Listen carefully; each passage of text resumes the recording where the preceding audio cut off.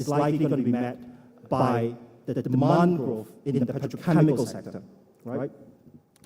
LPG consumption growth is going to be dominated by Asia and Africa, as we discussed. And while North America decelerates its demand growth in the next couple of years and decade forward, the Middle East will marginally expand on its longer-term demand growth. One important addition recently in the Middle East is the start of the new PDH plant, APIC in Jubail, and that's going to significantly increase the demand for propane within the country, but more importantly, it's going to decrease the amount of propane that's coming out of the Arab Gulf region. So something to bear in mind as we look at how that's impacting price trends in the longer term. Coming back to Africa, it will remain one of the fastest growing regions globally, right, over the next decade. And again, forecasts from S&P Global Commodity Insights Analytics look at that number to be somewhere between 16 to 20 million tons per year of additional LPG demand to be met from 2025 through to 2050. Right, so just to maybe go on to a little bit on the prevailing here and now, right, what's happening in the month of July. So in Europe, we've seen prices of propane experiencing a significant decline. And we've seen that prices dropping by as much as 100 metric tons over the last month, which is somewhat unusual. We'll look at why that's the case. And that downturn is really largely attributed to a little bit of the knock-on impacts of the US-China tariff conflict, but also largely attributed to seasonal patterns, as the end of the heating season usually means there's a decrease in demand for propane as a heating fuel.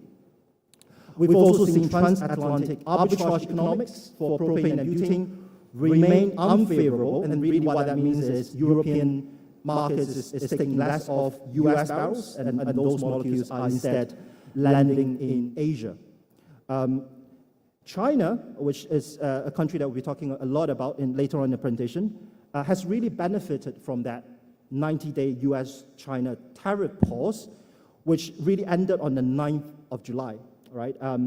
But what we've seen that is there was a window of opportunity really for Chinese end users to stock up as much as possible ahead of what is still assumed to be a 10% tariff that China is reciprocally placing on US imports coming into effect from September. Now moving on to talk a little bit about LPG freight markets, we've seen as a result of that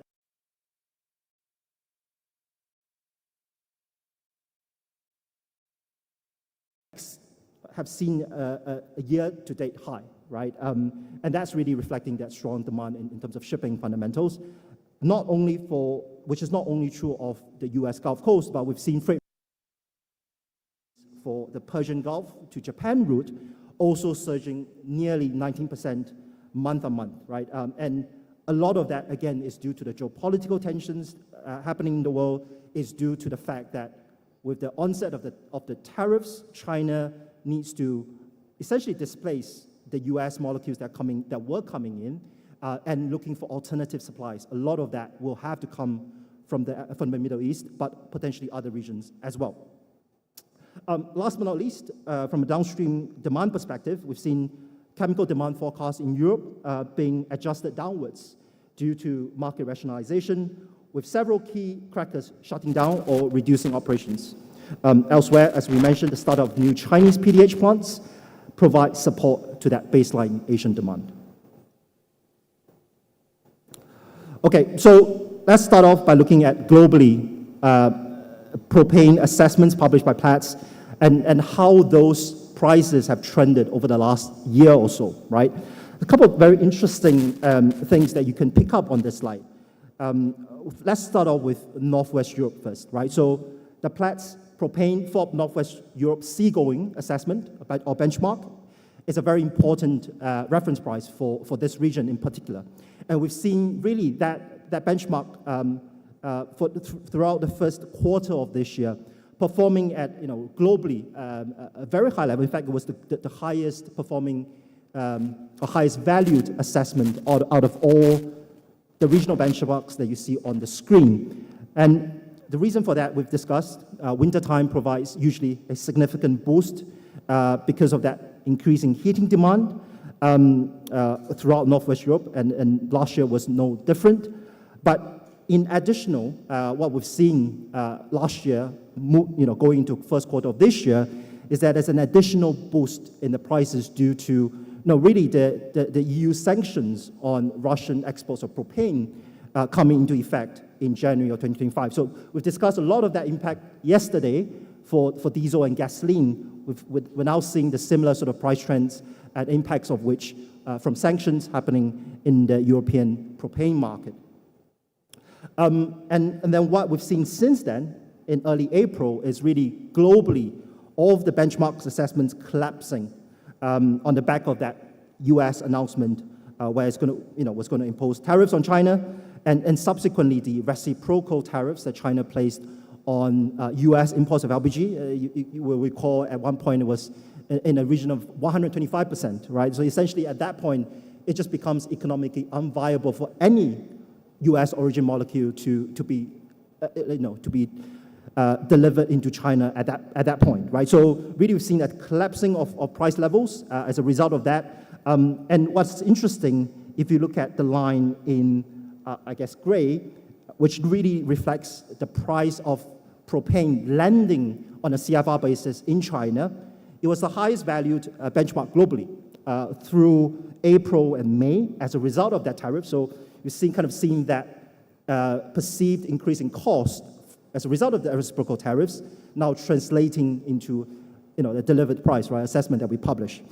And very interestingly, if you look at the line in yellow, which is reflecting the propane, the Platts propane for Arab Gulf 20 to 40 days forward cargo assessment, it was the highest valued assessment of benchmark globally for a very brief period of time during May. And this is very unusual. You recall Arab Gulf as a region, as second behind US globally as one of the main exporters or suppliers of LPG. So for an assessment reflecting on FOB basis, loading basis of the Arab Gulf, to be the highest assessment of propane globally is really unusual, right? And there are a number of reasons, again, for this. We discussed the impact of tariffs. We discussed, for instance, that having, I guess, an implied impact where there's a perceived premium commanded by an Arab Gulf molecule of propane because of China's need to diversify away from the US, right? But also, we've discussed the startup of the new Jubail PDH plant, which really meant that at the time there was a market expectation that Saudi will significantly increase its June propane contract price, going as we approach the end of May as a result of that decrease in the need to export Saudi propane barrels overseas. I think what I would read from this as sort of one important takeaway is increasingly we're seeing that divergence in value from Saudi CP, which, again, it's a very, historically at least, been a very established price reference from the region, to a divergence between that value to what is the actual landed or delivered value of spot propane landing into the main demand centers, right? So North Asia, China, Africa, increasingly, right? And I guess the lessons I draw from that is that divergence, therefore, would require increasingly a demand for end users to be looking for alternative assessments, benchmarks, that are no longer reflecting what is a monthly contract price, but what is a spot assessment of the prevailing fundamental value of the marginal barrel of LPG, marginal barrel of propane, right? And as we've seen on this slide, that is what we assess for Platts propane FOB AG, 20 to 40 days forward cargo. It is reflecting the spot value of LPG loading out of the AG on a daily basis, and it internalizes or it reflects the discount of spot barrels potentially loading out of the AG as a differential to the Saudi CP, right? So I think that's one important takeaway I draw from this, and also just how diverse and how increasingly impacted and the interchange in price place between the different regions, supply-demand hubs, because of that geopolitical risk, because of that increasingly polarized world of tariffs that we live in today. And last but not least, if you look at the line in red, which is reflecting the Platts assessment of propane loading on a FOB US Gulf Coast basis, that continues to remain the most competitive source of LPG molecules globally, right, across all regions. All right, so let's move on to talk a little bit about the European side of things, right? And as we discussed, European propane market has historically been driven largely by seasonality, right? So we've seen the propane market in Europe historically tapering off from April to August in line with seasonality impact of declining heating demand. However, that dynamics through 2023 and 2024 have largely bucked the usual trends, as you've seen on this slide. And that's really due to, in many ways, the strong backwardation in upstream crude oil markets that we've seen over the last 2 years. And that has really masked the seasonality impact in propane as a result.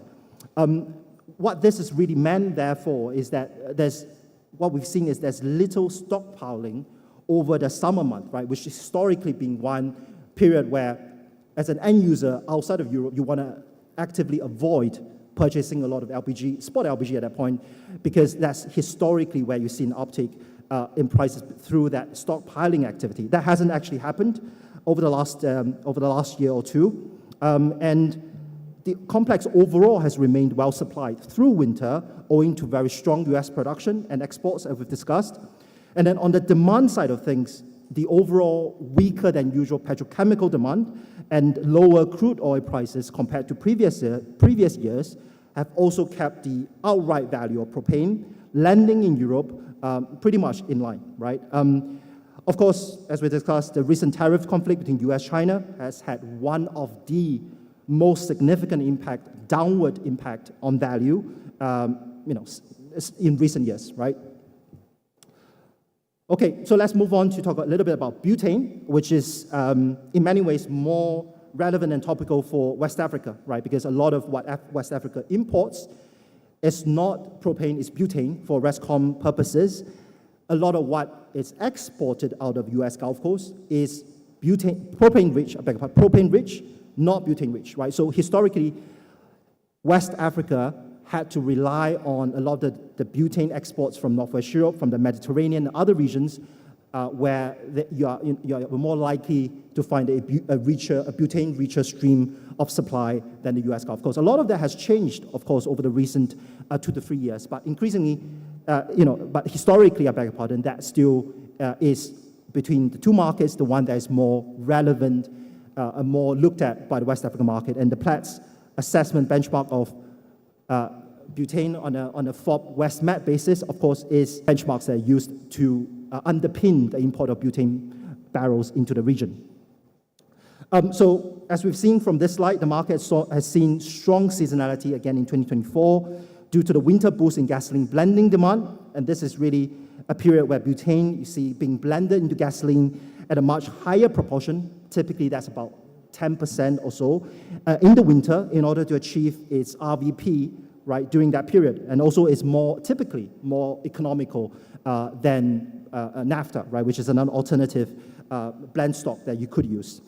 Butane is also more of an insulated market, if you can call it that, compared to propane, as we discussed, because US Gulf Coast exports tends to be more propane rich.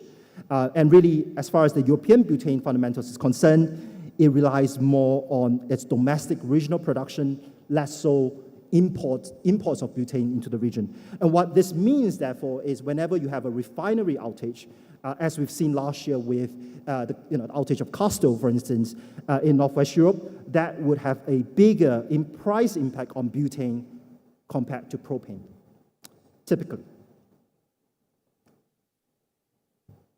Okay, so let's talk a little bit about the freight markets then, which everything that we discussed so far, this is really the glue that gels markets, right? FOB markets, deliver markets that brings Asia, Europe, Africa and US together, right? So the importance of LPG freight markets cannot be understated. What we've seen over the last couple of years is, even though LPG freight rates have overall seen a downward price trend, it is still subject to very volatile price movements from time to time. Composition. So it's basically a range scaling from 1.5 million for port calls to 500 metric thousand for port calls, depending on the percentage of Chinese-built ships in your fleet.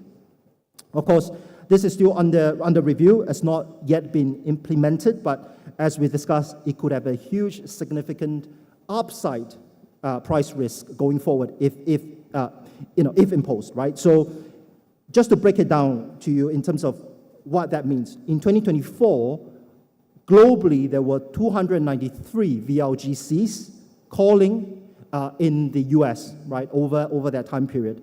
And of the 294, 555 of these vessels were either operated by a Chinese firm or it is a vessel that was built in China. So roughly, you're looking at approximately a quarter to a fifth of the global fleet that is potentially implicated by this USTR proposal, right? So excluding that from the global availability of vessels that you could leverage, you could call upon to load LPG out of the US Gulf Coast could pose a significant challenge, and particularly during periods where the market is already experiencing a tight availability of ships, as we've seen over the last couple of months.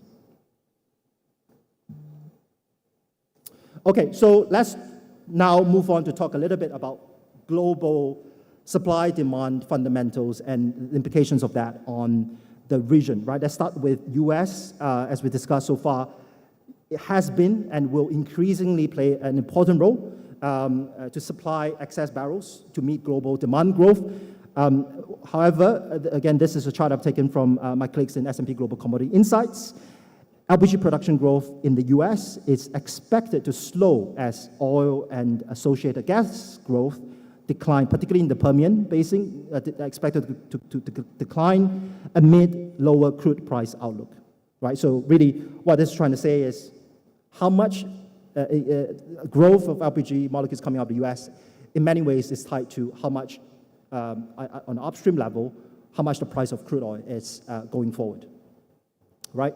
And then if you look at the demand side of things, really at the height of US exports, let's just say 2024, right? If you look at this chart, this pie chart, almost 50% of that has gone into China. So really, the rest of the world is competing for 50% of what the US is exporting. China alone is accounting for 50% of that, right? And what these tariffs or potential reciprocal tariffs has meant is now there's potentially the rest of that 50% of the pie that the rest of the world can access, right? Because potentially these molecules are no longer economically viable to be exported into China. What is also interesting, as I note from again one of the reports that was published by my colleagues on the analytics team, is that even if you consider the full surplus of Middle East LPG exports at its peak, that is still insufficient to completely displace all of the total volume of US LPG. So 50% of that going into China in 2024. What that really means then is China would need to look for alternative supplies. Even if it's fully maximized the amount of alternative supply coming out of the Middle East, you'll be looking at alternative hubs like Canada, Norway, potentially Nigeria, right? Potentially Nigeria as one of the new emerging alternative supply hubs of Chinese demand going forward, right? And of course, Russia, as we'll touch a little bit on later on, it's quite difficult for us to know exactly how much Russian LPG is being imported into China, because the majority of that is being shipped out or being exported out of the country into China through rail trucks. So it's not something that you can see being loaded on a vessel, and therefore very difficult to track. But of course, Russia continues to play an important role as sort of providing a baseline supply, meeting a baseline supply need of China going forward.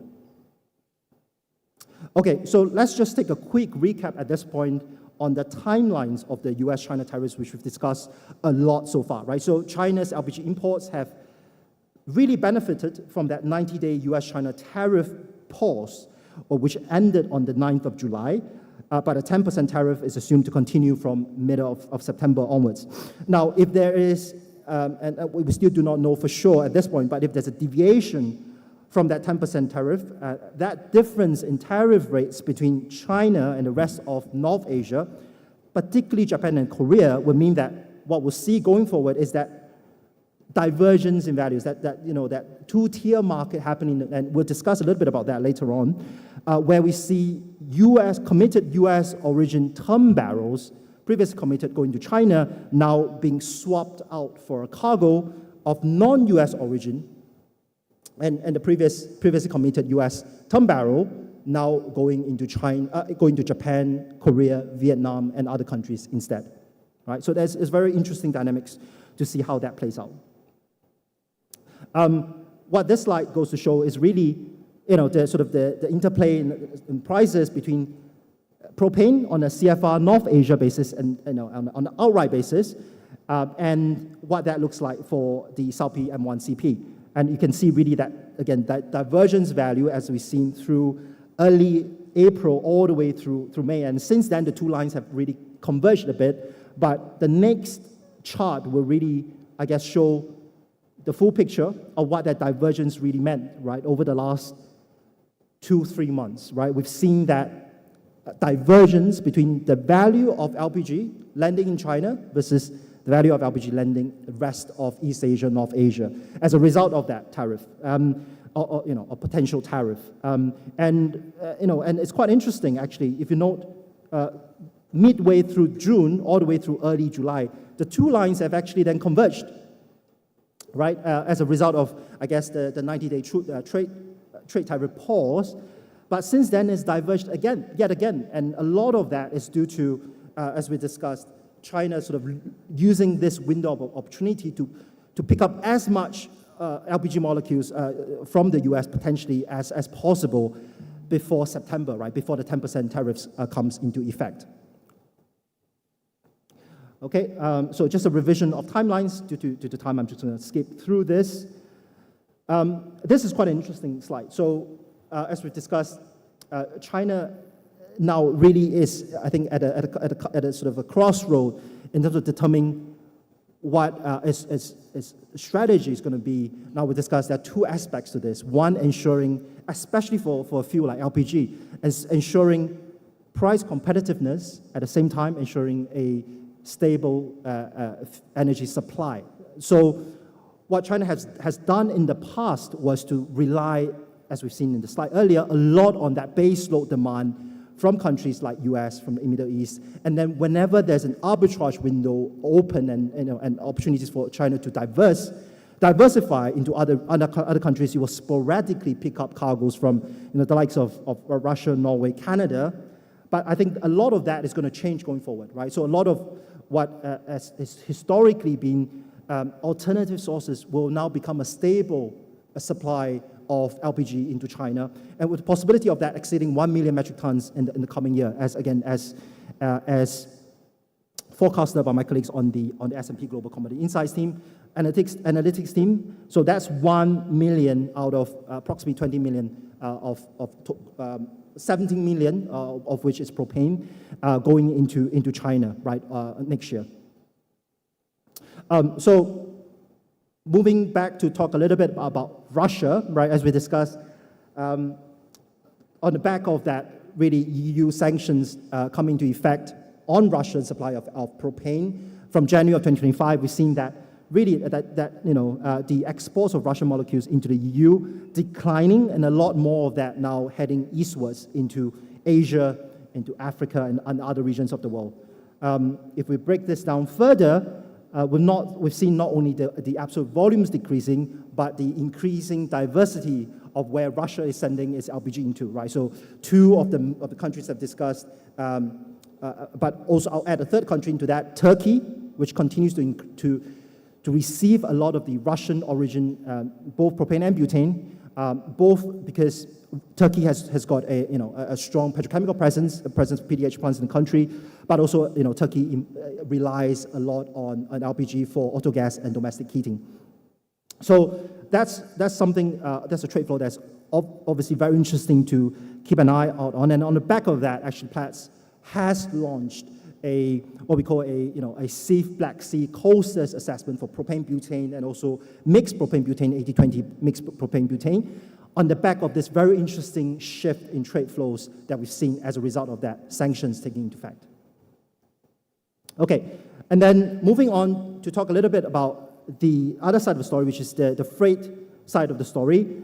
VLGC freight rates continue to reflect quite a balanced market, as we discussed, overall price trends trending lower, but in the short term, potential upside risk, right, to global VLGC freight rates. And we do expect, again, forecast by my colleagues on the analytics team, a slowing down in new vessels being added to the global VLGC fleet, slowing down in new builds as we go into 2026 and beyond.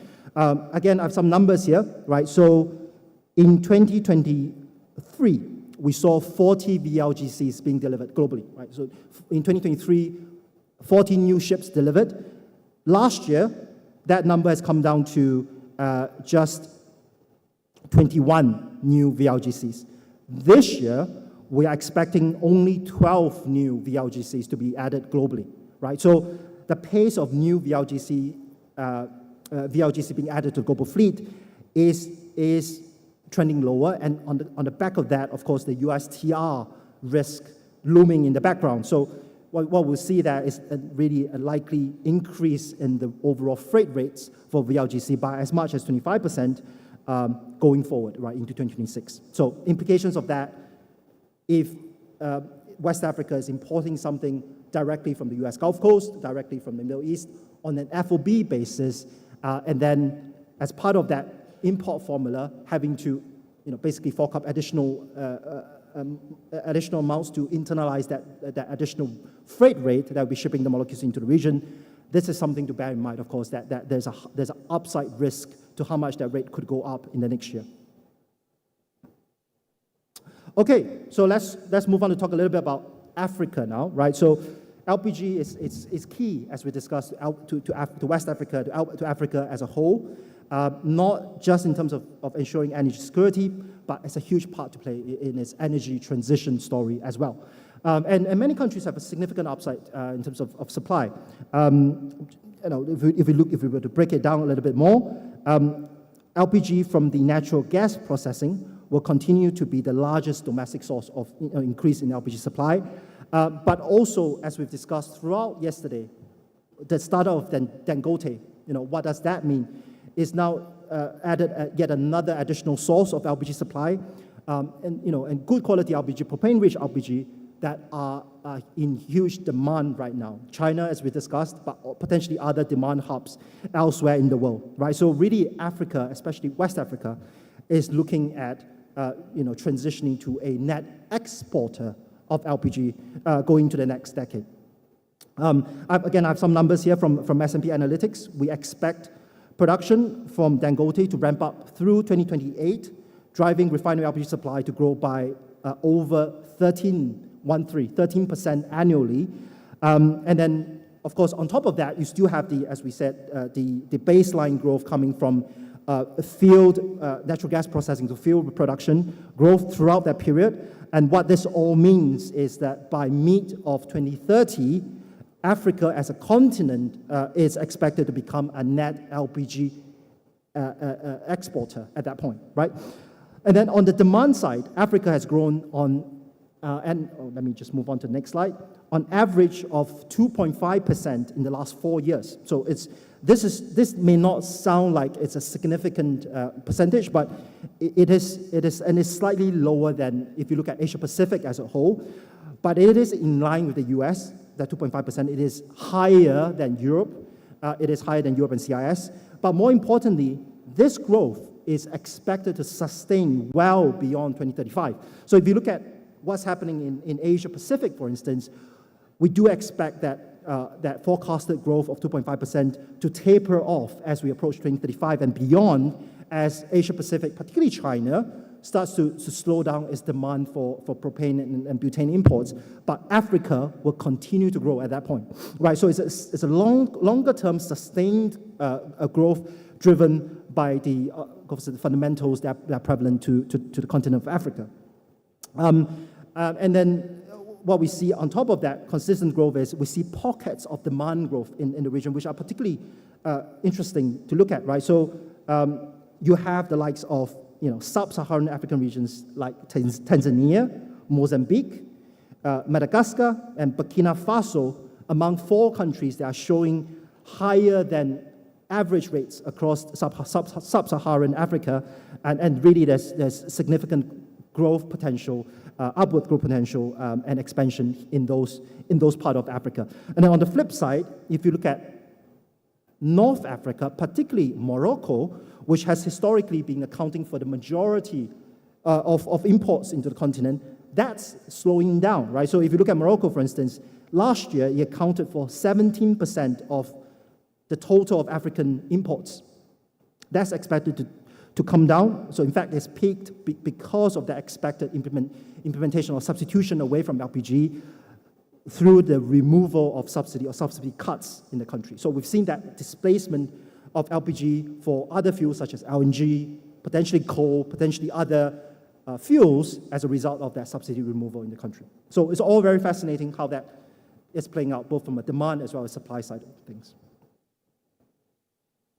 Okay, so at this juncture, I'm going to now move on to talk a little bit about the actual assessments that we publish that are relevant for West Africa, right, and the underlying methodology that underpins it. So again, I'm going to sort of stick to the well-tested method that my colleagues took you guys through yesterday, starting off with a snapshot of our flagship LPG report. So this is the Platts LPG gas wire report, which has a full suite of all of the global the regional reference prices and benchmarks that we publish every day for propane, butane, and in parts of the world, isobutane, natural gasoline, and so on, right? Ethane, and so on, right? Okay, so, but for Northwest Europe in particular, right, these are the suite of assessments that we publish for propane.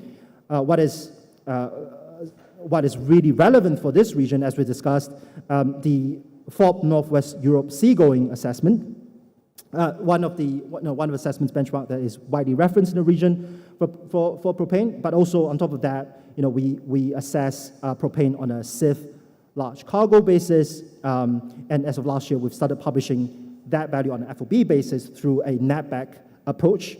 But also on top of that, we publish FOB ARA barges of smaller clip size that we reflect, as well as propane FCA trucks and rail cars, which is used very prevalently for inland Europe, right? So the Rhine region, Germany, and Austria, that part of where you typically see propane being sold not on a barge basis, not on a cargo basis, but much smaller clips of 20 to 500 metric tons out of a truck.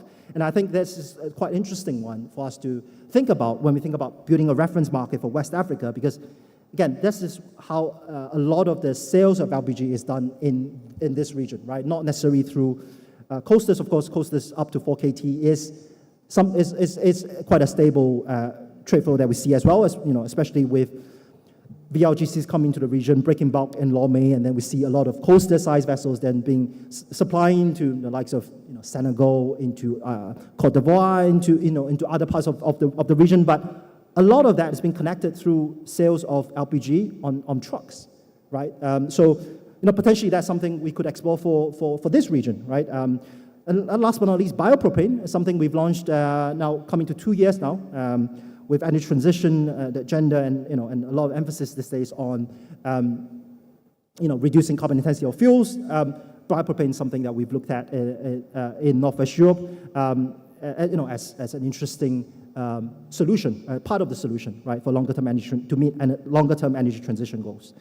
Moving on to the Mediterranean, again, we assess propane on a CIF basis, but also on an FOB basis, and on a CIF Met large cargo basis, which is something that we've just launched, again, at the start of this year.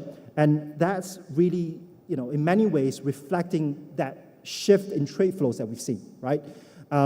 Where historically, a lot of the smaller size coastal vessels in the Mediterranean that supplying the region have been displaced increasingly by LPG, especially propane, coming to the region on much larger vessels, VLGC vessels, right? So this is really an assessment that we've launched that is trying to reflect that shift in trade flows and the fundamentals of that much bigger vessel market, right, coming to the region. Okay, so moving on to butane, almost sort of a similar snapshot of what we've seen on propane.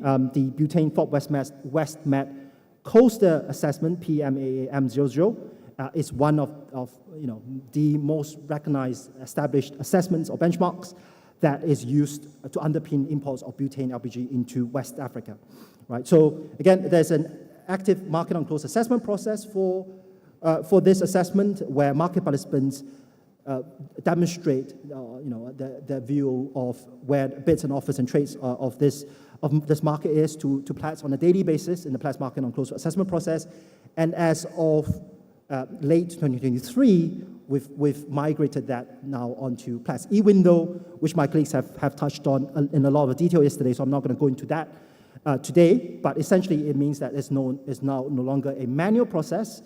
It's done electronically where traders, market participants can directly input a bid and offer on screen as a means of demonstrating value to Platts. Okay, I'm going to skip through this, conscious of time, but essentially, I think the story is Platts LPG assessments are underpinned and assess the same methodology that underpins our established assessments on diesel, on gasoline, that we've spent a lot of time going through yesterday, based on two core principles: price reflecting, a value reflecting a function of time, and that reflects, of course, for our European LPG assessments, 4:30 London close, and importantly, the importance of transparency, right, which is what the earlier slide was meant to, to really reflect. And as we discussed, there is a e-window tool, right, that market participants can utilize these days. And as we've seen, since this has migrated on an e-window, as of today, more than 140 unique days where we have bids and offers and trades by market participants, really demonstrating their value to Platts, and really underpinning the robustness of that assessment through that, price discovery. The price chart on the right is just going to show the diversity of market participants that participate in this process every single day, right? So from the likes of trading houses, Trafigura Vitol, Sahara, to producers, to end users, right? So I've come to the end of my presentation. I'm going to, leave you again with the QR code, which if you have not a chance to do so yesterday, this is where you could, encourage everyone to take out your mobile phones and give it a scan. This is where we have launched a WhatsApp channel dedicated to bringing you all the latest essential price information and market commentary in the West African market. So with that, I hope that's been informative, and I look forward to continued discussion with everyone in the audience on LPG and LPG reference story during the tea break or lunch break later on. Thank you so much. Thank you.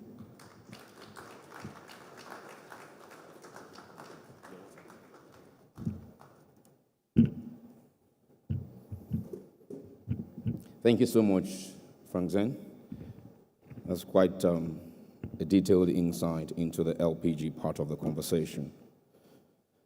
The WhatsApp QR code, for those who were not here yesterday, is S&P Commodity Insights created WhatsApp platform to share with you data and information, more like keeping you abreast with happenings in the sector and around the conversations we've been having since yesterday. So if the QR code can just go up one more time in case someone has not, who is interested, don't worry, you're not paying for it. You're just joining the WhatsApp group and getting updates, right, Okay, awesome stuff. Thank you very much, Frank, one more time. Let's please give him another round of applause. Yes, thank you. I had mentioned earlier, I will just take a 2-3 minutes goodwill now and then proceed to the panel session. The panelists, of course, are waiting. Okay, so for about 19 years now, one entity has been providing a platform for the Nigerian downstream sector to converge every year and have conversations around the kind of things that we're talking about here in terms of logistics, for instance. And this platform is being created by a group of industry experts, one who has been championing that cause for many years, currently an advisory board of that platform, but a senior partner as well at Akabogo and Associates. He's here to talk to us briefly. I'm talking about OTL, the Oil Trading and Logistics Expo that has been on for about 19 years now. I'd like to now welcome a member of the advisory board to talk to us briefly, Dr. Emeka Akabogo.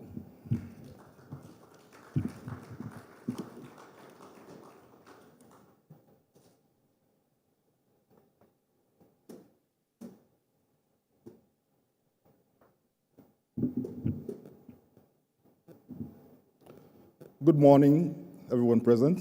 Good morning. May I just observe and abide by all protocols already established? I'm very pleased to be here to have the opportunity to make a few remarks. And I thank my big brother, the ace, Engineer Farouk Ahmed, and the entire executive management of NMDPRA for this opportunity. I'm here this morning in my capacity as the Vice Chairman, OTL Africa Downstream, which, as most of us in the room are aware, has pioneered the important effort towards a West Africa pricing framework over the years, even before the PIA and before the latter-day ex-continental interests. We are excited by the enthusiasm with which NMDPRA has embraced the importance of this initiative, collaborating actively with us on driving the agenda on this since 2022. Interestingly, at the last OTL conference in October 2024, the industry, led by NMDPRA, committed to driving a West Africa petroleum market integration strategy. And this event is an important outcome of that commitment. It's against this background that we welcome this event as one of an important bouquet of options in ensuring West Africa takes autochthonous charge of its petroleum market destiny in a manner that creates value for the citizens of the region. You can never overemphasize the importance of efficiency and fairness in markets, and it is in this context that frameworks for national and regional competition are an urgent, compelling imperative.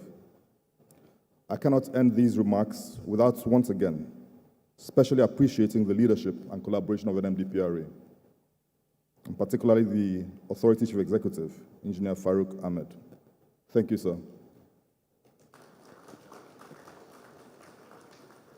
I look forward to seeing you all in October at OTL when these discussions begin to merge through clearer visibilities of the key market factors. Thank you very much.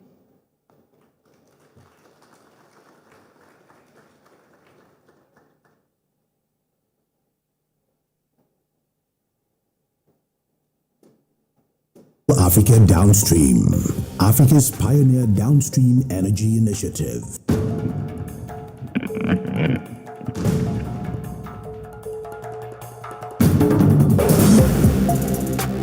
OTL Africa Downstream, Africa's pioneer downstream energy initiative. 19 years of insight, impact, innovation. In partnership with the Nigerian MIDSTREAM and Downstream Petroleum Regulatory Authority, fueling the future together.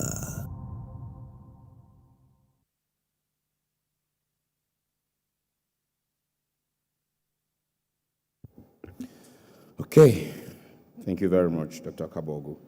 Let's now move on swiftly to our panel.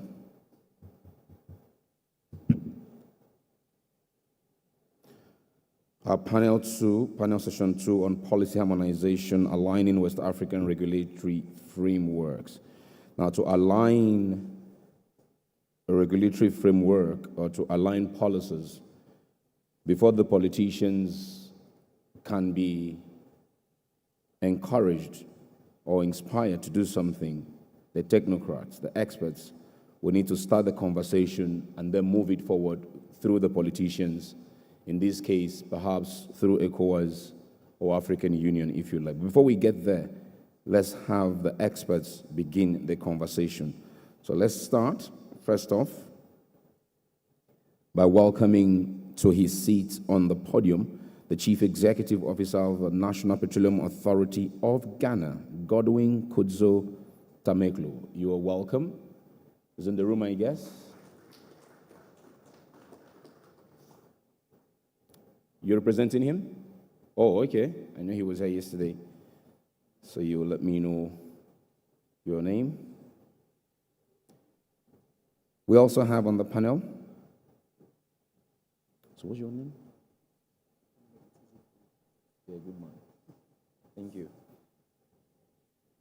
No, I need you here. Yes, sir. Thank you. Okay. That's the Director, Economic Regulation and Planning for NPA Ghana, Abbas Ibrahim Sasuti. You're welcome. Please give me a round of applause. Thank you very much. Santi, you're welcome. Continuing with our panelists this morning, I'd like to welcome our next panelist, who is joining us in person here, the Director General of NPRA in Sierra Leone. Welcome, Brima Mohamed Baluwa Koroma. You're welcome. Please, you're seating to the immediate right of Abbas Santi. Joining them on the panel is the Head of Evaluation, Economic Monitoring and Statistics, General Directorate of Hydrocarbon of the Ministry of Mines, Petroleum and Energy of the Côte d'Ivoire, Monsieur Alain Ajoumani. Monsieur, bienvenue.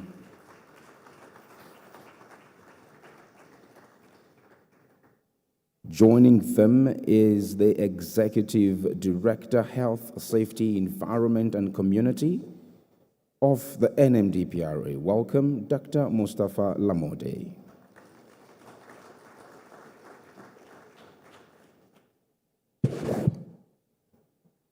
I have been informed that to his right, to Alain's immediate right, I have been informed that the Director General of ANSE out of Niger Republic is joining us virtually, Monsieur Ibrahim Nomao. Monsieur Nomao, vous êtes là? Bonjour. S'il vous plaît, dites quelque chose avec moi. Is he online? I have a Nigerian. Is he there? Who should join us virtually? I need a thumbs up if he's there. If he's not there, I move on. And you let me know when I get down when he joins, and I'll tell the moderator. Is he there? His name would be Ibrahim Nomao. He's there. Bonjour, monsieur.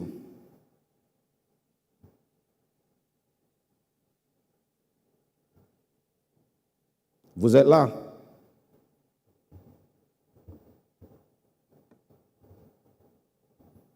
Okay, I guess we'll carry on. You let me know when we can hear him, and I'll pass that message to the moderator. Now, speaking of the moderator, I would quickly.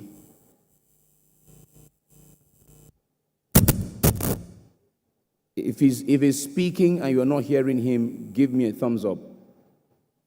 Technical. Okay, let me just carry on nonetheless. Our moderator is the Managing Partner and Chief Executive Officer of Avante Consultants and Advisors Limited. Himself, a seasoned regulator. Welcome, Dr. Nuhu Habib.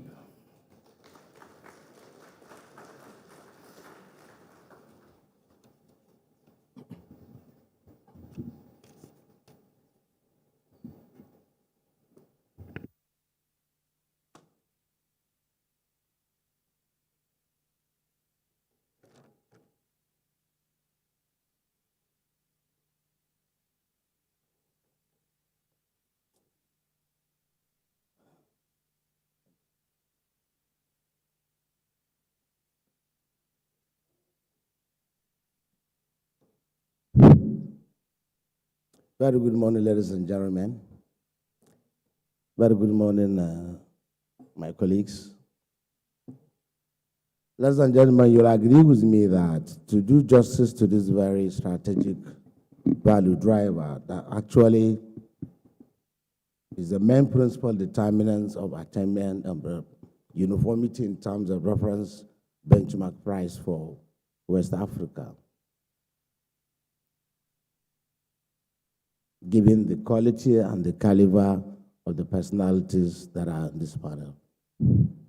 So, ladies and gentlemen, you're welcome, and thank you very much.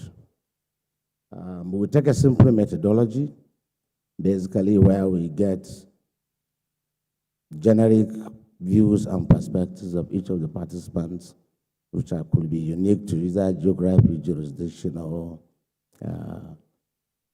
practice.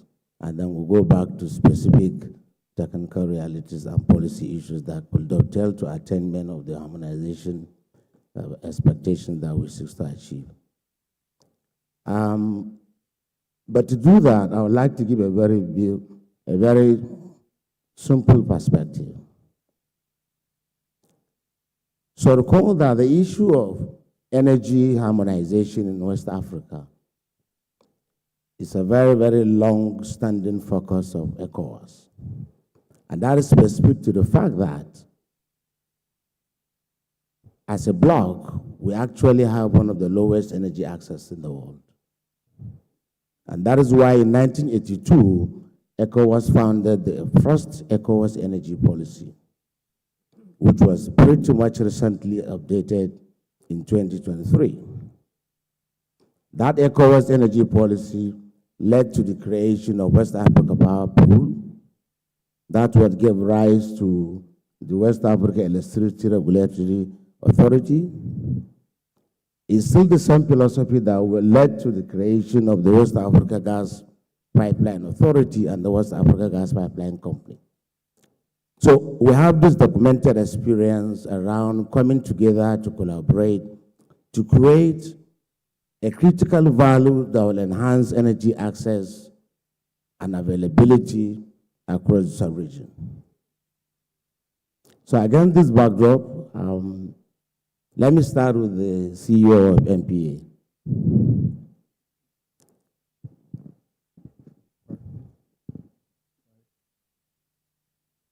Please give us your general thoughts.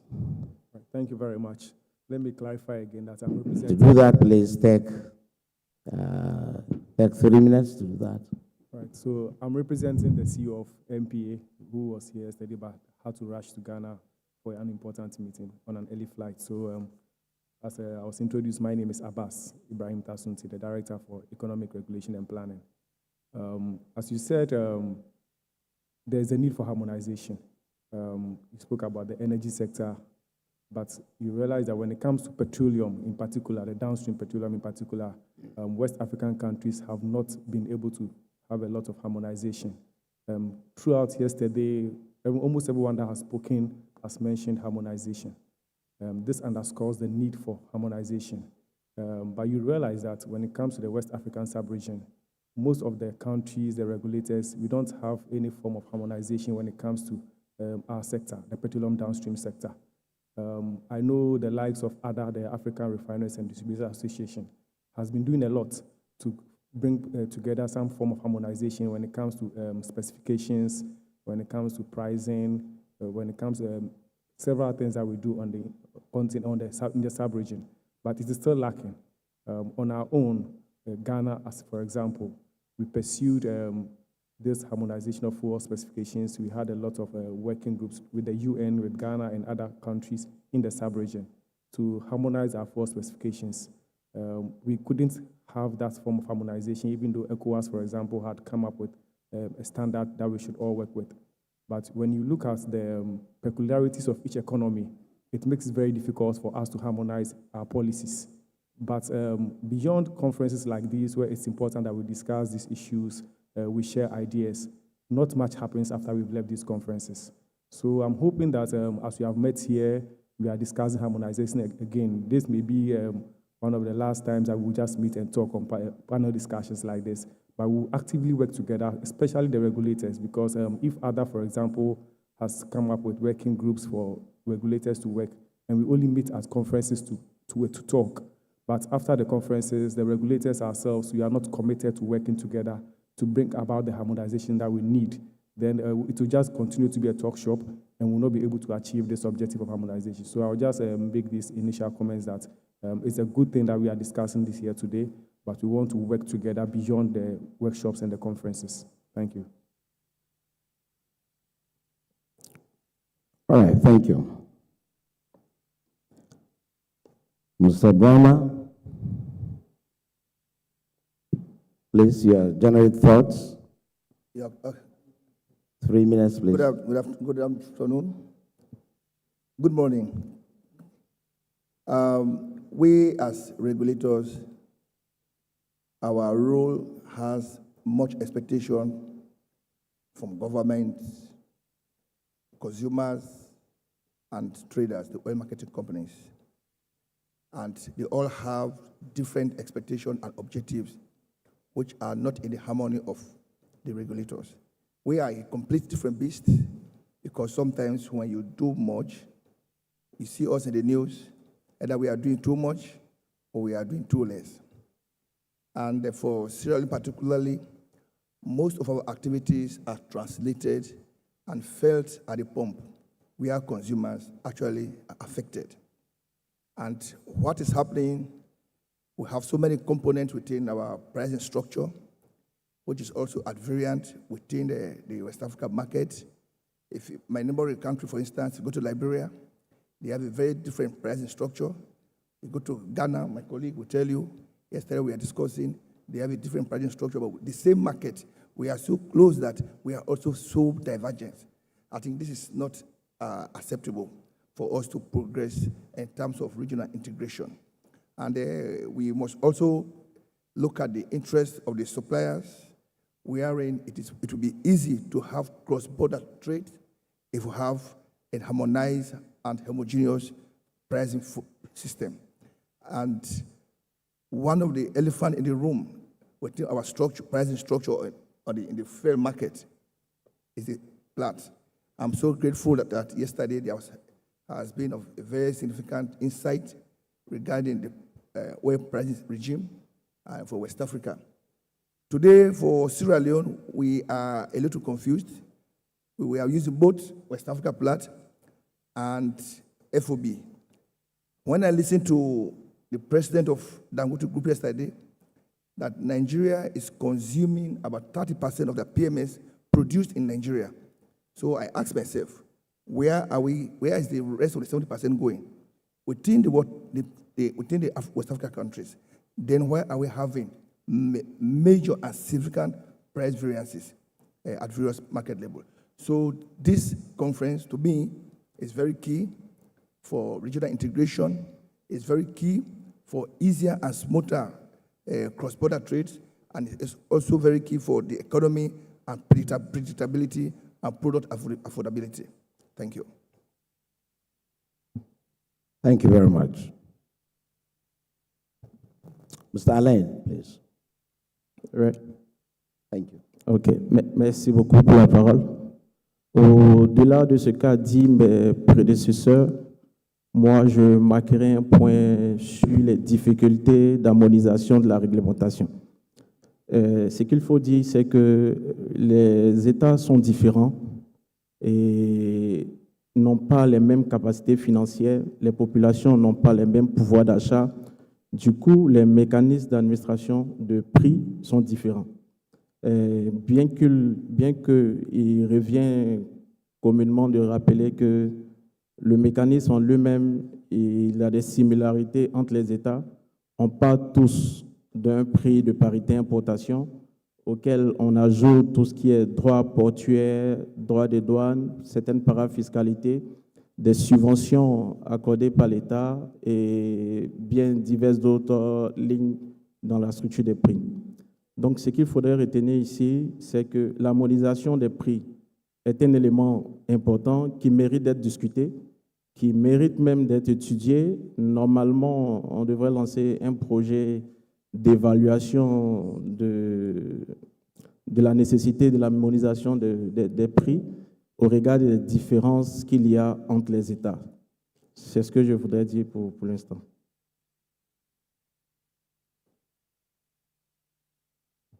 Thank you very much. Dr. Lambre? Thank you. Good morning. The ACE has stepped out. All protocol duly observed.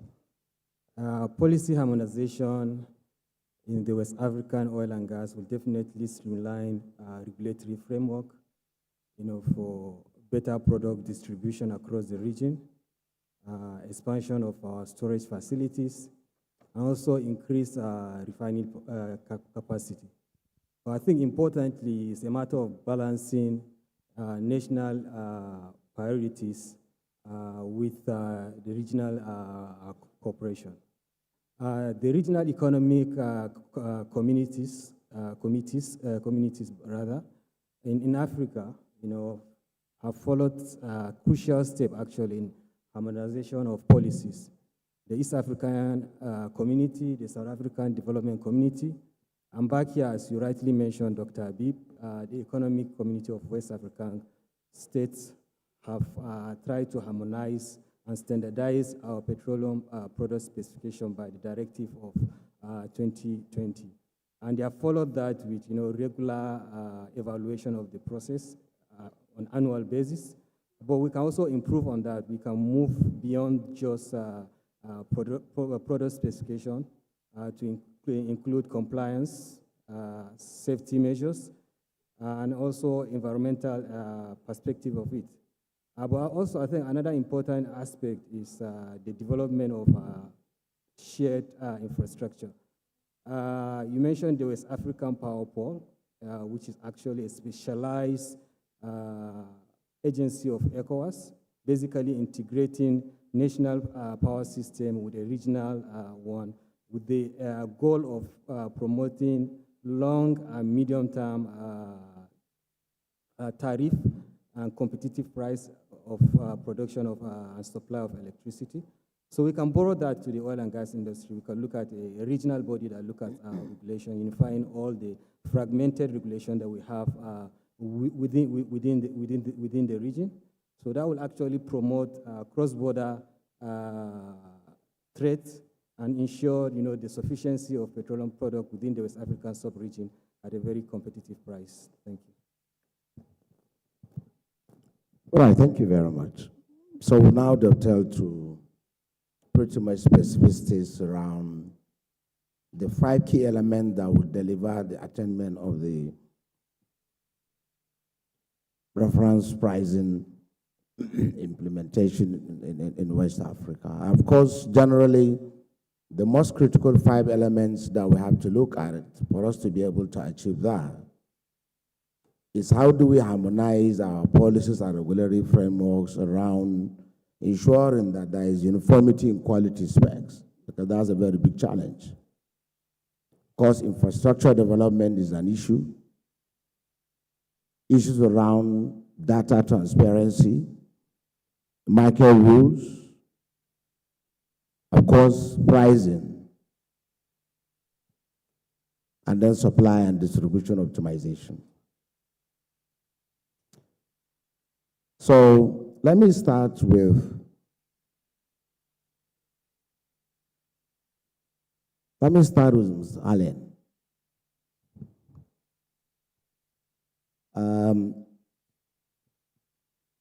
Obviously, data transparency, if we deliver everything, but we are not in a position to have transparency around data management and its own administration, that will significantly and negatively underpin our ability to basically achieve that harmonization. So, given your competence and your capability and what you've seen as a data administrator and statistical custodian from a regulatory standpoint of view, what are the best strategies you think we could employ to ensure harmonization in terms of our data and transparency in terms of the management of that data, particularly given the fact that we are now bringing various jurisdictions across West Africa to make sure that we achieve that uniformity. Do we need a standardization in terms of templates of reporting and all of that? Thank you.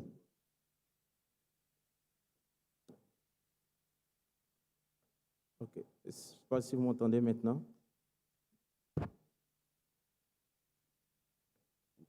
Ok, pour revenir à la transparence des données dans la mise en place de l'harmonisation de la réglementation, ce qu'il faudrait retenir, c'est que la mise en place de la réglementation obéit à certaines règles.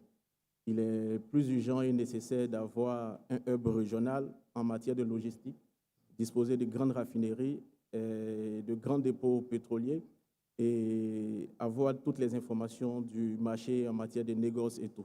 Donc, pour la transparence des données, il convient de mettre en place un instrument de collecte de données à l'instar de PLAT et qui va nous permettre de capter toutes les informations de toutes les données relatives aux échanges entre les États ou internes à chaque État. Et en plus de cet élément, il convient également de mettre en place un instrument de contrôle qualité des données et de transparence aussi des données et véracité des informations fournies.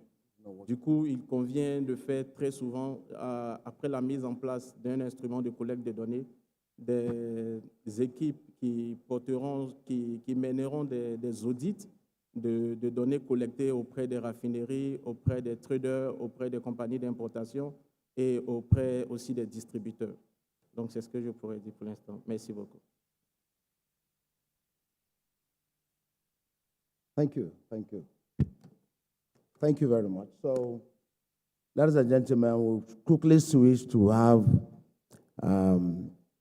Mr. Ibrahim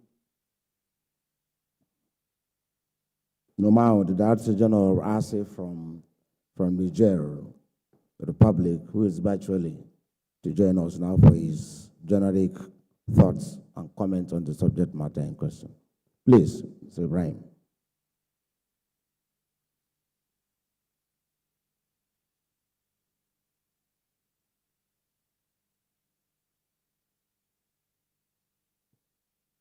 Technical. Can we get him online?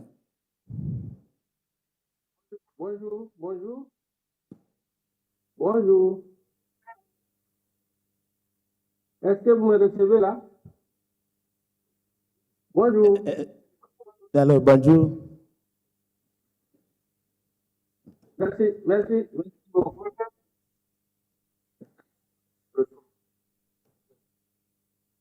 Bonjour. Yes. Est-ce que vous me recevez? Son. We can tell him we can hear him. We. Continuez, monsieur. Oui, bonjour. Yes, allons-y, allons-y. Donc, monsieur Nomao Ibrahim, directeur général de régulation de l'énergie, il faut dire que et les hydrocarbures. J'interviens au titre de la mamelle hydrocarbures. Donc, à propos de ce que vous avez déjà posé comme problématique de l'harmonisation au niveau des États pour West africain, il faut dire qu'il y avait un institut d'harmonisation au niveau de la CEDEAO. Comme vous le savez, tout dernièrement, avec les événements qui ont eu cours dans nos États, donc les trois États de l'Interland, à savoir le Niger, le Burkina, donc l'AES, ce qui fait qu'aujourd'hui, nous ne parlons pas de l'harmonisation de la CEDEAO, mais que pour ne pas être à la traîne, les trois régulateurs du Niger, du Burkina Faso et du Mali se mettent ensemble pour que cette régulation, la régulation que l'objectif visé donc, à travers la société par nos États, de toutes les façons. Moi, je dis que tant que nos États seront tributaires du marché des ports et que tout autour de nous, ce sont des États de la CEDEAO qui souffrent, donc l'harmonisation sera en tout cas d'une manière ou d'une autre transposée sur nos États. Mais il faut dire qu'au Niger, nous avons une raffinerie chaque jour, mais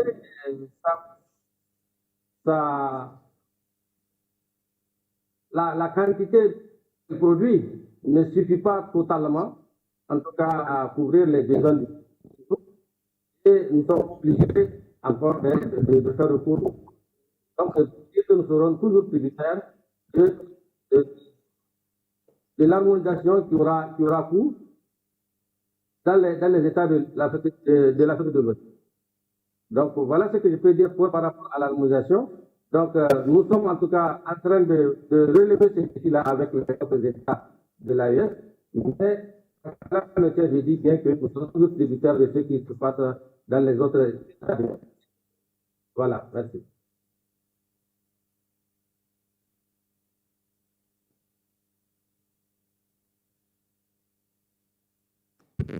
Okay, thank you very much, Director General. We had a network challenge, but at least I think we grabbed the most important part of the message. Thank you very much. Okay, so very quickly that Mustafa, obviously the issue of variable or differentiation in quality spec pose a very, very big challenge in underpinning a harmonization mechanism around regulatory frameworks that can in place a reference pricing for West African markets. What are your thoughts on some of the best practices and the mechanisms? Because obviously, even yesterday, the president of Dangote Group mentioned that as a big challenge. If we have uniformity, we don't have uniformity in terms of quality spec, then it becomes very challenging to basically create a pricing mechanism. Otherwise, then you have to have something like a reference basket that accommodates all the variable specs. So what are your thoughts? And what are some of the best practices that you could think we could basically put into perspectives for us to be able to manage to a reasonable, practical extent the issue of quality spec optimization? Thank you. Thank you. There's generally a direct correlation between quality and the market price in particular.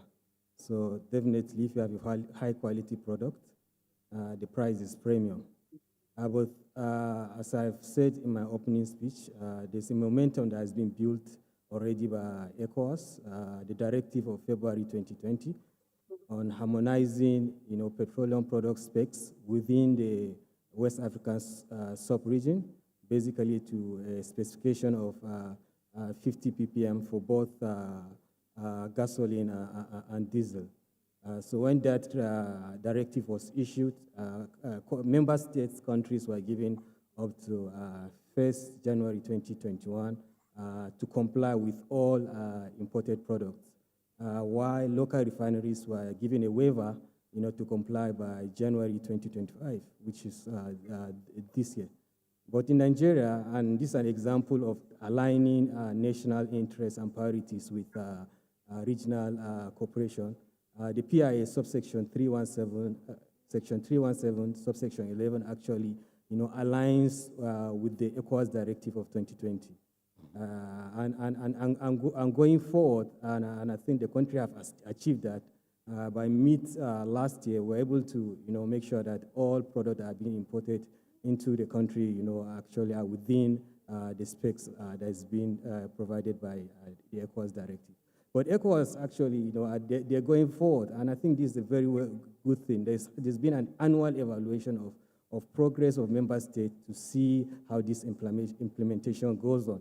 The last one was done in April this year, and the authority has always been, participate in this evaluation process. There's been a mixed reaction, actually, in terms of compliance from member states. I won't say a fraction, but a number of member state countries, notably Ghana, Nigeria, Cape Verde, and I think are in compliance. And other countries have actually aligned the regional directive with their own national regulations. So that's one step. But I think, to ensure compliance, we need to, as part of the directive, also include, measures that will ensure member states comply, and also the process in order to help member states comply. Part of the outcome of the last evaluation report was basically to review the 2020 directive and what they're actually looking at, because local refiners are having it very difficult to comply. There's been a push within to make sure that even local refiners are given extra time to comply. But this time around, we're not going to 50 ppm. We're not looking at Afri 5, we're actually looking at Afri 6, which is basically 10 ppm. So experience within member states, and I remember the last OTL we had, and the managing director of NPA Ghana was there, and he was telling us how they were able to achieve, local refiners were able to achieve that progress. So we can learn from experience of other member states in order to achieve that. Thank you. All right, thank you. Thank you very much. So, thank you very much for that perspective.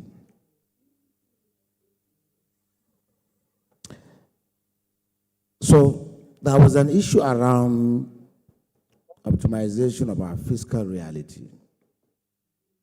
Obviously, Mr. Babrima, you provided a significant factor, actually, around variable taxation, port operations, and all of that. So if we are desirous of placing uniformity in terms of our reference pricing to stimulate energy access and growing trading that can ensure a lot of efficiency optimization, what do you see as fundamental enablers? What sort of factors do you think we have to really pay attention that can enhance market development, but at the same time enable us to achieve the objective of having the referencing pricing framework? Of course, looking at the fact that naturally fundamental realities across each jurisdiction varies. There are peculiarities and there are common elements. Thank you. Thank you so much. The fair price mechanism always have microeconomic consideration and microeconomic consideration. At macro levels, if prices are fluidly or adjusted and transferred to consumers, it may affect fiscal position of the economy. It can also lead to subsidy. And on the micro aspect, when prices are accurately adjusted, it will affect the disposable income of consumers. And having a homogeneous pricing regime within West Africa, it can reduce the risk of having misapplied pricing formula. And some of the consideration we need to take into account includes the vested interest of certain players, particularly the traders. They may want to lobby and to ensure that their interest is not being jeopardized. And some other countries also have to take into consideration the political aspect. for harmonization. At the domestic level, some country may think that the policy is being imposed on them from the region. We have to take into concern the political consideration also that harmonizing requires a sustained effort, collaboration, education, and awareness, because this is the only way that we'll be able to achieve the market homogeneity. Because most countries, as you rightly said, have different energy needs, different local and domestic priorities, and making it difficult to have a common ground.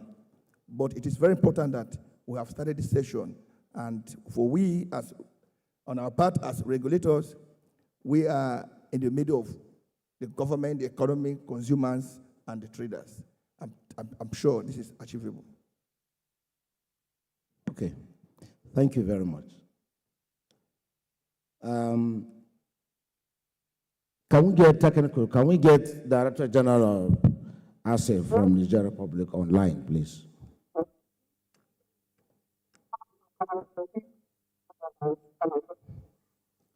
Okay, am I audible, please? Can you hear me?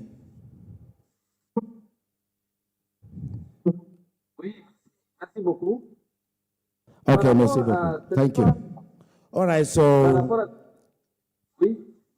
it becomes important to get your views and perspective because of what.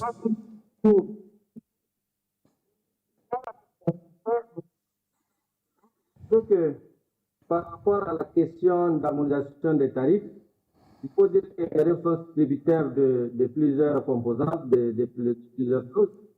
Et chez nous, au Niger, nous avons dans le tarif l'un des plus bas de la sous-région.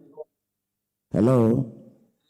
Can you hear me? Ceci tributaire de la. He's speaking, sir, but his network is bad. De notre raffinerie au niveau national, la SORAS, et de ce fait, le prix que nous pratiquons donc est très, très, très, très bas par rapport à ceux qui nous entourent. Mais comme je l'ai dit, la production de la SORAS ne suffit pas pour couvrir les besoins nationaux. Donc, il nous revient encore d'importer des produits du port. Et ces produits arrivés au Niger arrivent en tout cas avec un prix très élevé. Mais comme nous avons un système de participation au Niger, donc le prix à tous les niveaux, dans tous les pays, dans l'ensemble des pays, donc est le même. Et donc il y a un compte qui fait la péréquation entre le prix sorti de la France, de la raffinerie nationale, et les prix qui viennent de l'extérieur.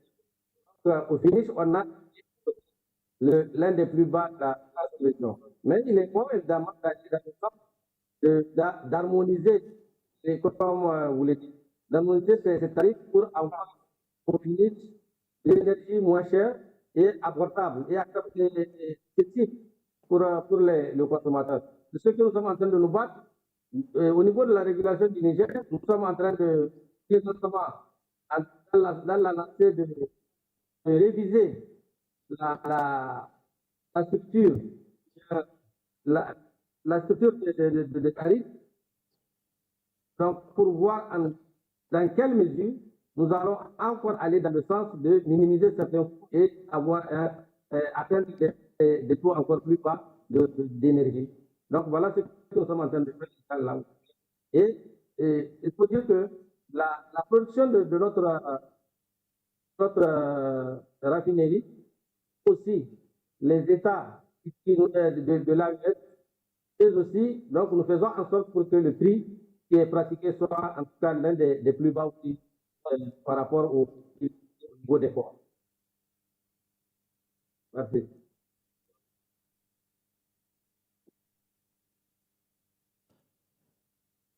Okay, thank you very Moderator, much. did you get him? I actually lost him completely. What I wanted to... Sir, if you give me a second, sir. S'il vous plaît, Monsieur Allen, pouvez-vous résumer C'est qu'il a dit en français pour les translators en français. So I want him to say what he said, just summarize what he said in French, so our translators can translate for your understanding. Allons-y, s'il vous plaît.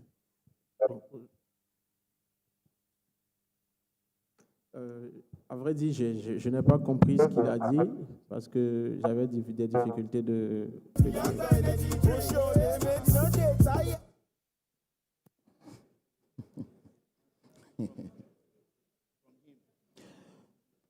Okay, so for time efficiency, I think we'll go ahead. Are you ready? Okay, so let's just continue then. When the technical issues are sorted out, then we'll get back to you, Director General. Thank you very much. So, Mr. Abbas, a very critical factor in driving harmonization and the value creation that we seek to deliver is issues around market rules. Obviously, the Petroleum Code of ECOWAS in 2023 creates a robust mechanism around competition and antitrust. Obviously, the market structures across the region differs on the premise of geographical peculiarities. What are your thoughts on how do you think, what are the mechanisms and approach that can allow us to harmonize market rules in a manner that they don't stifle competition and a manner that consumer protection and welfare maximization is greatly achieved? So, when you talk about market rules, the first thing that will come to mind will be the country's own market rules. But here, I'm sure you are referring to the sub-regional market rules. Yes. And I want to say that as West African countries, we are not competitors. We are rather collaborators. One good thing that we have is that most of us have the same supply sources. I think yesterday we spoke a lot about what happens at offshore Lome. Until Dangote's refinery started production, I think both Ghana and Nigeria were taking products from almost the same sources, same suppliers, who bring these big vessels to Lome and then bring back to Ghana, bring back to Nigeria. So we have a lot in common. If you take Burkina Faso, for example, they import most of their products through Ghana. Mali imports through Ghana, Nigeria does the same, and I'm sure other countries are supporting such landlord countries. So we have a lot in common already. So what we need to do is to see what we can do since we have common suppliers. How do we collaborate? Because like I mentioned earlier, we lack this collaboration already, and therefore, even though we have same suppliers, same market supply sources, we've not been able to come together to come up with any market rules. So we've all been focused on our own markets. In Ghana, for example, we have a structure that is completely different from what you have in Nigeria, for example. I know in Nigeria you have the oil marketing companies who handle both importation and distribution to the retail outlet. In Ghana, we have a very different structure where we have companies that are licensed to import, and there are different companies that will buy from these importers and sell to the oil marketing companies who do the retail. So because of this lack of collaboration, you realize that these frameworks that we have, regulatory frameworks that we have, are not helping us to collaborate properly. But I think beyond that, the in-country structure is not really a problem. It's more about how we are able to ensure that having similar suppliers, having similar supply sources, how efficient are we? I've noticed that when Ghana, for example, changed specifications in 2017 by reducing our sulfur levels to 50 ppm, we were the first in the sub-region to do that. At the time, majority of our neighbors were importing high sulfur fuel. The biggest fear most countries had was that reducing the sulfur level was going to lead to high fuel prices, particularly for the countries that were subsidizing fuel price. In Ghana, we had already deregulated pricing, so there were no subsidies on petrol and diesel, for example. So it was very easy for us to not see the impact of subsidizing or reducing the sulfur levels on our market. But I think if we are able to talk a lot more, we are able to collaborate a lot more, we realize that We are not competitors, we are rather collaborators. So we don't even need to think about how our structures in our countries affects competition. We should rather be thinking about how we can be more efficient in terms of where we get our products from, how are we going to reduce the cost of land. And what happens is that when we start having different specifications, I think as the previous speaker was mentioning, it makes the product expensive because the same supplier is bringing 50 ppm product to Ghana. It has to take 1,000 ppm to another country, take 500 ppm to Nigeria. This makes it more expensive for us. But if we are all having the same quality specifications, because we are bringing one bulk product, it's cost what we call it economies of scale. It will ensure that we have the least cost of landing products. Now we have Dangote supplying, and we've been told that Dangote, when it comes to PMS, for example, can supply and even export to other countries. It means that we should start discussing how our specifications are tied to local refinery production and not been thinking about imports. And I'm happy that we're having this discussion here with Platts, because Platts, knowing that we can produce a lot more of what we need locally, can develop market reference that are based on our domestic needs. What we've done is we adopt European specs. Yesterday, Dangote mentioned that if you take some of the specs in our adopted specs, adopted standards, it doesn't fit our country's environment. So you talk about specs that we just adopt, but it doesn't affect us because our weather is completely different. So we should start looking at specs that we can relate to, so that we just don't adopt specifications from other Western Europeans. Another thing I was telling my colleagues yesterday was that when there are things that happen in Europe, for example, because we benchmark Europe, and it makes their products expensive, we just inherit them. Meanwhile, West Africa, we are not exposed to such economic issues. In 2022 was a typical example. When Europe ceased getting a lot more diesel from Russia, we were affected directly.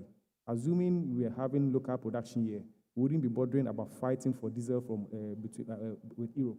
So we have to have our own local production, have our own specifications, so that we can be affected by what happens here, but not what happens in Europe, for example. Thank you very much. So evidently, the role of collaboration in creating value across the energy space, whether from public or private sector, cannot be overemphasized. Obviously, the new reality around global geopolitics and in the energy marketplace is much more necessitated than the reality. So recently, the African Union, or rather the South Africa, through the collaboration of African Union, championed an African Forum for Utility Regulators. We've seen ECOWAS championing the West Africa Electricity Regulatory Authority. Ms. Allen, do you think it's time to deliver this policy aspiration? It is time to contemplate a West African Downstream Regulators Forum,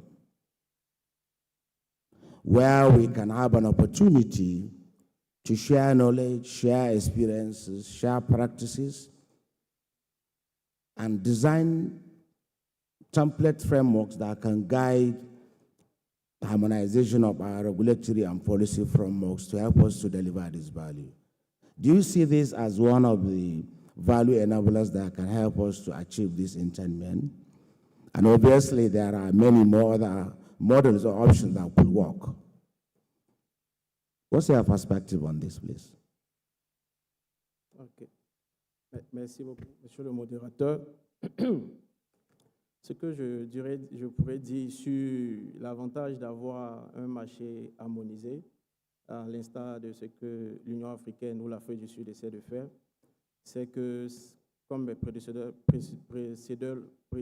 l'ont dit, ça va apporter, il aura tellement d'avantages pour les pays africains, dans la mesure où on aura une réduction des prix d'achat à l'importation des différents produits pétroliers, puisque le marché sera régional ou on va dire africain carrément. Il y a aussi le fait que la mise en place de cette régularisation, la mise en place de cette institution régionale pourrait permettre de réduire également les subventions accordées aux différents États du fait que le prix de référence serait très bas.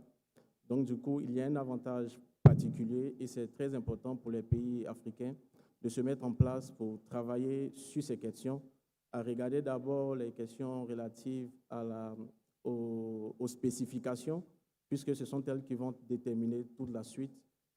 Tout à l'heure, celui qui est à ma droite le disait, nous, en Côte d'Ivoire, on travaille par rapport à la mise aux normes de notre carburant pour la réduction de la teneur en soufre à 10% ppm.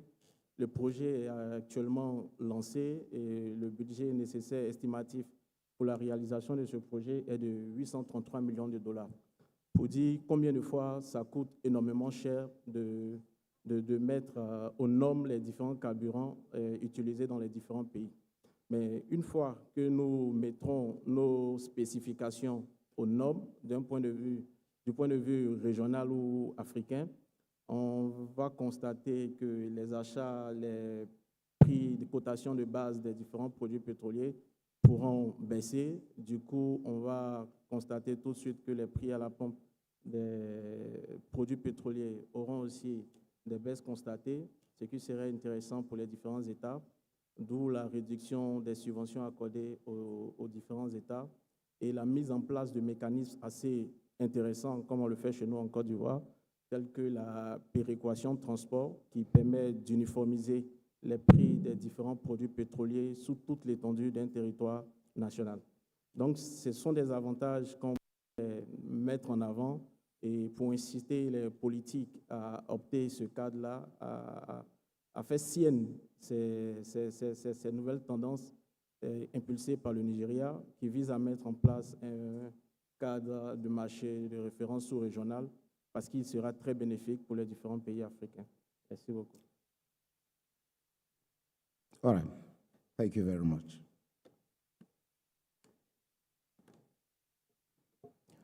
Okay, infrastructure development is very critical to efficiency optimization. And obviously, in the mid to long term, infrastructures to support efficient distribution systems, efficiency around storage, efficiency around evacuation becomes absolutely critical.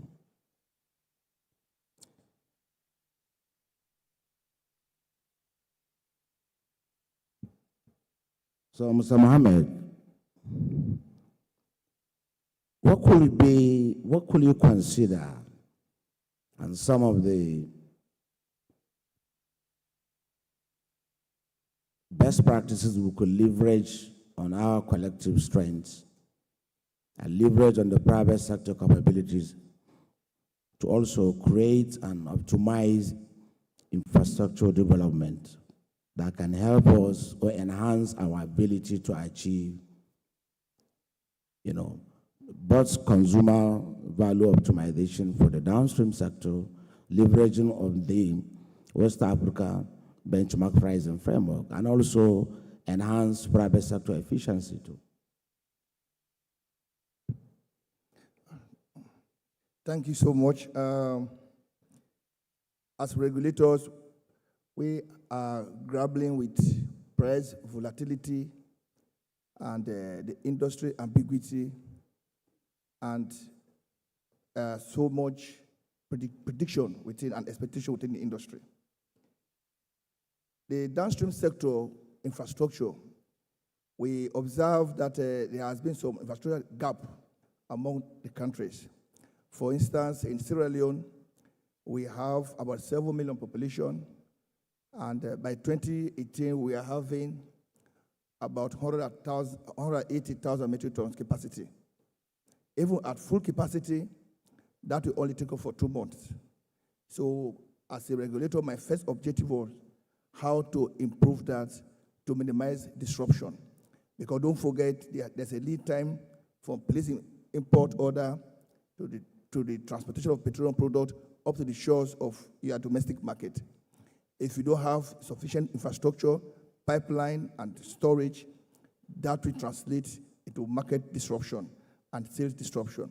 So this is one of the gaps we need to fill as West Africa.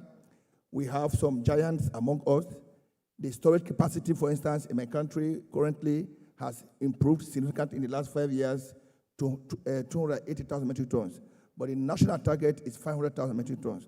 Some countries, like Nigeria or Ghana, for instance, they have big storage facilities. And petroleum products normally has significant translation into pump prices based on product availability. And just now we're talking about consistency and product harmonization within West Africa, and the fear of competition, and some countries may have challenges because of the size of economy of scales. But harmony in pricing regime does not mean we have exactly the same prices or the same policies within the countries, but rather it promotes consistency, fair quality, consumer protection, economic development, and the promotion of local partnership and investment.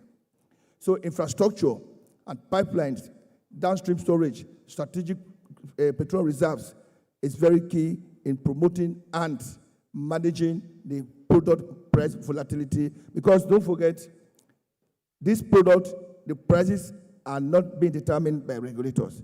Even oil producing countries do not determine their fair prices. It is being determined by external factors.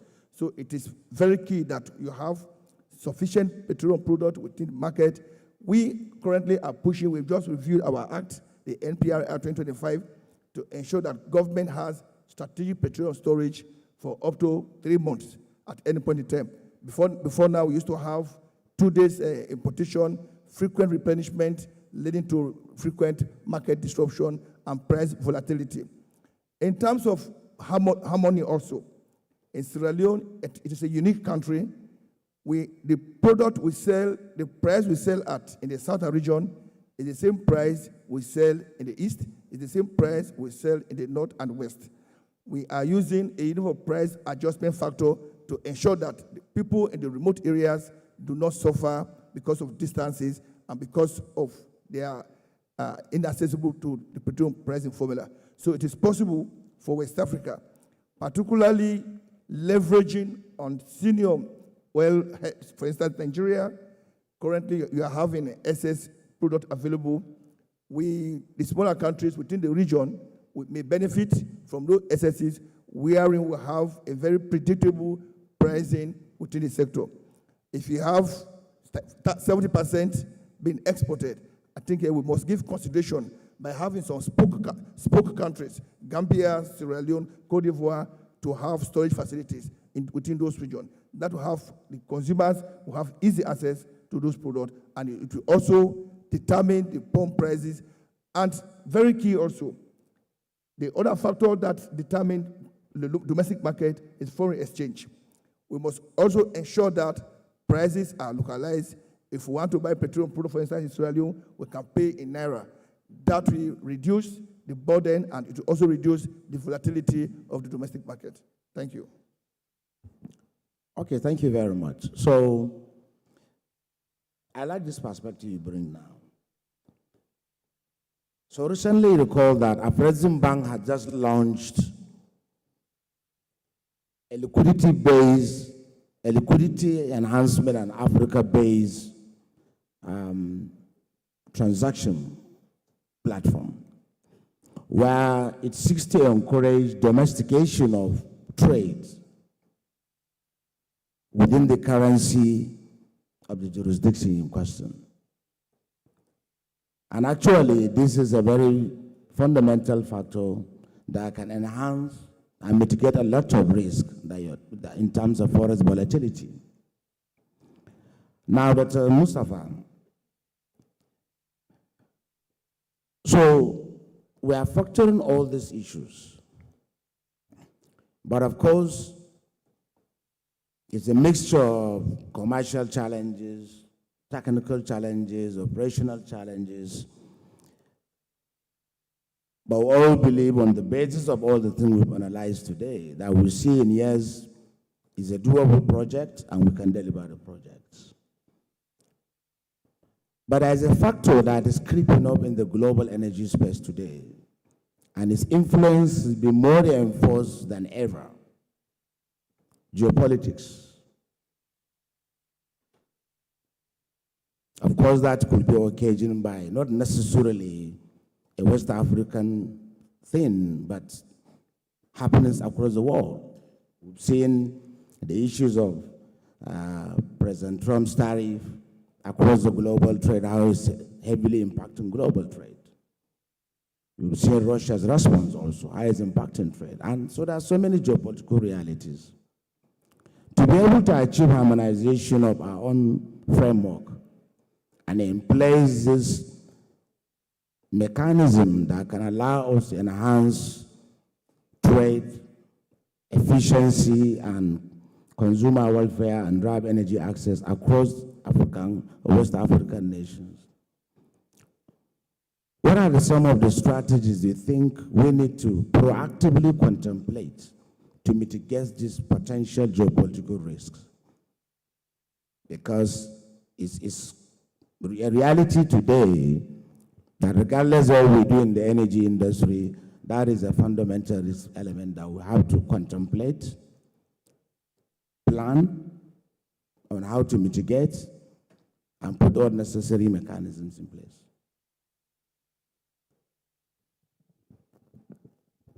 Thank you, Dr. Nu.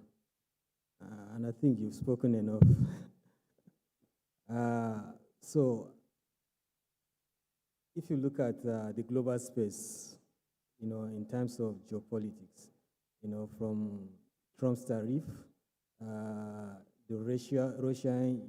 the dynamism of today's world is the energy transition.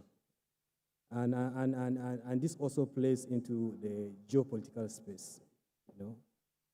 The global West, their thinking is different. Our thinking within the African and especially the sub-Saharan African is different. We have our resources, we want to utilize our resources. But we can talk about infrastructural development, whether it's increasing our refining capacity, expanding our storage facilities, having shared product logistics to convey this product, even to our landlocked African countries, without talking about finance. And in terms of the global geopolitics in energy transition, getting finances is very, very difficult for oil and gas projects in particular. The traditional method of mixed financing, whether it's debt, equity, or government funding, is not there anymore. But we also welcome the idea of the African Energy Bank with $5 billion initial capitalization base, which the NMDPR is also in support of that and is a partner. And they're looking at even 120 billion in the next year. Will provide that avenue for us to get funding. But basically, you have to look at innovative strategies of funding, whether it's issuance of bond, green bond, corporate bond, project bond, or government bond. But also importantly, I think we also look at risk-based lending, in terms of our project space. So that's on one side. On the other side, we also need to have both national strategic stock and regional strategic stock. That will actually give us that buffer whenever there is a global geopolitical shock in terms of that affects crude prices, which invariably, as I said, will affect product prices. Thank you. Thank you very much. So very recently, Mr. Abbas, the president of Ghana announced a very strategic intention of Ghana to actually be a regional maritime hub.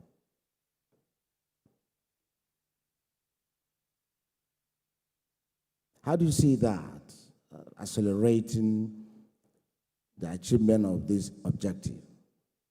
And how do you see that impacting in terms of enhancing operational efficiency and also cost optimization with respect to supply and distribution of petroleum products, if we're able to basically create this common reference pricing framework. Thank you. Thank you very much. I think that objective is actually very important if we are to achieve this discussion of having this regional reference market.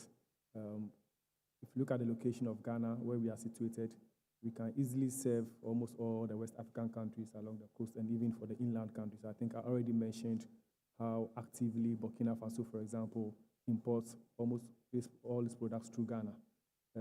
Offshore Lumi is already playing that role. But take a country like Singapore. Singapore doesn't produce oil.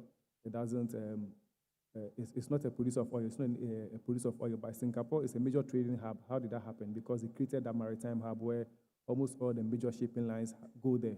The infrastructure needed, the logistics needed for the shipping lines to be able to serve themselves and do everything possible is there. So Ghana, once we are able to do that, it will help us to achieve this objective of having the reference market that we are looking at. We've been using offshore Lumi all this while. So I think if we are able to create this, it's not impossible to have an offshore Tema, for example. Already we have vessels coming to Accra, Lome coming to Tema and coming to Nigeria. So it is not an impossibility at all. We think it's something that can be done. Okay. Thank you very much. So, ladies and gentlemen, you will agree with me that, like I mentioned at the initial start of the opening of this panel, that the panelists are eminently capable and competent to do justice to this subject matter in question. And I believe you will agree with me that we have had very engaging and insightful submissions across all the various elements that we need to deliver to achieve this intent. The critical element that we highlighted and the panel basically submitted in terms of our value takeaways were basically issues around the fact that we have to pay a lot of attention to harmonization of our rules. Because today we have different peculiarities, every jurisdiction is unique. And of course, how do we come together from a collaborative point of view, not a competitive point of view, in terms of jurisdictional reality, and create market rules that can enhance value and welfare maximization to our citizens, liberating on the reference opportunities we have with respect to the pricing of the industry. Of course, there was also a very big submission around issues to do with data transparency. Because obviously, for us to be able to harmonize our practices, our regulatory frameworks, to be able to deliver a reference price benchmark that we desire to have for West Africa, issues of data transparency, data quality is fundamentally important. We've seen a detailed exposition of mechanisms and auditing systems that can allow us to enhance transparency with respect to data administration. Of course, in terms of quality spec challenges, obviously, if we have different producers that are having have to produce different quality specs because jurisdictional requirements are also different. That has huge implication on pricing, that has huge implication on market efficiency, that has huge implication on welfare optimization. And of course, and it could be most efficient for us to leverage on that effort that already is ongoing and has a framework, has a mechanism around this, to basically leverage on that and consolidate so that we can actually have some creation around, even if we cannot unify the quality spec, but let there be some standardization around the spec itself, and there is some also transparency around that. And of course, issues around pricing.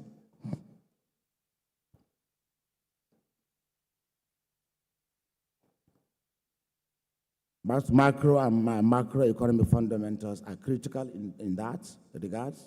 And of course, we've seen that an enabler to deliver that value is trying to internalize liquidity transactions in a manner that will masticate some of the currencies of transaction, and how do you manage forex realities also, and how do you ensure that we acted in price deliberately looking about the stakeholder management reality. Of course, the fundamental issue was mentioned, issues around vested interests of existing players. Of course, it does not mean that it must be accepted by simply affirming the fact that it's not something to overlook. So dialogue, stakeholder engagement is also a very critical element. In terms of defining market rules, supply chain optimization, collaboration becomes the optimal critical element that we have to adopt to be able to deliver that value. Of course, the issue around having a West Africa Downstream Regulators Forum provides also a veritable opportunity where exchange of ideas, knowledge, practices, and rules can actually enhance our ability to harmonize our framework to aid not only even the reference pricing mechanism, but also general welfare optimization across the region for our own citizens. And of course, leveraging on our existing capabilities in terms of private sector capabilities, in terms of resources and availability, based on countries that have more competitive advantage can accelerate our infrastructure development support processes. That is also very critical in driving that. And of course, for our supply and storage optimization, obviously, leveraging on macroeconomic fundamentals can significantly help us to drive private investments that can accelerate in those investments, particularly in terms of the storage. Of course, we've seen in terms of even evacuation infrastructure, taxation becomes an issue because there are differentiation of taxation across jurisdictions also. So looking at the fundamentals around the big macroeconomic reality that can align the economic fundamentals of member states is very critical. But one of the most important takeaways that every panelist have spoken on is emphasis on the role and importance of collaboration. And in the reality of the world we live today, no value can be created without collaboration. And of course, it's even more reinforced given the fact that Mustafa highlighted the issue of geopolitics. It's actually a major risk. Unfortunately, it's an externality. There's nothing we can do about it. The only principal mitigation measures we can put in place is actually continue to stretch hand of collaboration, continue to talk to stakeholders, talk to partners, talk to colleagues across the divide. So, ladies and gentlemen, I would like to, on behalf of the Chief Executive of the Authority and the Executive Team, I want to most especially appreciate the panelists for a great job well done on providing your insights and your perspective on how best we are going to accelerate harmonization of our regulatory and policy framework to achieve the intended of this process. And at this end, at this moment, we'd like to draw the curtains and thank everybody, and thank you also, audience, for the attention and the opportunity for every of the panelists to participate. Thank you very much. Thank you. Just hold on. Just remain seated for a minute or two. Thank you very much. So we're going to, once they're done with their family photo, we're going to take a short break. It's a tea and coffee break. Tea and coffee is served outside to my right through this door. We will do that for, by my time is approximately 11:30. I would hope that we're back here at 11:55 to continue with the sessions that are remaining for today. Please, once you're done again with your tea and coffee, come back into the room so that between 11:55 and 12 we can get the conversation going. Give them another round of applause. Thank you, gentlemen. Now you can please rise for a family photo. Thank you. While you're doing that, just indulge me. Let me quickly acknowledge someone who's been with us here since yesterday. My apologies, Mr. Hassan Adum Yunusmi, CEO of the Downstream Regulatory Agency of the Republic of Chad. Thank you. Please give me a round of applause. Apologies that we didn't give you the appropriate acknowledgement yesterday. Thank you for understanding. Thank you. Thank you very much. Okay, family photo.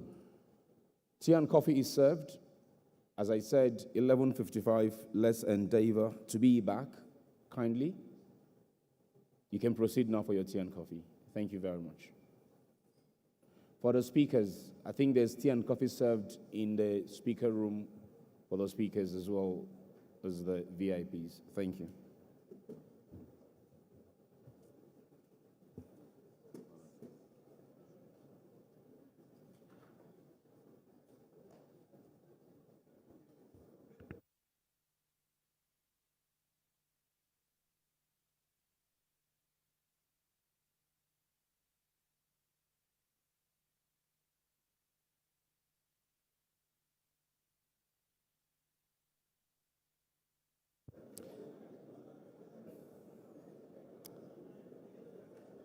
Please take care of your personal belongings.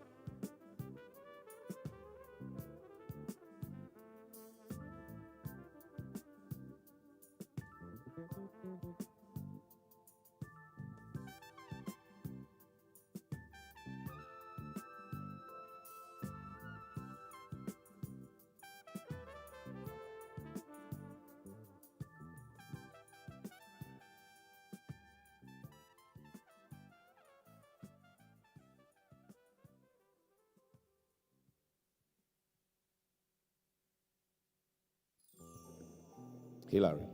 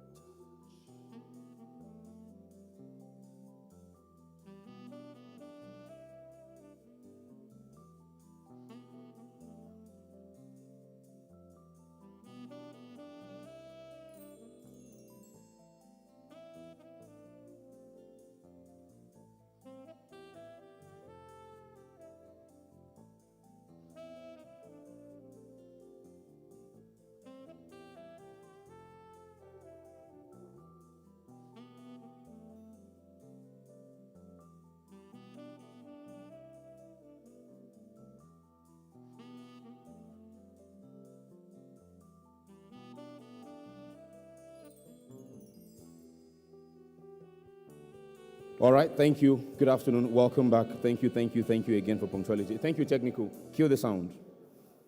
I needed to make sure that some things were put in the right place before we start. Let's get into the business now.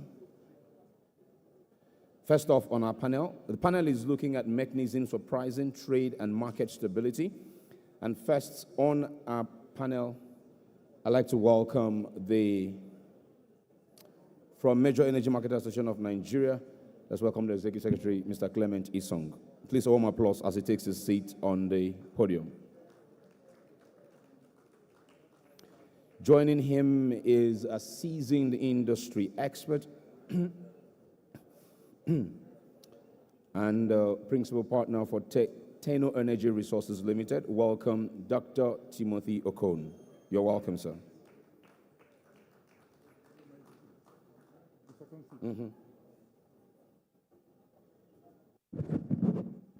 I thought Dr. Tim Okon is here. Dr. Tim Okon is around there? Okay, so. Sir, Tim Okon is around. Okay.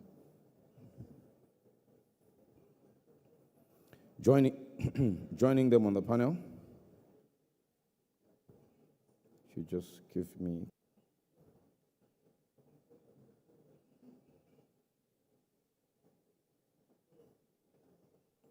Voila. Okay. Joining them on the panel, I'd like to welcome from S&P Global Insight. Let's welcome back on stage Francesco Di Salvo. Francesco, you are welcome. Also on the panel from S&P Global Insight, I'd like to welcome Vera Blay. Vera, you are welcome.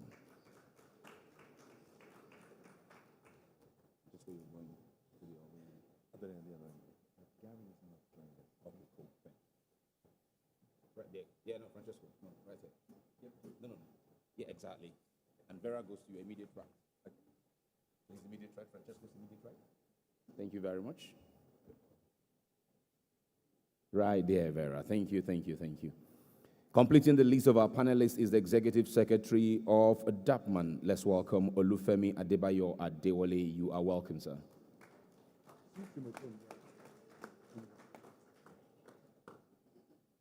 Let's welcome Dr. Timothy Okon of Tenor Energy Resources Limited. Dr. Tim, the last one, to the right of Vera. To the right of Vera, yes. Dr. Tim, you're welcome. Please give Dr. Tim a warm applause as he makes his way to the podium.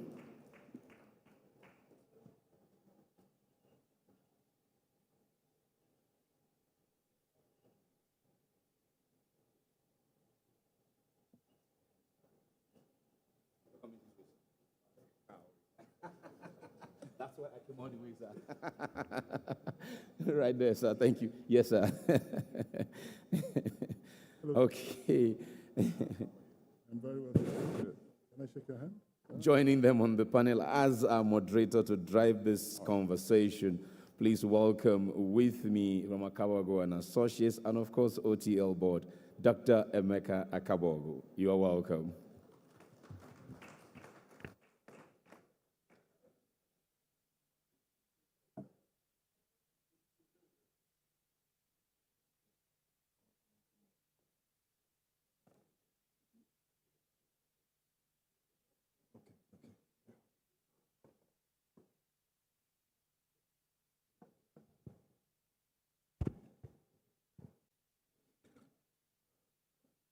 Okay, good afternoon, ladies and gentlemen, and a warm welcome to the members of my panel this afternoon. Now, mechanisms for pricing, trade, and market stability. Now, I'd like to, I've been told that we have just about an hour, which is short of what our initial expectation was, that we had about 90 minutes. But we'll try within that period to come up with something concrete. Now, as an introductory note to this session, we have largely agreed that it's important for increased regional collaboration towards achieving an efficient market for petroleum products. Now, This consensus is not a consensus that was arrived at today. In fact, there have been discussions over the years, and as was noted in the course of the last session, I think by the representative of the National Petroleum Authority of Ghana, we need to go beyond rhetorics to finding a concrete pathway forward. And that's one of the things we'll try to attempt with this panel. At the end of this panel, we want to see if there are specific, actionable, brick-and-mortar frameworks that we can propose towards driving the conversation on this much more strategically and actively. So that's the note on which I'll comment. And to enable us get a theoretical underpinning for the discussions, I'd like to invite Dr. Timothy Okun, who is very experienced and who has been involved significantly in the frameworks for the PIA, to give us theoretical underpinning into what we should be doing and the basis for pricing that you think should work best for the region. Dr. Okun. Okay. Do I need to sit down? Yes. Okay, good. Thank you very much. I'm told I have 3 minutes, so it's kind of difficult to capture the essence of frameworks, but I'll be brief.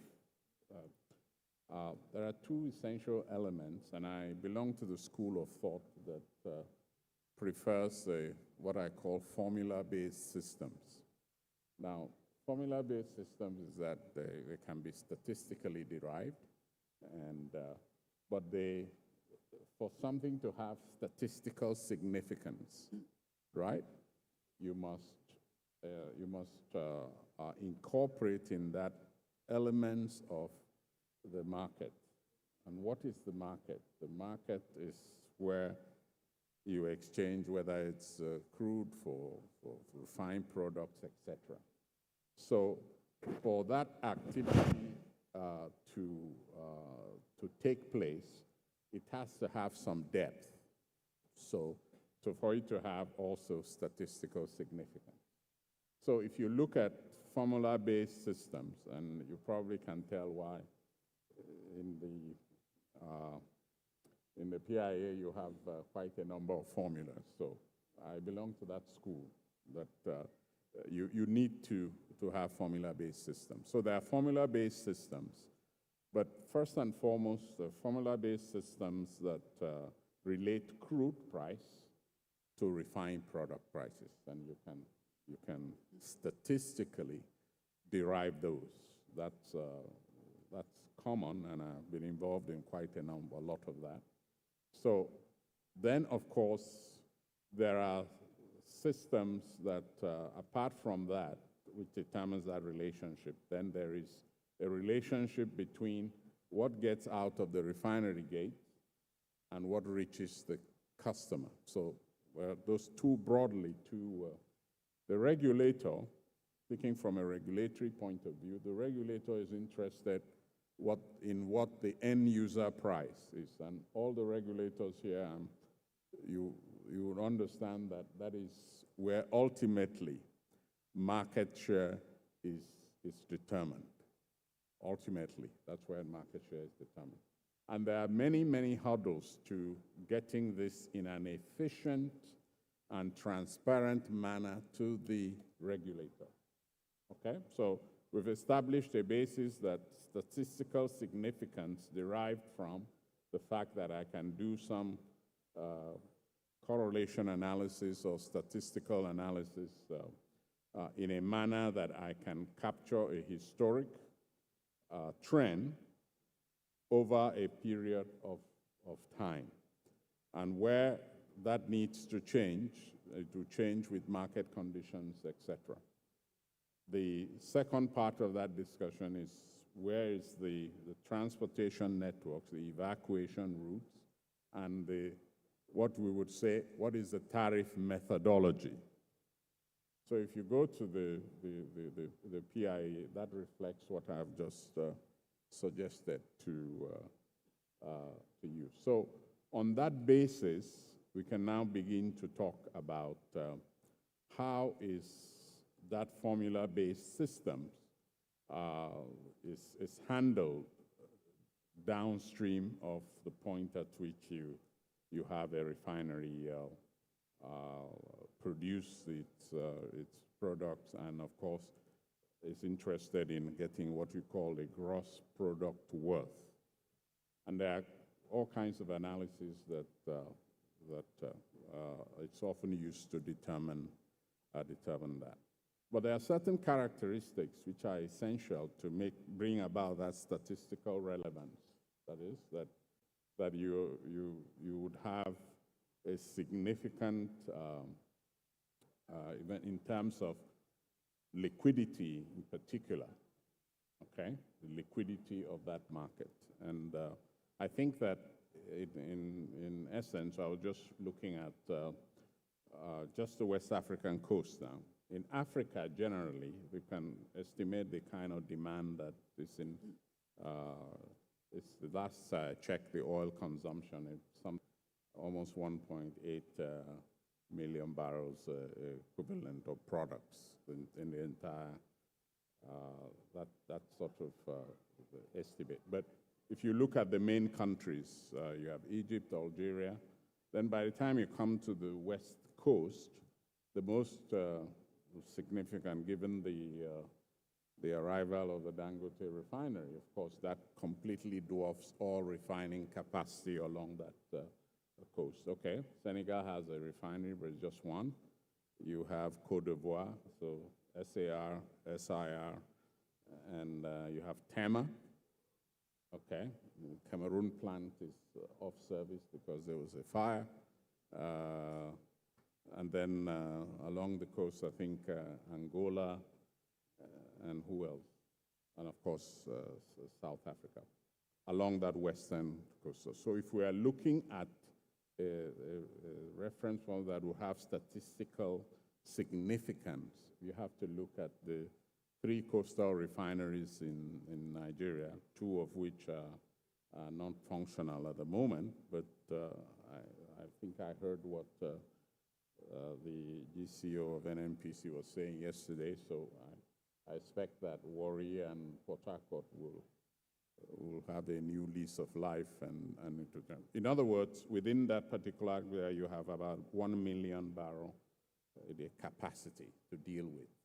So in defining the scenario of what we need to do in establishing benchmarks, etc., those are the criteria that you need. You need to have a functioning system, price discovery, and then, of course, the infrastructure that you need to move things further inland, so to speak. Okay, Dr. Kuhn, if you may just hold your thoughts at that point. I'll come back to you shortly on some extensions from this formula-based system. But quickly, Mr. Song, you know, he's defined a theoretical frame for pricing within the context of markets across the region. How do you think, and what do you think really we should be proposing, thinking about to ensure that there's efficiency of markets and that the citizens of the countries have the benefits of these efficient markets? Thank you, Mecca. So first of all, let me start by thanking the authority, the regulator, and the SMP for putting together this forum. It presents us with an opportunity to define our future. I think this is the best time for it to have happened. I think this is the only way that it could have happened. And let me tell you something about markets. Markets can be unruly. Markets can essentially do what they like. And markets need to be regulated.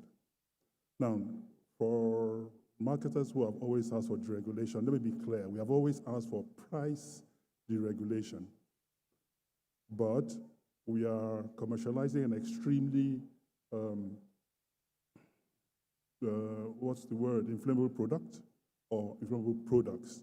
So we need to ensure that these products are exploited, are explored, produced, refined, and taken to the final consumer, the market concentrations, in the safest possible manner. And so I love the opportunity presented because it creates an opportunity for the West African regulators to come together and ask themselves, what do they want this market to do for them, to do for us, and to build a market framework that will deliver what it is that we actually want from this market. So I think it's an excellent opportunity. I think what the S&P have done is that they have identified what the market has created. There is a market already. There is ex-Lekki. There is Togo, offshore Togo.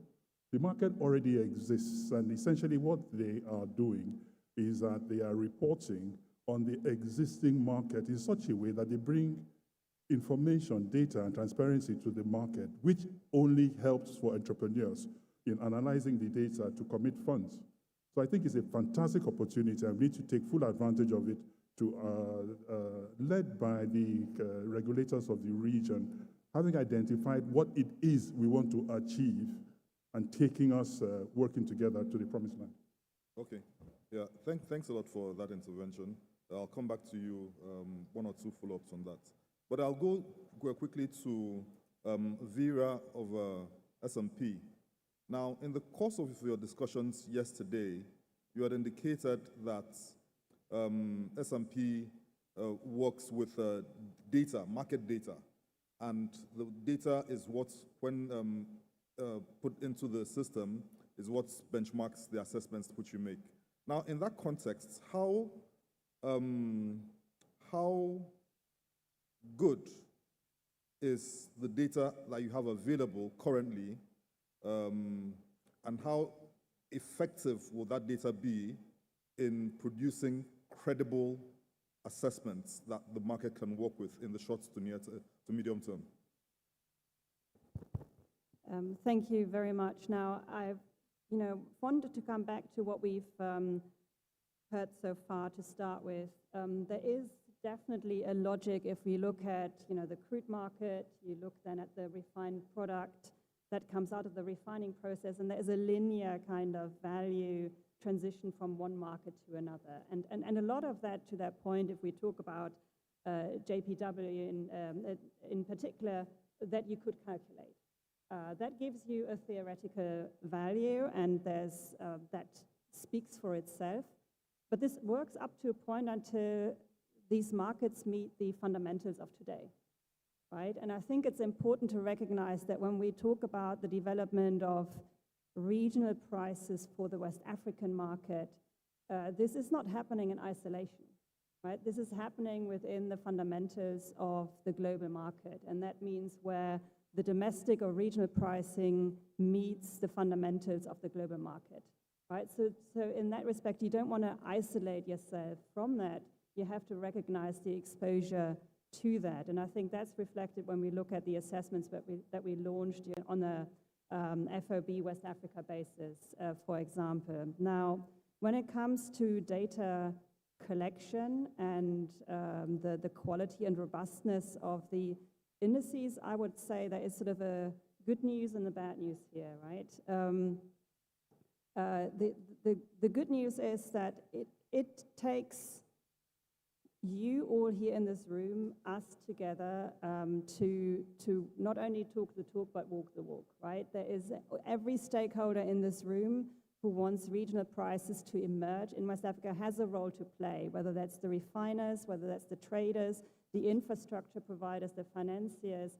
They all have to contribute to that story. The bad news is there is no easy fix for it, right? This is not going to happen overnight. So there's a gradual process to that. The role that an organization like S&P, and with that Platts as a price reporting agency, can do is, first of all, offer a forum for discussion, a forum for transparent information to emerge, for us to publish that back to the market, to give everybody the opportunity to respond. Do I agree with the bid or offer or transaction price that Platts collected for this market today? If yes, I can reaffirm that. If not, I can offer another piece of information that will speak to that.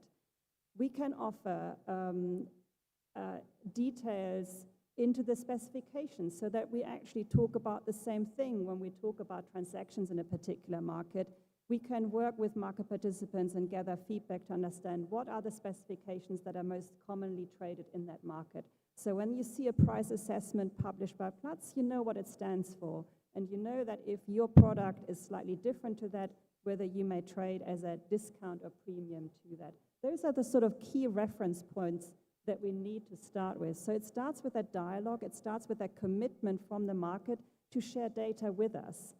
Our methodologies are designed to assess a market whether it's liquid or not. We rise to that challenge and our methodologies can withhold that. But the fact of the matter is, the more data we get, the more engagement we have, the more your voice in the publishing of this assessment actually carries day in, day out as well. So we encourage that participation, but that commitment has to come from you. Our concern will be that the information that we gather is evenly distributed between the buy and sell side. That's also really important. We are not representing one or the other side of the market. We are representing actually the value in the market today. So really important. And we have systems designed to ensure that that is actually a fair representation. So these are just a number of points to get the conversation going that I think are really important when we talk about the emergence and the support for creation of regional benchmarks. Okay, thank you very much. I mean, one of the key things you've said is the importance of the role of stakeholders and the importance of data sharing. And, you know, starting on that, I'll come to you, Mr. Adewale. You represent a large group of industry operators. And to what extent have you achieved that level of data sharing? Can you give us an insight into the experience that your members have had, particularly since the active onset of the Dangote refinery? Has it been smooth sailing? Thank you very much, Dr. Emeka.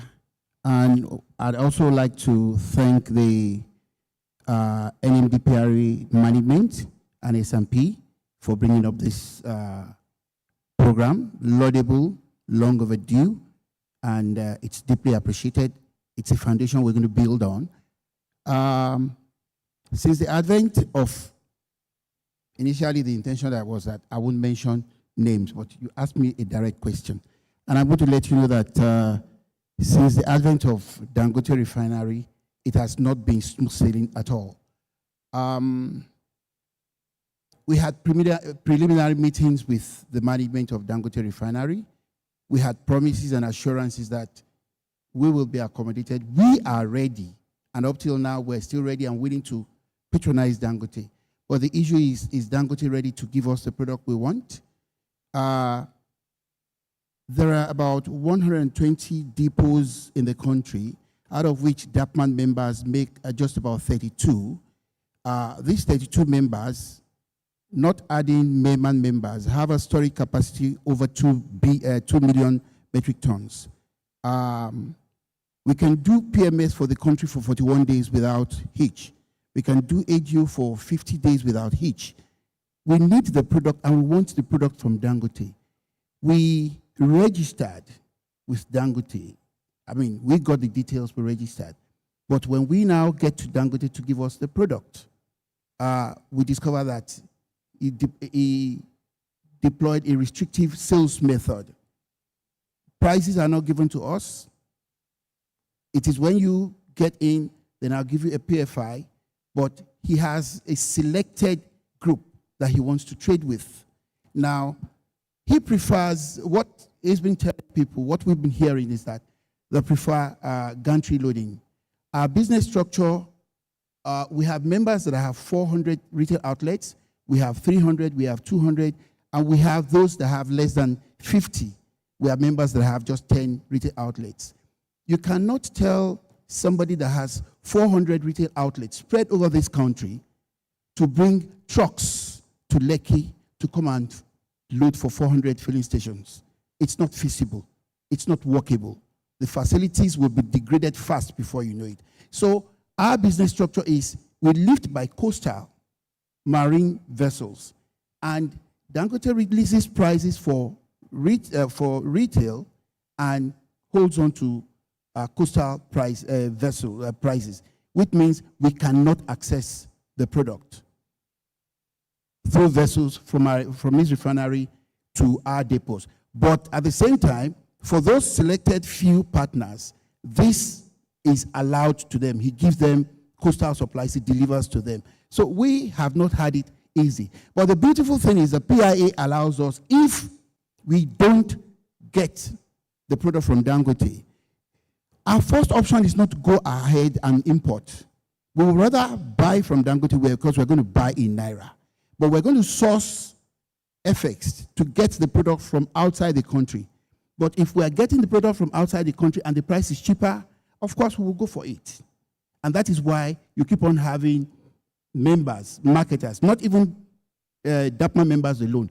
Any marketer that sees the opportunity to get in the product as a cheaper rate will go for it. And that is why you keep having people go to Lome every time. So I can tell you in a nutshell that we've not had it smooth sailing, but we are still discussing. It's not closed. We're discussing. So once we have an inroad to be able to get the coastal supplies, I can assure you that we're all going to pick from Dangote. Thank you. Okay, thank you very much. Important insights. And on that basis, I come to you, Francesco. We want to, across the region, we want to operate on standards which are consistent with what is obtainable globally.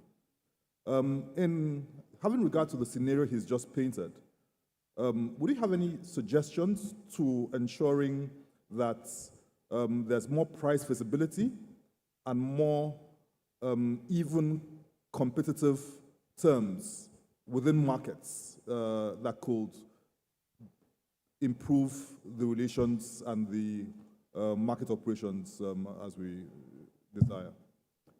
Sure, thank you. I mean, as publishers of information, of course, we are devoted to transparency, right? We're great believers in transparency and providing that to the markets, and we think that that brings in, efficiency ultimately. I think here, the question is around, the standardization of those trading terms, which is something that has emerged as a theme. And I think we recognize that in markets which are developing, which are still finding their own feet, it doesn't necessarily have that level of homogeneity that you would be expecting from the more mature markets. But I think that there is a transparency can be a catalyst of that efficiency. We talked yesterday about that very abstruse concept of fungibility, right? The ability to exchange volumes of whatever it might be, the PMS, the AGO, on an equal basis, on terms that are shared by a critical mass of participants. And I think as the landscape of the market becomes wider and bigger, these terms will naturally have to be found. And that is something that we've observed in many other regions when they reach that level of maturity. So, I mean, in terms of from our role as publishers of information, we can offer that platform of transparency for this efficiency around the markets to be built upon, and then naturally that can be a catalyst in itself for the market to coalesce around shared standards and also around shared pricing benchmarks. Okay, thanks a lot. I'll come back to you, Clement. So you've heard the comments from Femi Adewale, and I'm sure that your members equally have some experience one way or another. Two things. One, it would be good for you to share some of those experiences. Let's see if it mirrors the experience of DAPMA. But beyond that, in terms of the components of this framework, which you have alluded to earlier, the market framework for the regional markets, what specific items or factors do you think need to be worked on in developing this broad market framework? Okay, so like Francesco says, we will converge towards uniform specifications for products. This is what allows for comparison. Comparison, we're talking about prices. Comparison, we're talking about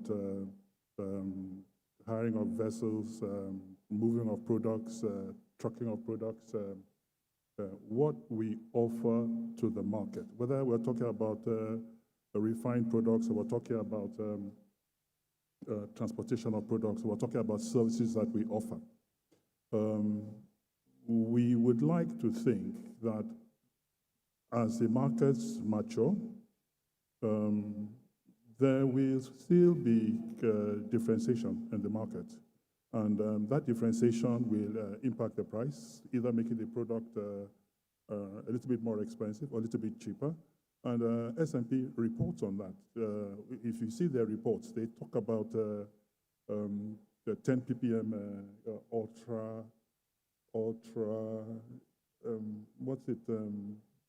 sulfur diesel, ultra low sulfur diesel, which is 10 ppm. Sorry, the price is different from 50 ppm. The price is different from 500 ppm. The job of the regulator is to ensure that if I claim that my product is 10 ppm, it must be 10 ppm across the perimeter. If I say it is 50 ppm, it must be 50 ppm across the perimeter. If I choose to sell 10 ppm at 50 ppm price, because my logistics makes sense, because separating the products is difficult, then that is my business strategy. But what is important is we arrive at a market framework that allows competition. That's what the PIA asks for. The PIA asks, in the case of Nigeria, for the regulator to provide a framework for a competitive market.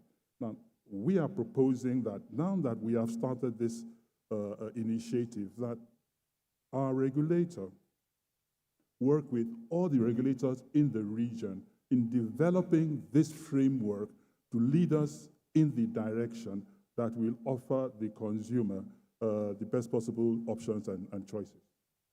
Okay, thank you very much. I'll come back to you because there are one or two components of that question that you haven't touched, particularly with regard to the experience of your members, but I'll come back to that. Dr. Okun, you heard the perspective of S&P, both now and from yesterday. I'd like you to make some comments with regard to the theoretical constructs that you have given earlier, and put it side by side the proposals being made by S&P for market assessment. And let's have your thoughts within the context of its efficiency in West African markets. Okay, that's okay. I think there is a clear basis for referencing prices to actually where the market activity is taking place. Those price assessments, like I said, from a theoretical point of view, and by the time you've analyzed the relationships, and there are all kinds of tools to do that. So what we want is that this should reflect more of what is the going activity within the particular jurisdiction that we are looking at. So yes, it can be compared with other jurisdictions in Europe or wherever, but you can also, there are two reasons why we need to look closely at those assessments. The first is that if I built a brand new refinery, etc., most of the refineries in many of those jurisdictions are older refineries, etc. Not to talk about whether they have upgraded over time, because refineries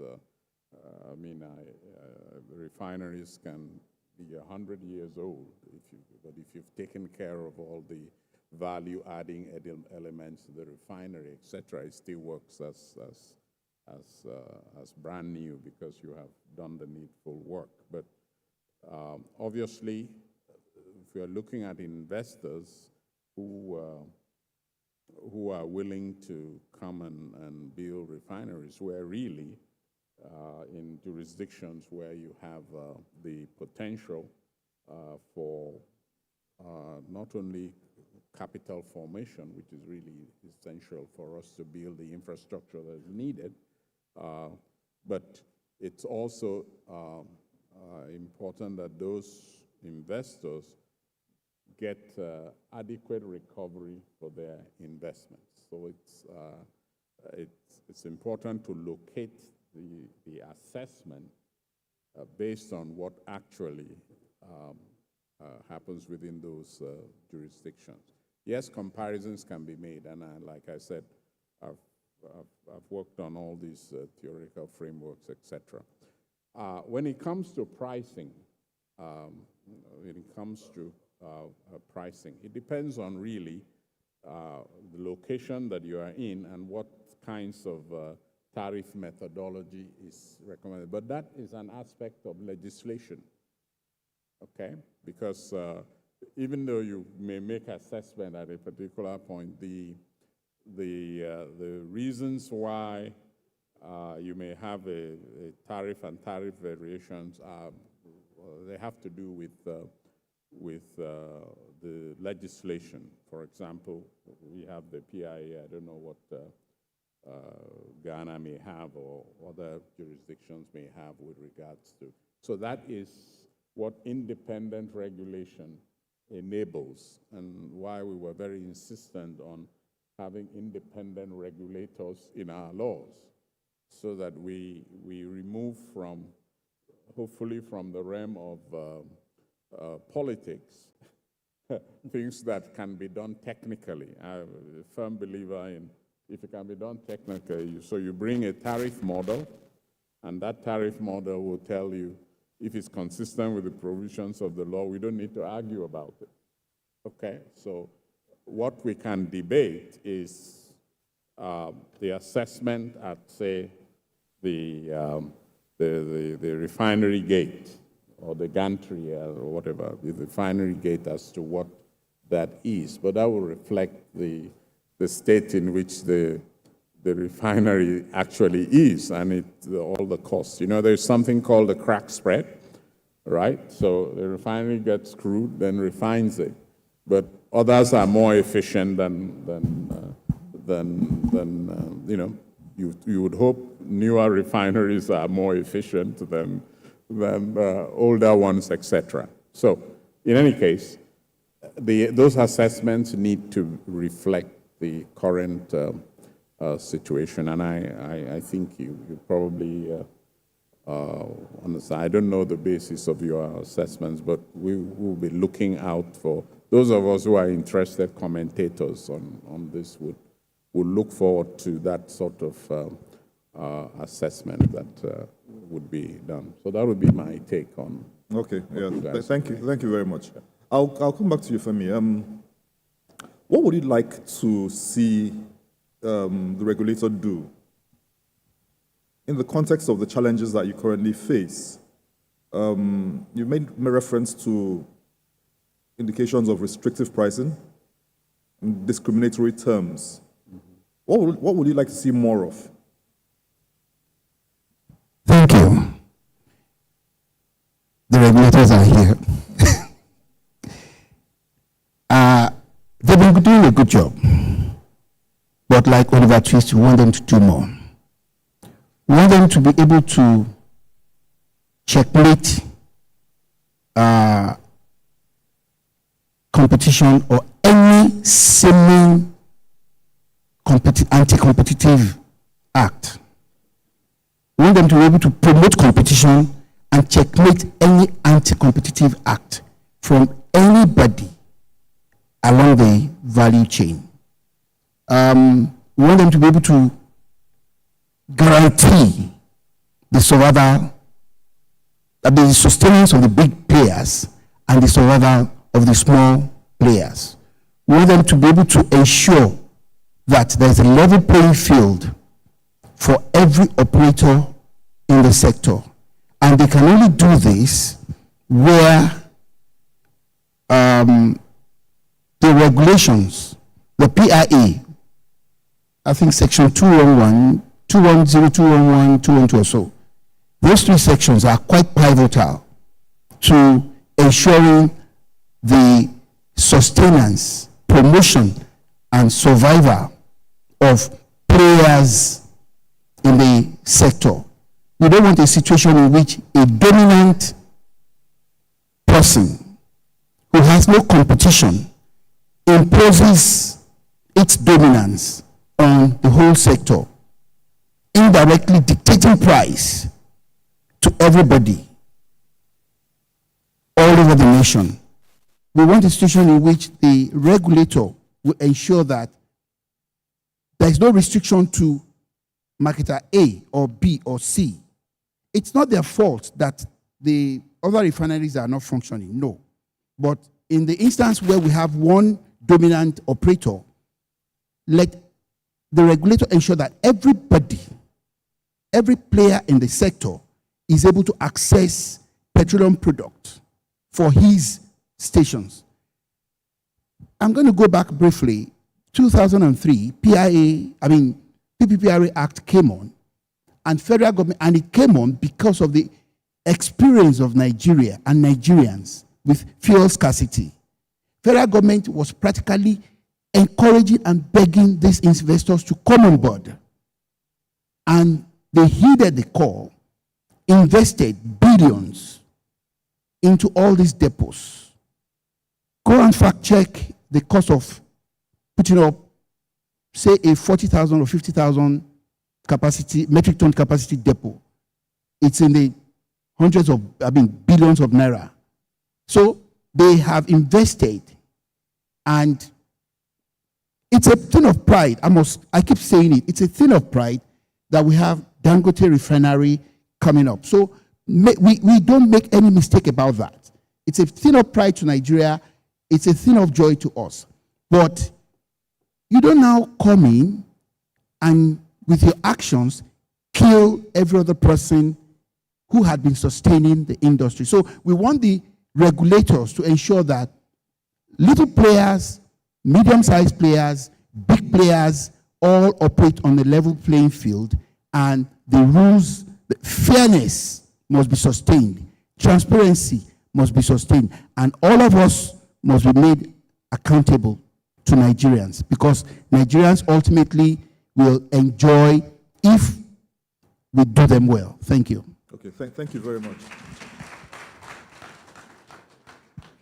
I see that the audience is very happy with you. Clement, I think, so he's spoken to what the regulator could do. Now, would you have any suggestions with regards, from a process point of view, from the regional process point of view, to what could be done through such a process to avoid the dominance of one entity? Okay, so let me start by answering the question I didn't answer before. My members are medium to large players in the market.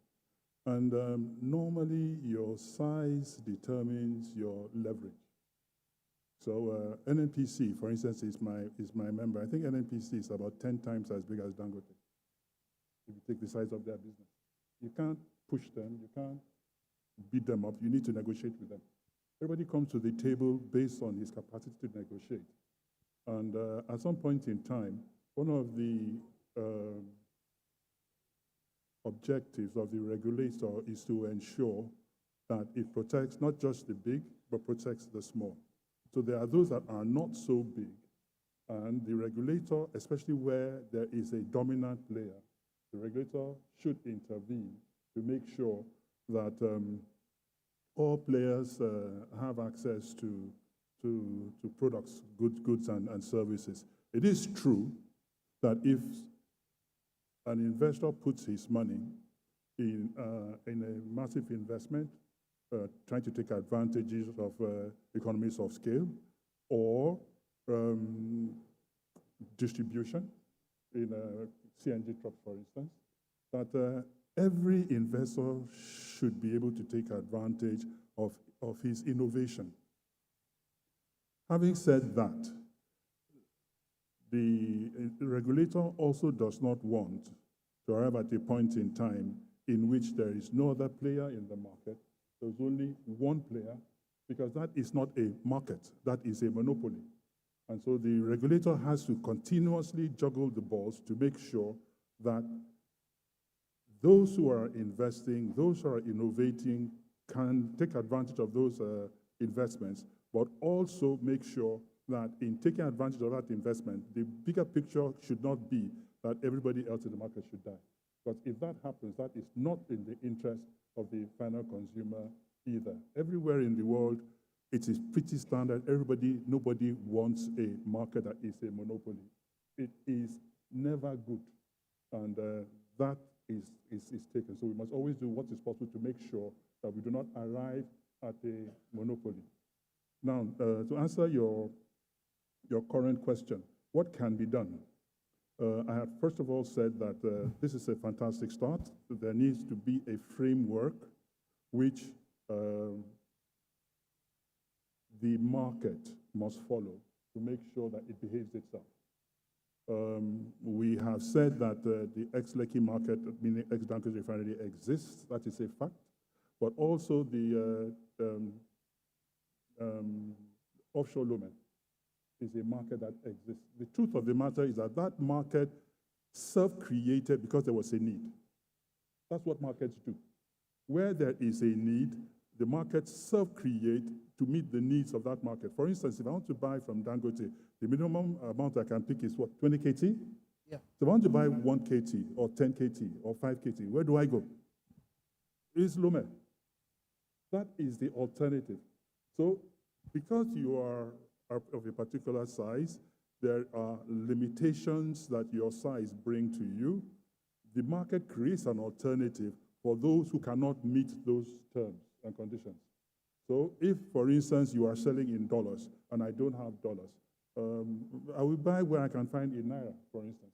Or if it can be volume limitations or other restrictions, a market self-creates in order to meet the needs of people. If I'm going to buy 20 KT, that is, what, 100 billion?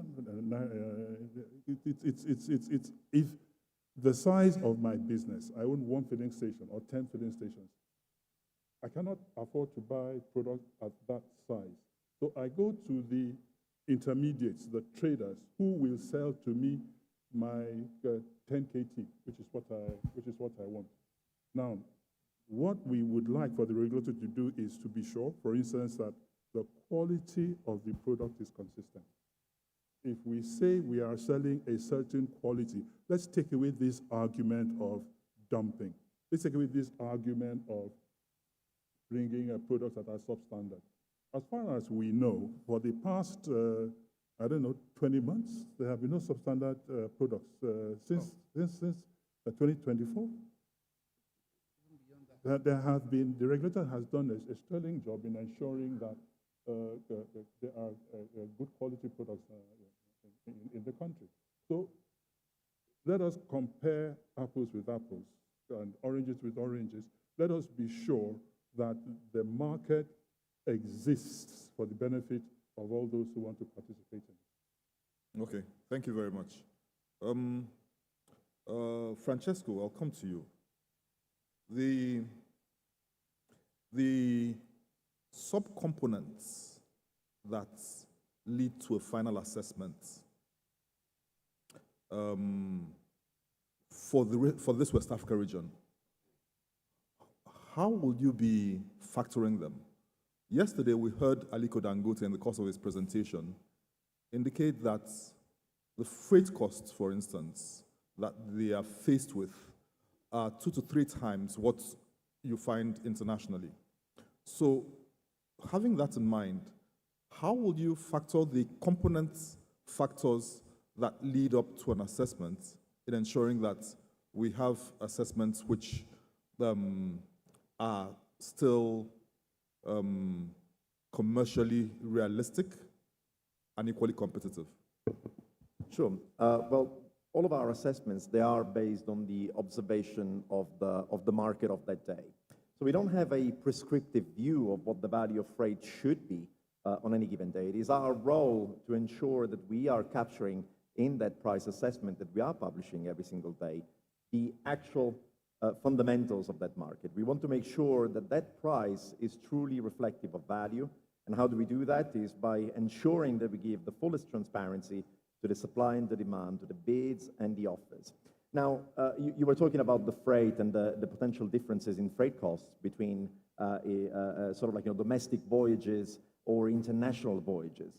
Well, you would be expecting that to be already priced in the value at which a given seller, for example, is able to sell at, or a given buyer is able to buy at by virtue of what that assessment reflects. Now, many of our assessments are actually on an FOB basis, so that means that the buyer will then be tasked with securing that vessel. And naturally, if they are faced with a higher cost for their freight, for their vessel, well, they will naturally be ready to pay a lower amount than they otherwise would if they had access to a more expensive freight. But I think that the idea over here is that anybody else would be tasked or confronted with that same scenario. And I think just another point that I wanted to make is, is something that also Vera raised, which is no market really lives in isolation, right? And I think it is in trying to show you the full integration of the global oil markets, and therefore market prices are also fully integrated. And so something that might be happening on the crude front, perhaps something that's moving sentiment and prices dictated by regions that are far flung away from West Africa, can have an impact onto the global oil prices. And so for that reason, you also expect that impact to also trickle down to the oil price assessment as well. So no real region lives in absolute isolation. That's certainly something that we find. Okay, thank you. Dr. Okun, you actively participated in crafting the PIA. And I do know that in doing that, you probably would have had some strategies in mind towards ensuring its effective enforcement. So with regard to tariff regulation and what you've heard in the course of this session today in terms of challenges, are there any specific proposals that you think will be useful to mitigate the challenges, particularly those raised by the depot owners with regard to pricing, the restrictive pricing and discriminatory terms? Okay, very good question. I was actually going to intervene, but so I was just waiting patiently for. Yes, the rules are very clear. While Section 205 talks about an unhindered pricing mechanism for the price of the product, tariff is regulated under the PIA. It is the regulator that issues what the tariff is supposed to be. That's why I tried to qualify that appropriately. So the rates that can be utilized is based on a tariff methodology that the party submits to the authority. You submit your methodology, and that methodology broadly, three broad methodologies. The first is what we refer to as the postage stamp approach, which is a weighted average over a particular network. And that network needs to be identified and then a tariff over it. The second is a point-to-point. That is, you take, if it's a pipeline or a route or your trucking route or a vessels that can go from port to port, etc., then that is the tariff So it's a point-to-point tariff, and that tariff, this route is designated as a point-to-point tariff. You submit a proposal, and the authority is required by law to evaluate what you are proposing. And of course, if tariff must be done on the basis of the fiscal rules that are prevailing, and your model, or an economic model, a tariff model is generated out of that, and basically it's plug and play, so they can put the cost you claim you are going to have, if they are benchmarked and reasonable. So all those rules are in sections 122 and 123, etc. When it comes to that, the authority wields the big stick, so to speak. The third is a market-based mechanism that is supposed to encourage investment in pipeline systems, or a system that if you invest in strategic projects, then that can result in accelerated capital recovery, in which case you may have a higher tariff, if, in the view of the regulator, that this deserves to be considered. But you need to be able to, though, after a while, then the tariff would have to decline. The idea is to assume accelerated capital recovery initially, and later on, then this is to ensure that those projects that are considered strategic are economical. So broadly, those three tariff methodologies are what you need to submit. And if you submit those and they are assessed, then of course the tariff becomes obvious. There is a process by which that tariff is arrived at. So there is interaction between the stakeholders. There is a 6-month period if you go to the relevant sections of the law. So you can be sure that it's not likely that tariff will be the same for all locations in that respect. So the whole concept of equalization of prices no longer exists because the laws have been abrogated, etc. It is so that we can improve the infrastructure, especially petroleum. Its infrastructure needs to actually be high-graded because you need to have investors in that space.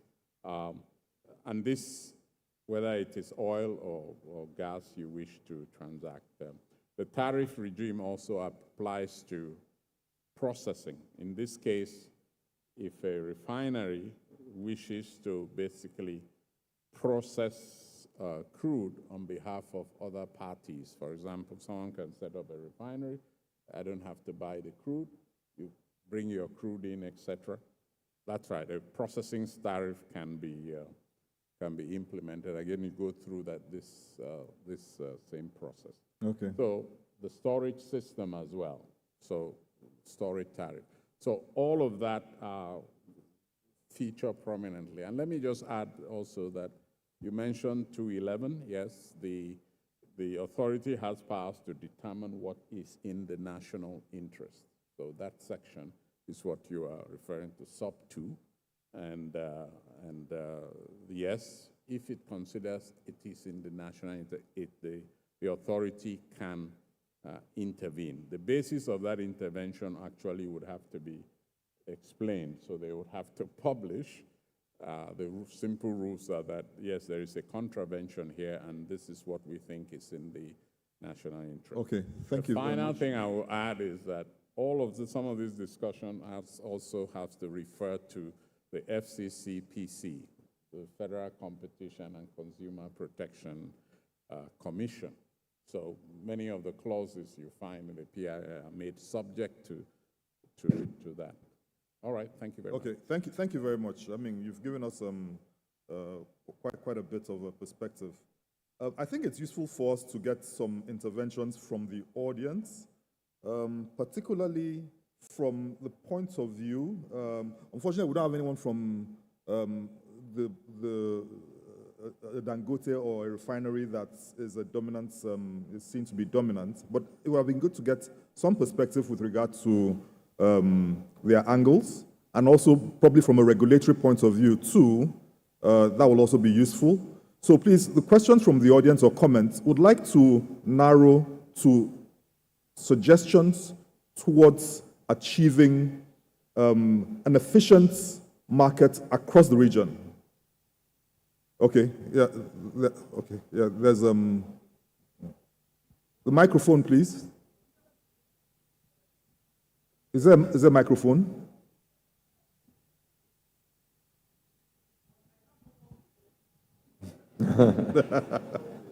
Okay, go on.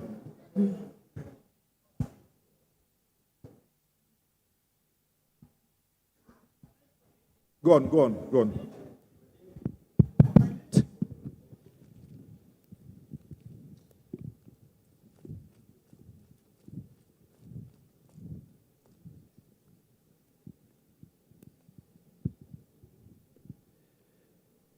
Good afternoon once again, distinguished panelists and delegates engaged and gathered here.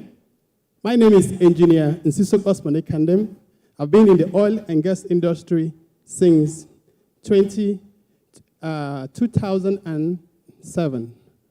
Now, when we talk about the downstream sector of the Nigerian oil and gas industry, in order to bring in a fair and competitive market economy, because market is determined by demand and supply. I am considering that before now, we are just being reactionary, which is not good for our system. When Dangote started building his refinery, people who were building depots had the opportunity to come together, team up, pool capital, and build their own refineries. Because there's no way you can stop monopoly if you don't have competitors. So we have people in the industry who are expected to team up. The only solution is build more refineries and then assess your crude and refine, so that when you have local supply, you have multiple sources or places for you to get, and it's not still late. The best time to start anything is now. So as people who are in the industry who have invested hard resources, for you to enjoy the free market economy, which is governed by market and supply and demand, you have to consider how, watch for the opportunity. Maybe if it happens that the government decides to sell some stake in their refineries for people to come in, take advantage of that, pull resources together, go and partner with NNPC and make the refineries work, and then you can have an alternative way of sourcing your product locally. Thank you very much. Okay. There's a question in the middle, yes, in front, yeah, and then it was a comment, yes. Both questions and comments that fit into our profile, yes, yeah. Thank you very much. I'm Dr. Engineer Unduka. Aliko Dangote said something very important yesterday. I think we're missing the point. He said when they started their project, the refinery, Naira to dollar was 165 Naira per dollar. As that when they finished, that today, the Naira to dollar is about 1,600. Now, if you are a Dangote and if you source for funds to build that kind of refinery, you know what happens. You know, you're given a 10-year moratorium, you're allowed to build your refinery, and then when your refinery starts to produce crude oil distillates, you then now pay back your loans. Now, we know what is going on in the industry. The idea now is how do we then focus on data and pricing across the industry to ensure there's no monopoly. Regulators that and the NMDPRA is trying to do. But if you are a Dangote and you are sitting on what is a Dangote refinery and probably the biggest in Africa, how do you protect your interest, which is also in the national interest, to ensure that we keep the oil refineries working? And bearing in mind, we have no other oil refinery working at the capacity Dangote refinery is working in Nigeria. So I guess we have to look at things from where Dangote is coming from and why Dapman and the other agencies are saying, there's a monopoly in the sector. It's not really how you see it. And the pricing and the data is critical for moving forward. Thank you very much. Okay, thank you very much. There's a Jide Potts there in the middle. Good afternoon, everybody. First, I should thank NMDPRA and SNP for putting this together. Time well spent. Solutions. The first thing is this: you don't deregulate a sector and stifle competition. You have a super refinery to solve the 20-year refinery incapacity problem. But it doesn't also mean that the depots that have existed for 20 years are going into back pockets. So what do we do? S&P seems to hamper a lot in terms of transparency. So I think for the agency, we need to get to a place where we can click on an agency website and begin to see guiding templates for prices. We're not saying regulate the prices, because in a deregulation, you really can't. But I should be able to see the basis. If I'm doing an FOB pricing, if I'm doing a CIF pricing, if I'm doing a WAF pricing, that's just the benchmark. I can begin to inculcate world scale 100 to look at what the freight advantages or disadvantages are. However, there must be something that shows what you call a price revelation. X gantry, X gate, as the case may be, X refinery, X lumen, and then X Lekki. With that, I can now form a basis of choice, whether I want to import petroleum products or whether I want to buy from the local refinery. Sadly, not everybody is going to build a refinery. And the way a refinery should work is that you can basically sell to your local market. But then again, Alaji said it when he was here yesterday, he's exported quite a number of volumes as well. So you see, it's finding that gap. And I think the first thing we need to do, as long as we've all been speaking, the NPA website is a typical example. You can click on the NPA website and see what prices are for the next 2 weeks. And it's a guided template for the BDCs. I think we need to get into transparency, begin to see these numbers a bit more frequently, and that might just form the basis for planning, aside from standardizing quality. Okay, thank you very much. I think that's all the comments, questions we have. Do we have time for any more questions? Two? Okay. Well, you can take one more and then answer, see if we have more time. Okay. Any lady in the house with a question? We don't have it from any lady, but in the absence of a lady, okay, the honorable right in front, please.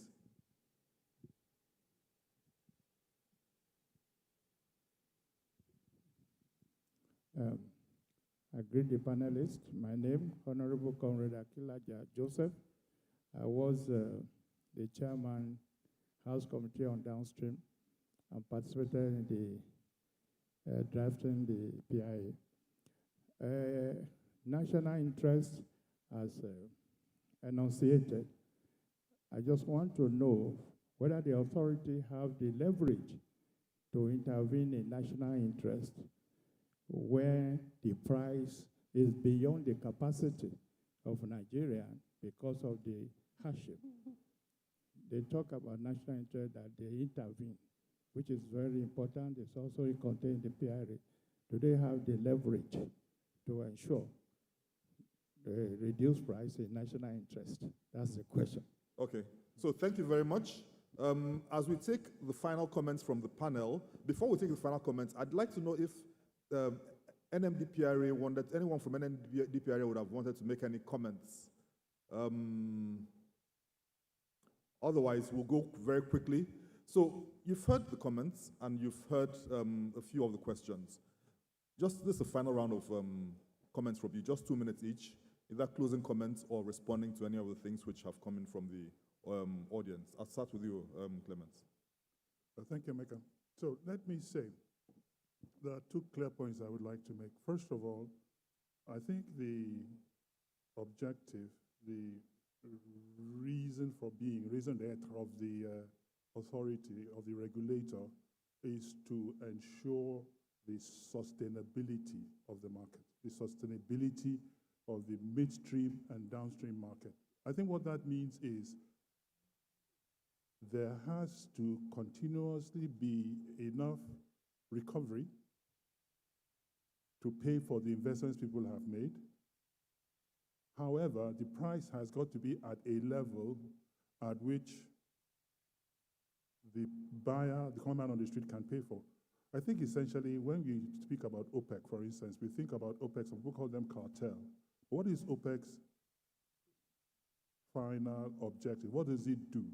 OPEC ensures that countries that are producing and exporting crude oil survive. They make enough returns to be able to continue to explore and produce. But when prices become too high in the market, it also ensures that it does a cooling process to reduce prices so it doesn't become too high, which is also not sustainable for the industry. I think that is the sort of role that the authority have to ensure the sustainability of the industry. And one of the ways it can do this, we urge the authority to publish market numbers, market data. What is the size of this market? Where is the market? What is happening with the market? It is the consistent publishing of this data that allows planning by those who want to participate or who are already participating in this market. Okay, thank you very much. Dr. Okun. Okay, I'll just say a few words. The powers of the authority are actually limited to what the law says. The authority is a marginal player in terms of, because of 205. But it has, if it can demonstrate or if there is adequate demonstration evidence that there is discriminatory practices, and these are very specific things that you need to demonstrate. The authority doesn't operate a cartel, so it does not assume, it cannot assume the role of OPEC by telling Dangote you cannot produce gasoline or limit its production, etc. Those managing quotas are not part of that function. But within 207, it has powers to react if there is price gouging. There are ways in which this can be done, and I think it's be reflected in the next set of regulations that will come. Normally, when you are in a transition, as we are now, okay, and there was a lot of debate around whether this should be 6 months or 2 years or 3 years and so on and so forth.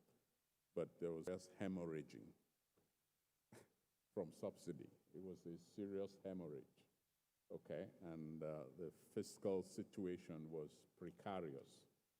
So the decision was that 6 months was adequate in dealing with this.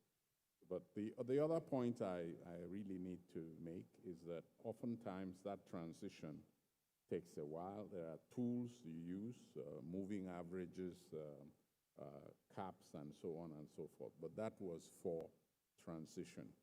What we need to do now is to do a supply side change. So we now need to build those refineries we never built. And secondly, we now need to bring those refineries that are now idle into production, and we need to do it quickly. And if there's any conversation that people like us who are observers of this industry is a conversation on acting swiftly. We cannot delay any further. If a refinery is not working, it needs to work. It's a national emergency, if you ask me. Okay, so that problem, the problem of monopoly or no monopoly, can be tackled really by decisive action. And I usually don't give advice in the open. I have communicated my counsel to whoever is in authority there who can do something about it. But that is really where we need to go. The supply side is weak, okay? And the demand side is very, very strong, but the supply side is weak. The supply side needs to be dealt with. I'm a petroleum economist, not So I can say this for free. We must improve the supply side so that when there is competitive supply and then there is competitive demand and they come together, we will have market stability, which is what we haven't been able to say today. But hopefully that's where that's how that is going to happen. Competitive supply with competitive demand and market to be stable. And okay. Those would be my comments. Thank you very much. Francesco? Sure. I mean, I will also shy away from giving any advice, but I think it is clear from the debate that we're having and from the comments that we've received from the audience, there's a strong need for transparency, right? And for that ability to really see those prices moving dynamically. And we already have an extensive suite of assessments that capture that multifaceted nature of this market. So you were talking about LOME. We do have an assessment for FOB STS LOME capturing the economics of that space. We also have additional assessment on a FOB West Africa basis that's capturing the fundamentals for loading out of Lekki and Lagos. And I think as the market becomes bigger eventually, and more participation goes into the market, and that's our wish to also see more of that activity into our platform, then of course that efficiency that we were talking about before is more likely to be forming. Okay, thank you. Vera? Yeah, maybe just elaborating on the point that Francesco just made. I mean, first of all, it's great to have this sort of shared commitment to the importance of competition and transparency. And I think I also like this sort of expression and recognition of the self-regulatory power of the market. And maybe just to point out that when we talk about developing a regional benchmark, I don't think we will have reached that when we publish only one price for the market. But when, in fact, there is a portfolio of prices that exists in one ecosystem, so that, if I'm in the business of being a small buyer and I buy on trucks and that economically makes sense to me, do that.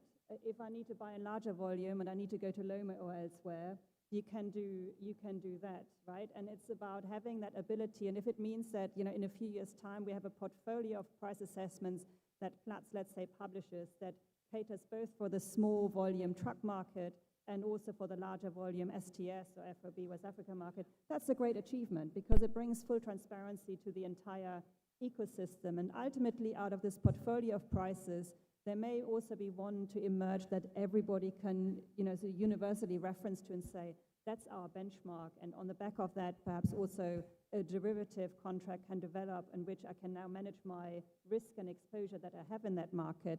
But it will always exist in that sort of ecosystem of catering for different volumes, different specific, i.e. a diversity of buyers, sellers, traders in the market. I think that will be a great achievement. Okay, thank you. Finally, to you, Remy.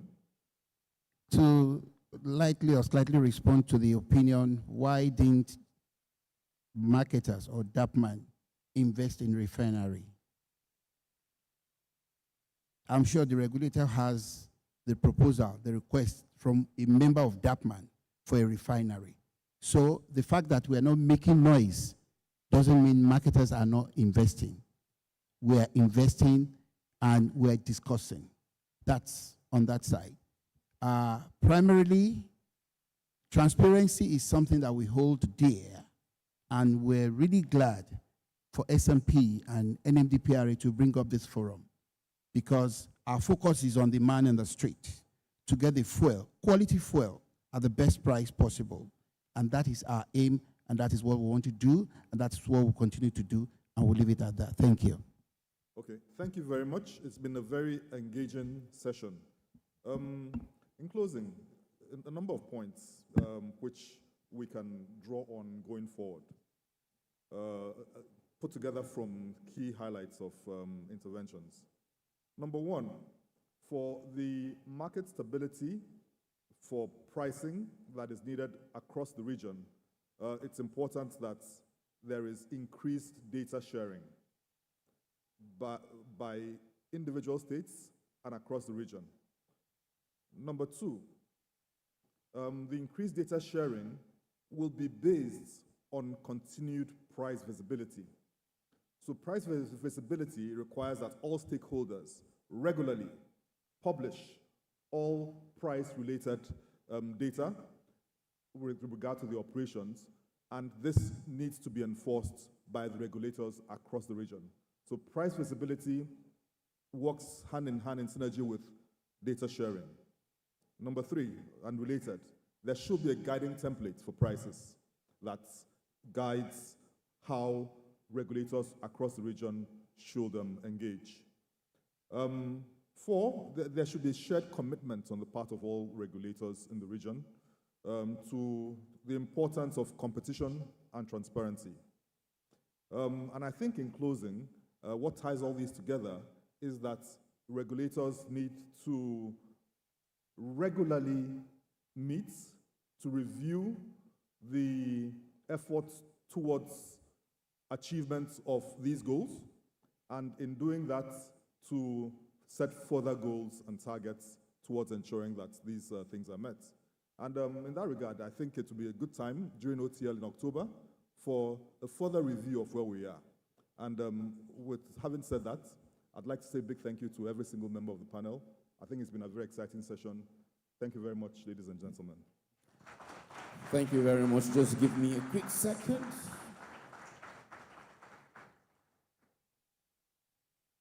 It's been quite incisive, the discussions we're having. Thank you for your insights, gentlemen and lady, yes.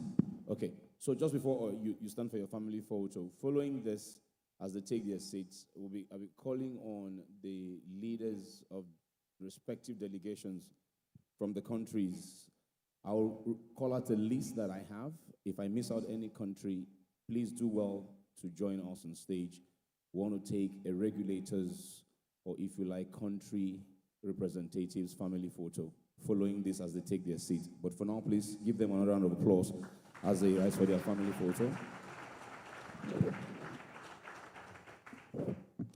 Hillary, if you or your colleagues can hear me, I need one of you to come on stage and help me now to adjust this monitor. Let me acknowledge real quick, he's been here with us. I think he was also here yesterday. Have you taken the picture? Please take the picture, family. Please take a family photo.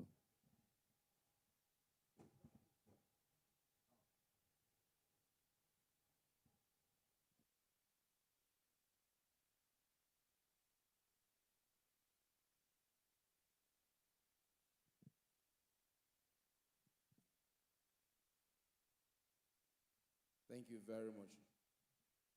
Thank you very much. Thank you. Please give them one more round of applause as they take their seats. Thank you. Let me acknowledge the chairman of JX Markets, Mr. Oscar Onyema. It's always good to see you, sir. Please, we acknowledge you. Thank you so much for joining us. He was also here with us yesterday.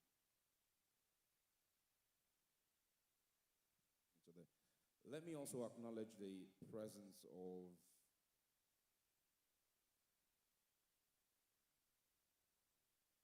the essay to the President on Domestic Affairs,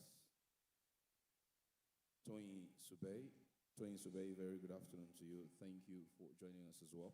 Okay, so let me invite now the, a round of applause if you want to, please go ahead. Let me invite the company representative.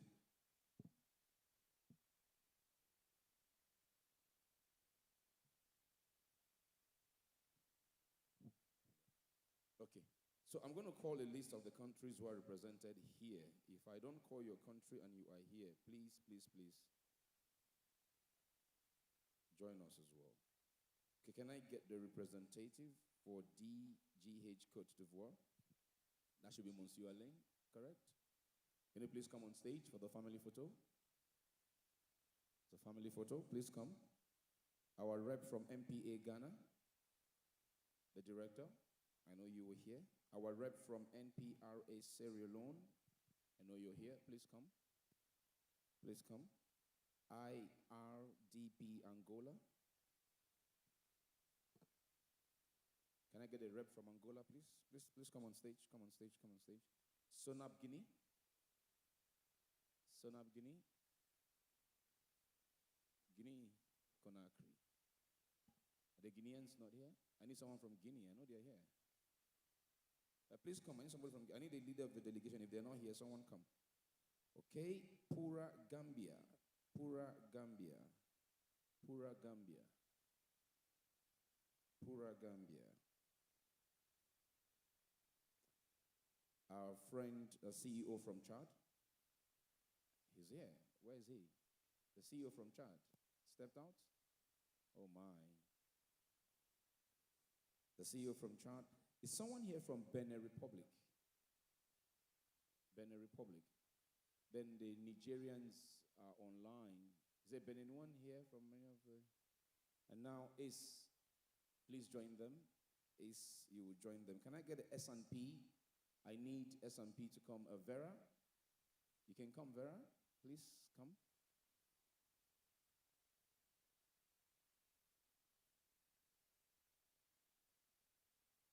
So we've been talking about collaboration since yesterday and today. A lot has been said about it. We just concluded 2 panels as well. So we want to also start documenting. Say again? No, he's here. That's the ace. So when I say, okay, when I say that's an authority chief executive, so when I said ace, he was a Nigerian I was bringing. So I hope we're not leaving out any country. All the countries who are represented are here. No one is left behind. So photographers, please do your thing.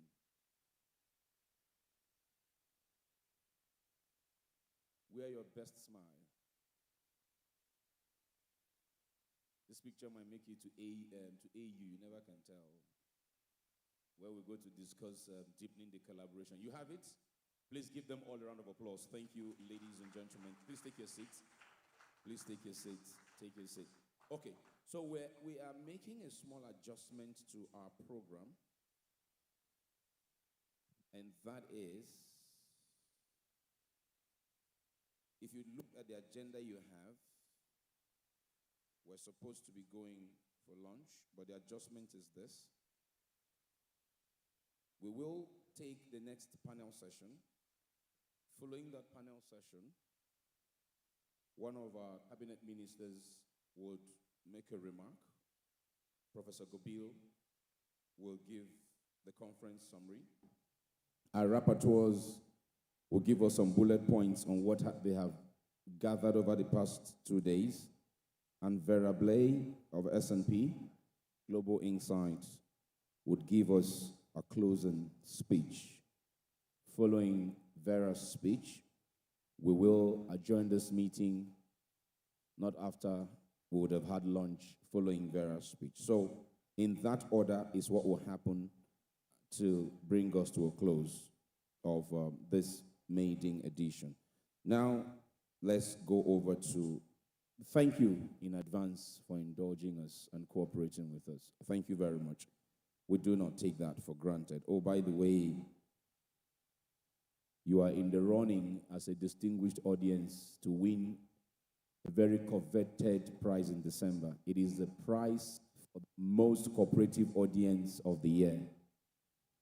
The MCs go to represent the audience. The only caveat is, if you win the prize, I spend the money on your behalf. So, no problems. Let's move on now to infrastructure for West African reference market development, the panel, that is, and begin by welcoming again on stage the Executive Secretary of ARDA, Engineer Anibal Krager. You're welcome to your seat on the podium.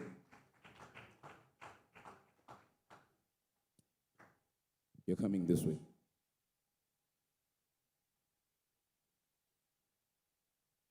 Can I have one of my ushers come to me on stage now, please? 2 of you, actually. In fact, 3 of you. I need 3 ushers now, real quick. Please, real quick. Yeah, right there, sir. Thank you, sir. Joining him on stage, I'd like to welcome the Managing Director of Aradel Holdings PLC, Mr. Gbite. Engineer Gbite Falade, you are welcome.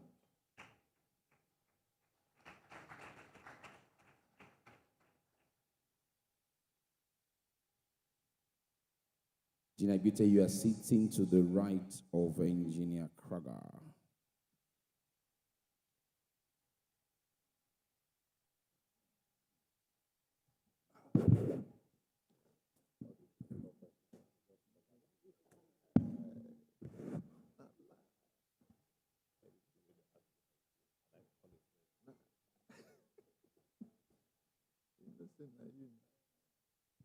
Okay, joining them on stage.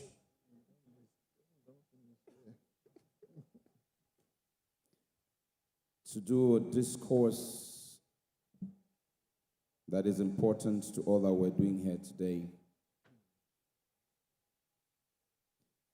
I just want my ushers to sort out the thing that I've asked them to do, and then we'll carry on, right?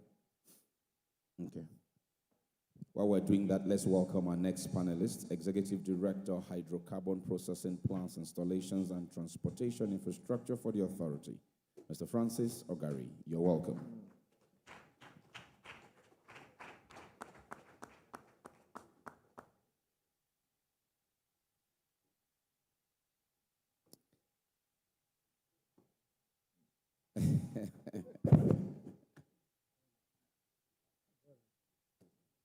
All right. Joining them on the panel now. It's the moderator for the panel. Let's welcome Mr. Ademola Adigun to moderate and drive this conversation. Please, round of applause for our moderator.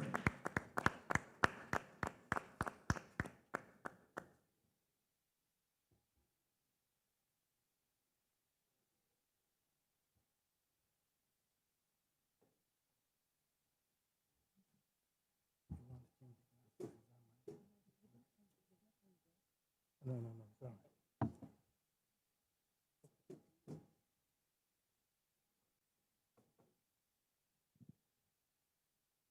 Okay, Mr. Ademola Adigun, the show is yours from here.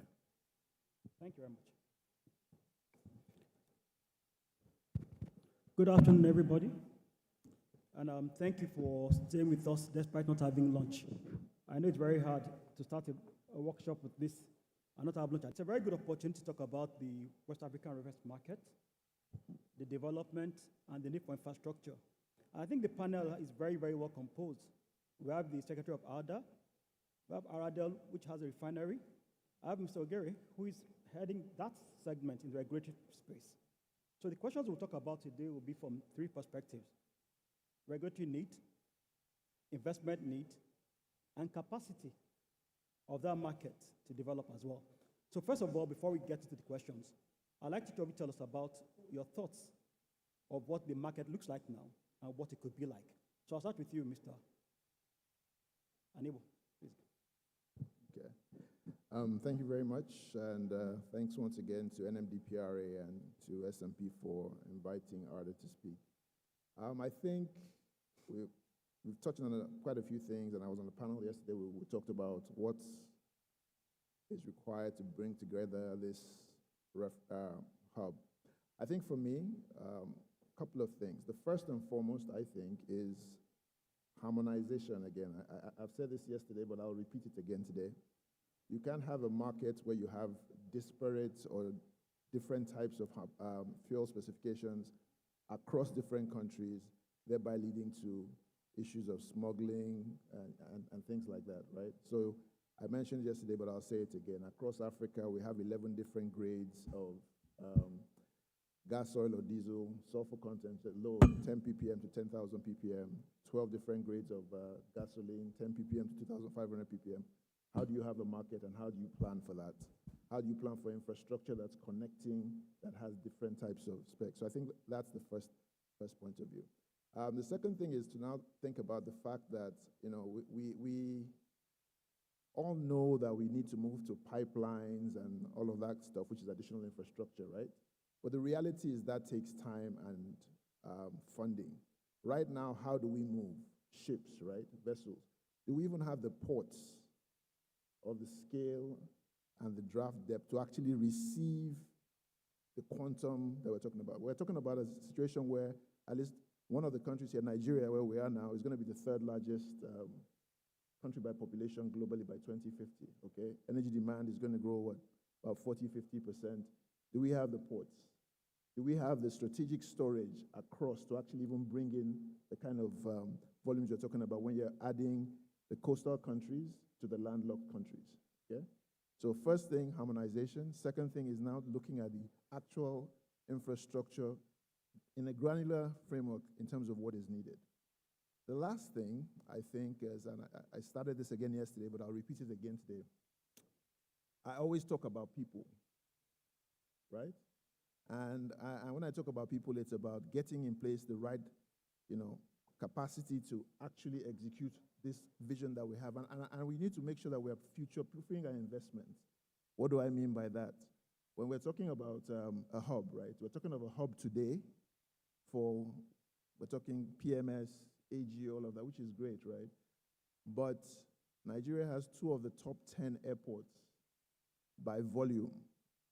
Last year, ADA had a storage and distribution forum in Addis Ababa where the CEO of Ethiopian Airlines talked about International Civil Aviation Authority regulations are mandating that a percentage of their fuel mix must be sustainable aviation fuel, or else they'll start to get penalties where they fly. How are we planning for that? How are we making sure that we're not just looking at investments today, but we are future-proofing our investments as well? So those are my opening contributions. Thank you. Thank you very much.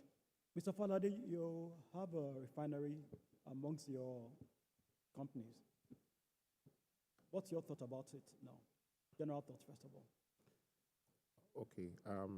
Good afternoon, everybody, and special thanks to NMDPRA and PLATS for the opportunity to be here to share a few thoughts.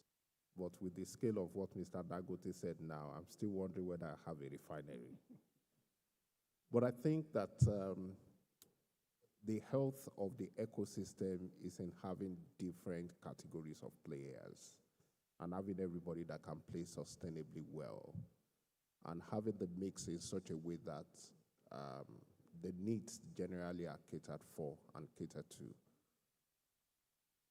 To do that, it requires a lot of underpinning infrastructure that can allow very efficient movement of products, both within national, subnationals, and across the continent. And from the little space where I sit today and a bit more that I will speak to later on, I think one of the key challenges had been how do we enable those infrastructure that allow us to connect to an international supply chain. Where I'm located today with my modular refinery in my operations, the amount of cost that get incurred in just moving goods and moving refined products from the interland where I operate to all parts of Nigeria and even export is quite arduous. And one of the key challenges had been the absence of the right transport infrastructure, whether you're speaking about product pipelines or you're speaking about roads, or as obtains in more developed places where they have rail cargo to help you. It's about how you curate all of that to the point of the ports, and then you can start reticulating to everywhere. It's clear that this is one key challenge area that a single operator will not be able to deal with.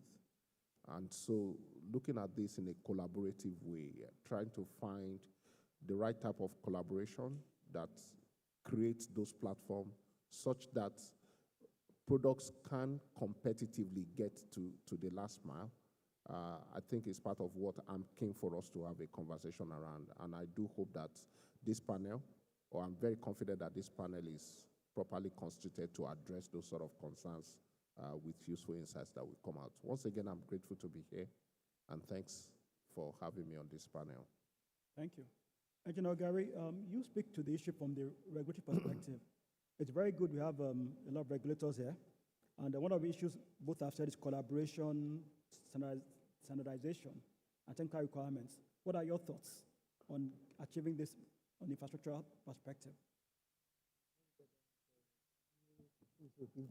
Can you hear me now? Yeah, I can hear you now. All right. What I said is this. We have different regulators from across West Africa here today. The issues mentioned by Ada and Mr. Falade are things like around technical specification and collaboration. What do you think are the issues from a regulatory perspective affecting an infrastructural market development for the West African market? Okay, when you talk about transportation for those markets, From the earlier one, when you said about market, what is a market? A market is a commercial arena for dealing. And when you talk about regulation, where we have done it, particularly to transportation, Mr. Falade, he just said something about its refinery, its location, which is the road transportation.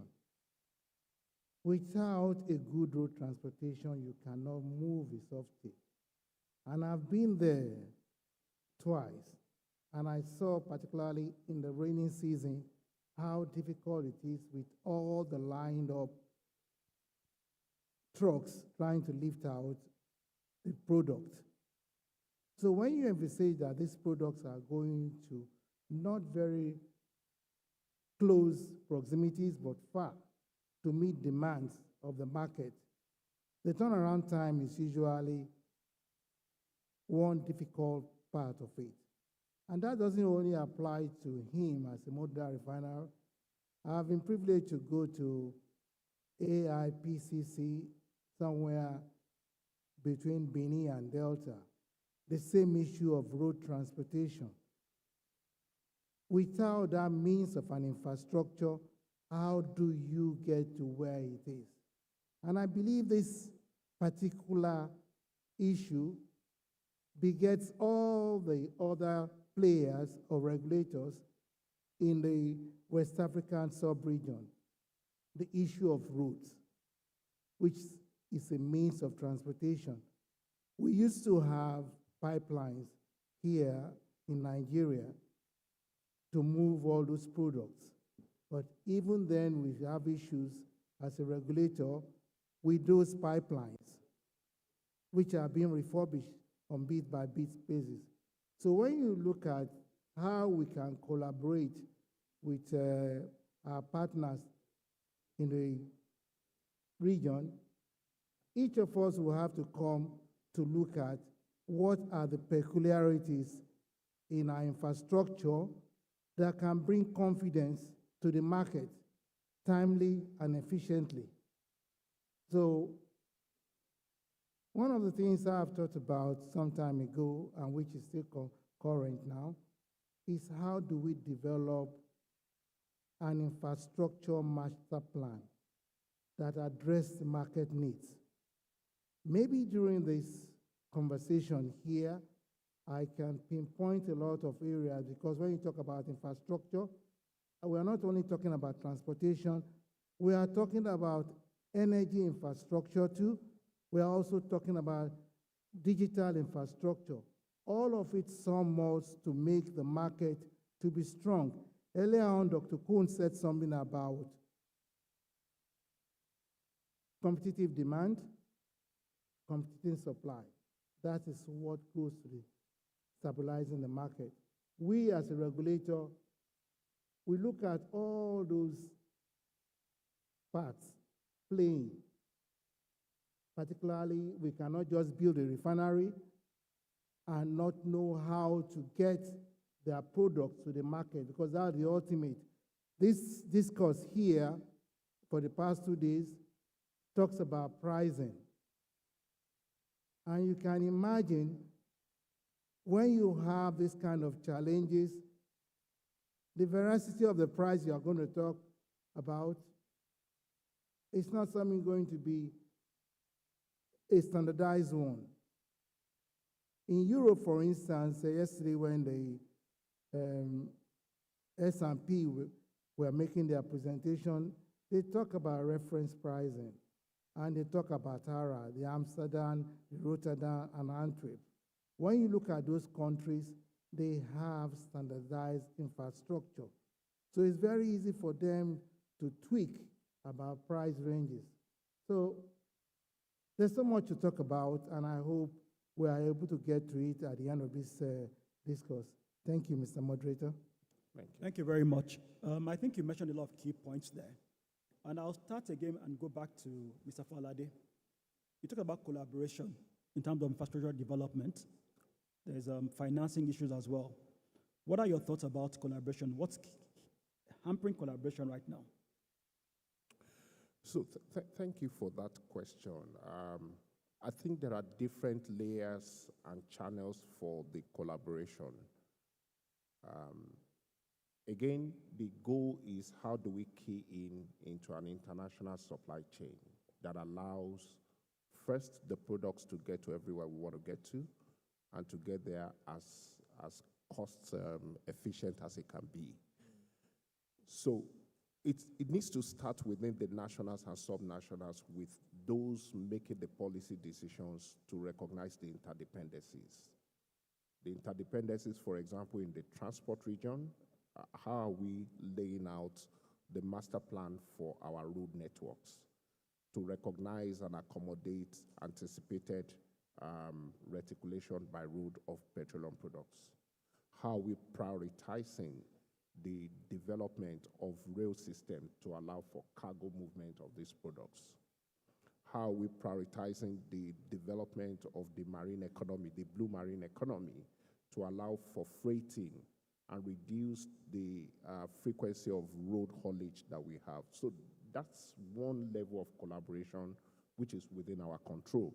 It has to be a master plan that is not just siloed looking at refined products alone, but is one that tees off from what different supporting ministries are doing, just to make sure we have a cohesive national plan. It then goes to, by the way, road is not the most efficient form of reticulation. It's costly, but it probably is the shortest term solution for us today. The ideal solution is in the pipelines. And it's about dealing with issues that have degraded our pipelines. There are very few functional product pipelines in our country today. So before we even start talking of how those pipelines connect with other countries, we need to fix it internally. And we need to evaluate the model that we have today for our pipeline system. They are largely state-run, state-owned assets. Are we operating them under the right commercial construct and model? Should these, for example, be the subject of either a PPP or an outrightly privately owned thing, with the freedom given to allow investors have cost-reflective arrangements? No matter how cost-reflective it is, it's a massive improvement on the road transportation we have today. So for me, that's another level of collaboration. And then you then move the frontier. And it's not one that we start doing piecemeal. It's one that we have the architecture of the transportation to the depot arrangement, to the ports, and all of that, that allows us to have a very seamless and overall cost-effective reticulation domestically. And from there, we can then begin to knock for knock with our neighbors in the West African region. I think a classical case which is in play today is not dealing with refined products, is what we have with the West African gas pipeline teeing off from the HELP system. The HELP system is an in-country pipeline built for gas distribution, massive reticulation of gas from Escravos all the way to Lagos. But then extending off from there is the West African gas pipeline that goes across a number of West African countries. For that to happen, each of us within our country need to understand that global architecture, but commit to doing our bit domestically. And we need to do that bearing in mind that as we're trying to create a refining hub in Africa, we will not be able to do that if we're also not thinking about the pathways, the infrastructure that helps us to get those goods to various parts of West Africa and beyond, but in a very cost-efficient way. That's my thought about the next challenge we should be looking at. Today, the fuel that is sold at our retail stations, there is a significant portion of it that is as a consequence of the inefficiencies of all these transportation paths that we have today. If we can deal with that, then we'll be creating a lot of value, we'll be creating a lot of efficiency, and we'll be able to key into an international supply chain. Thank you very much, Peter. Mr. Karaga, you have two lives, and I'm going to mention your first life. You were once GED refinery at NNPC. I remember that's when we first met and collaborated together. Now you're Secretary of ADA. Why is ADA not investing in infrastructure? Why are you not leading the conversation around standardization, technical efficiency, and investments around pipelines and networks for infrastructure? Well, thank you for the question. Actually, I don't know where you've been, but we actually are on every front. ARDA has 7 different work groups. And again, you know, someone was commenting about my suit when I came in, and I said the reason I dress like an investment banker is because I'm always looking for investments for the downstream sector. And for that to happen, we look at it from this perspective. For investments to happen, you need 4 things in place. The first one is the regulatory frameworks to support the investments over an investment horizon. I think I've mentioned that in many fora. And for that, we have a regulation work group, and that's how we're able to work collaboratively with NMDPRA to ensure that we had representation of multiple regulators across Africa having the same conversation, right? The second thing is ensuring that we pass the fundamental message that budget is not equal to cash. It seems like a very fundamental thing, but it's actually a very serious thing. Your budget does not matter if you do not have a finance plan for it, right? So we've been pushing project preparation, and we have a finance work group, which I head, where we've been engaging on multiple fronts, including working with the Global LPG Partnership on putting in place a $1 billion fund for LPG infrastructure, where we're actually trying to focus on some of the things that are looked at as challenges to make sure we can bring them into play in our discussions. I'll give you an example. Everybody knows how much we push trucks and trucks and trucks. So when we are canvassing to support people for a pipeline, we tell people that, you know what, if you invest in a pipeline, you're actually reducing emissions. And this is the reduction in carbon emissions, and this is part of what you build into the financing story. Another one, for example, is how is it that LPG reduces carbon emissions, but it doesn't qualify for carbon credits because it's fossil? That's what I go to COP every year to go and engage in. So we are leading the charge on that. So I did mention regulation. I did mention project preparation, which, by the way, we engage with all the DFIs, AfrexIM, if you come to any of our conference, AfrexIM, AFC, they all come, and they all have project preparation units to ensure that all project developers are able to get financing. Third thing is the ESG thing. I started talking about it. How can you build ESG into all your discussions? For example, 3% of all carbon emissions globally come from shipping. So every time you export crude and bring back refined products, you are burning and adding to emissions.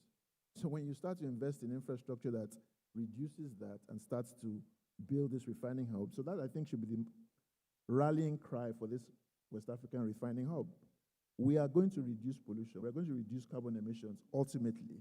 And that's why, despite it being fossil fuels, and then the last but not least, I talked about it yesterday again, is capacity development, training programs, which we tend to do with our partners, whether it's Joint Inspection Group, Energy Institute, and all of that.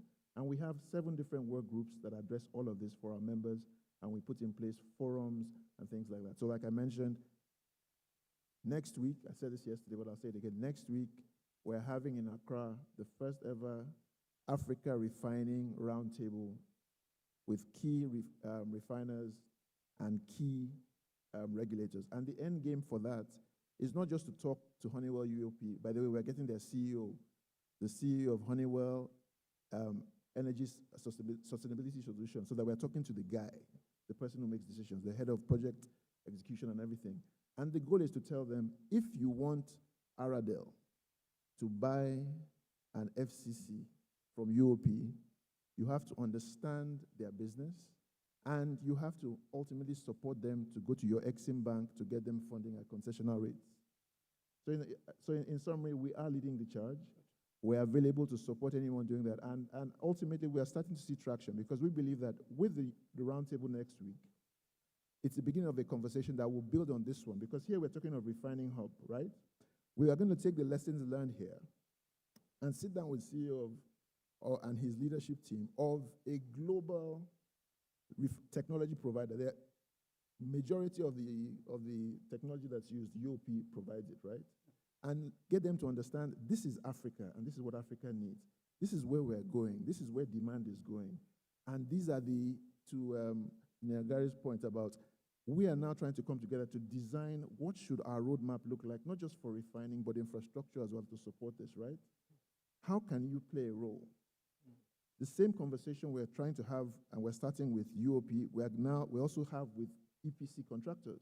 Every EPC contractor can also get Exim financing or funding to support you. So the goal is, ultimately, it's only things that get financed that get built. Correct.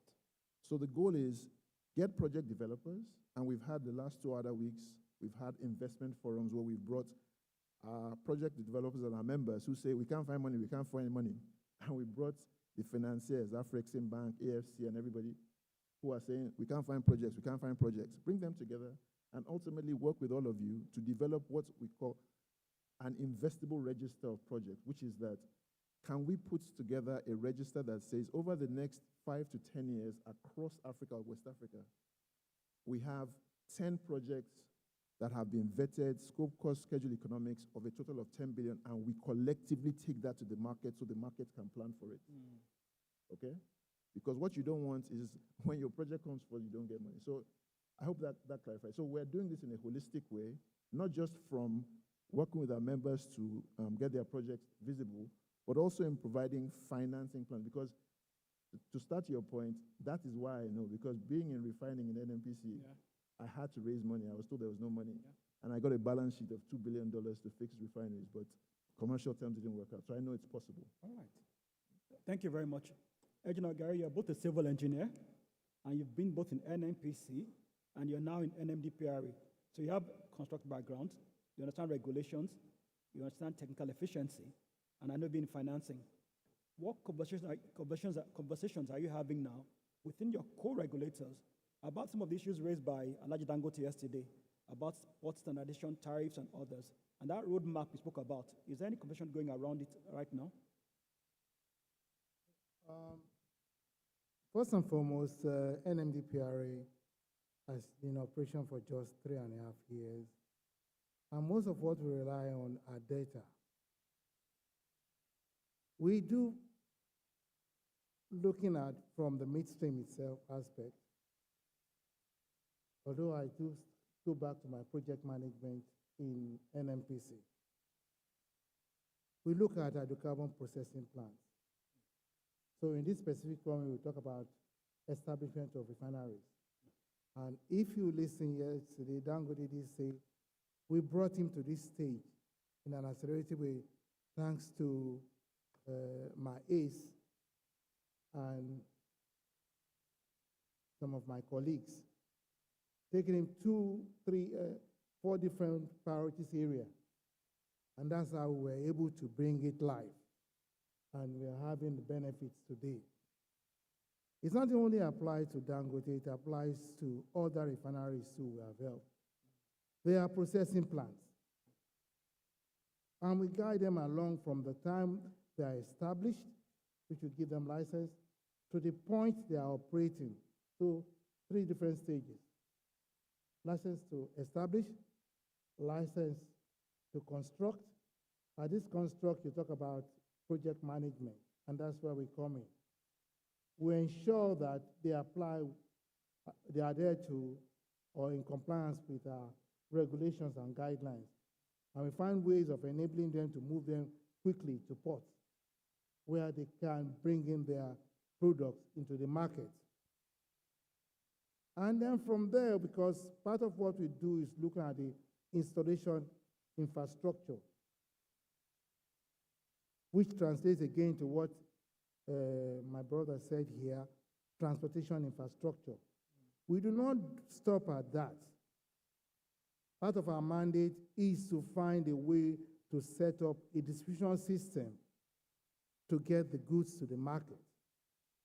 And we also, along the line, which may have West African brothers who must have learned, set up storage or depots, which one of them alluded to earlier on in his discussion. And then that gets to where the pumps are, the retailing infrastructure. Again, we do not stop at that. We collect data, and that's what the SFP are talking about. We collect data to do our own evaluation, to do our own strategic planning. Today, we are all sitting down here because we want to hear from you. And thanks to my colleague, to my ace and my colleague, Professor Zainab, we are all sitting here in this discourse. We don't have all the answers. And what I've always said from time to time, even when I was in NNPC, there is need for an effective feedback system. Without a feedback system, we cannot do anything, and that's what S&P are talking today. That feedback system for us to look at the data collection, and I did talk about digital infrastructure, which we need to establish. Faraday here has talked about quite a lot. Again, these are the feedback we are getting. And this discourse will tell us where are the missing gaps. Dr. Cohn talked about quite a lot of things, making reference. The regulations, like, it's not a one-stop shop, and it's not what Archimedes called Eureka. It's an evolving thing over the years.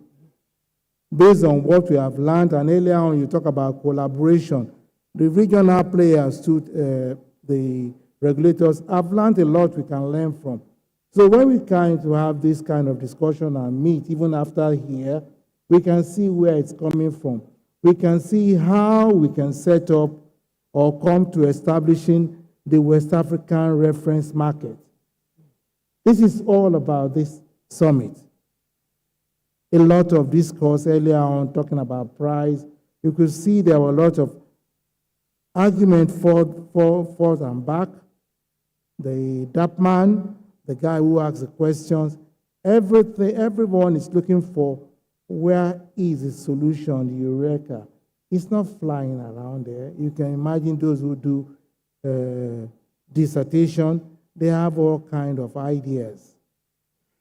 Those ideas, if you need to write on all of them, you will never finish. And that's why there's a definition for scope. And there's what they call limitations too.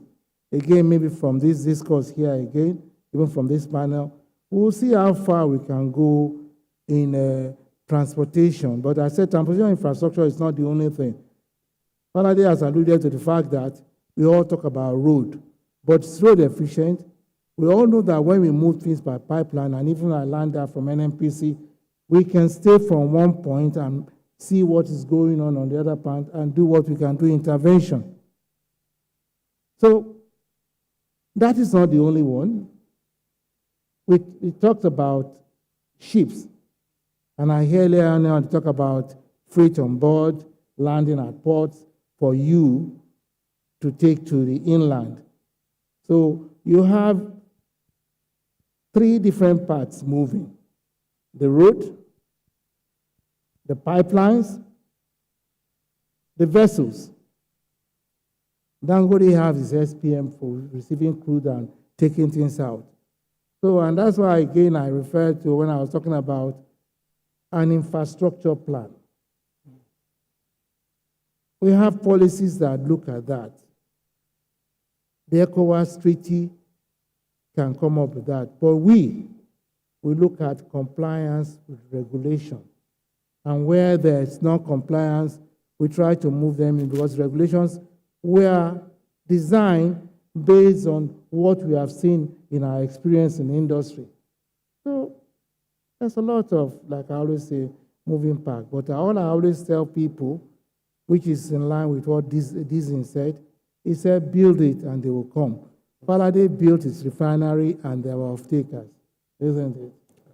But there are some guidelines. So it's evolving. And I'm happy about this forum that brings all kinds of thinking together. And in there, we can see the silver lining in the sky. So I think I'll stop here and then allow other people to talk. Thank you. Thank you very much. Next questions, I want to talk about open access. When the telecom sector, which was came to Nigeria, there were challenges of infrastructure as well. And then at a certain point in time, to reduce costs and drive efficiency, open access became a talk, co-location, sharing platforms to ensure the customer got better services and lower prices. Why don't we have open access working efficiently right now across infrastructure, both locally and internationally? And internationally means West African sub-region. So we have depots, we have different kind of transportation mechanisms. Why is open access not working? I'll talk with Aradel. What are your thoughts about that? I think we've started seeing the offshoots of open access. Our problem, I don't know if this is true across the West Africa region, but it's clearly true in Nigeria, is that when we encounter problems, we tend to solve it alone. Is the reason why when the district municipal water distribution system failed, every one of us started sinking boreholes. Is the reason why rather than finding a concerted effort to fix roads, we all said we need to buy a SUV that can handle the poor roads. So we have this culture, or maybe we have evolved this practice where we all tend to just solve things alone. And there isn't somebody that is sitting down there and looking at everything. But I think the good news is that with PIA, we now have certain constructs enshrined to leverage off the interconnection of things. And one of them is open access. Open access where instead of each person replicating redundant infrastructure, we can find the protocol that allows parties to piggyback on that. In the upstream sector, there is a lot of sharing of access that is already taking place. You have people who, instead of building a redundant infrastructure, pay handling charges to another person that already has it. And what PIA is trying to do is to deepen that, to make sure that instead of investing in pipelines that are uneconomic for one single player, we have access and protocols that allows us to interconnect. That is already happening. It's about how we just deepen that as a conscious effort in our industry that we should be looking at. And deepening that is one of the ways to be cost efficient. Recently, an executive order has now been issued that scrutinizes at the upstream your effective unit cost of operation. And all of a sudden, people have started that. Instead of me building my flow station, can I just flow my crude to you and I pay a handling charge? Ports, open access in depots, open access.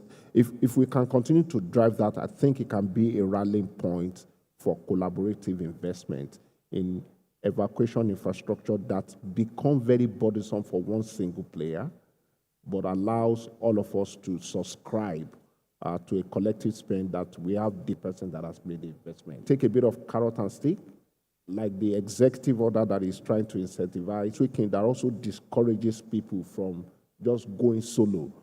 Going solo just solves a problem in the immediate. It's not a lasting solution.